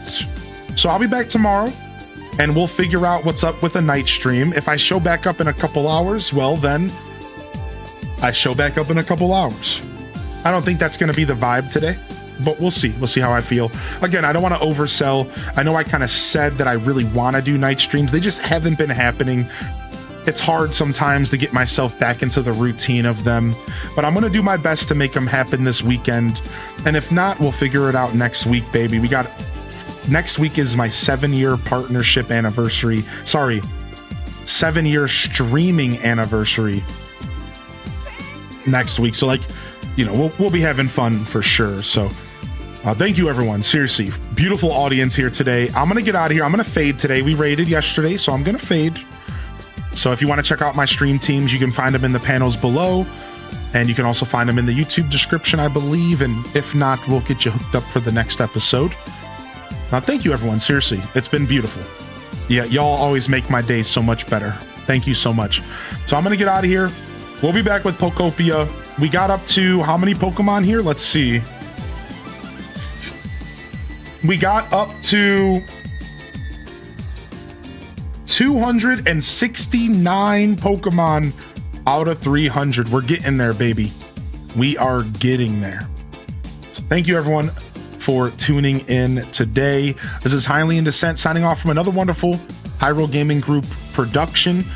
If I don't see y'all here tomorrow for some Saturday Pokopia, some Pokemon vibes, I'll see you when I see you, fam. Don't forget to game on. And of course, as always, peace. Wrap it up and on to the next episode. Peace.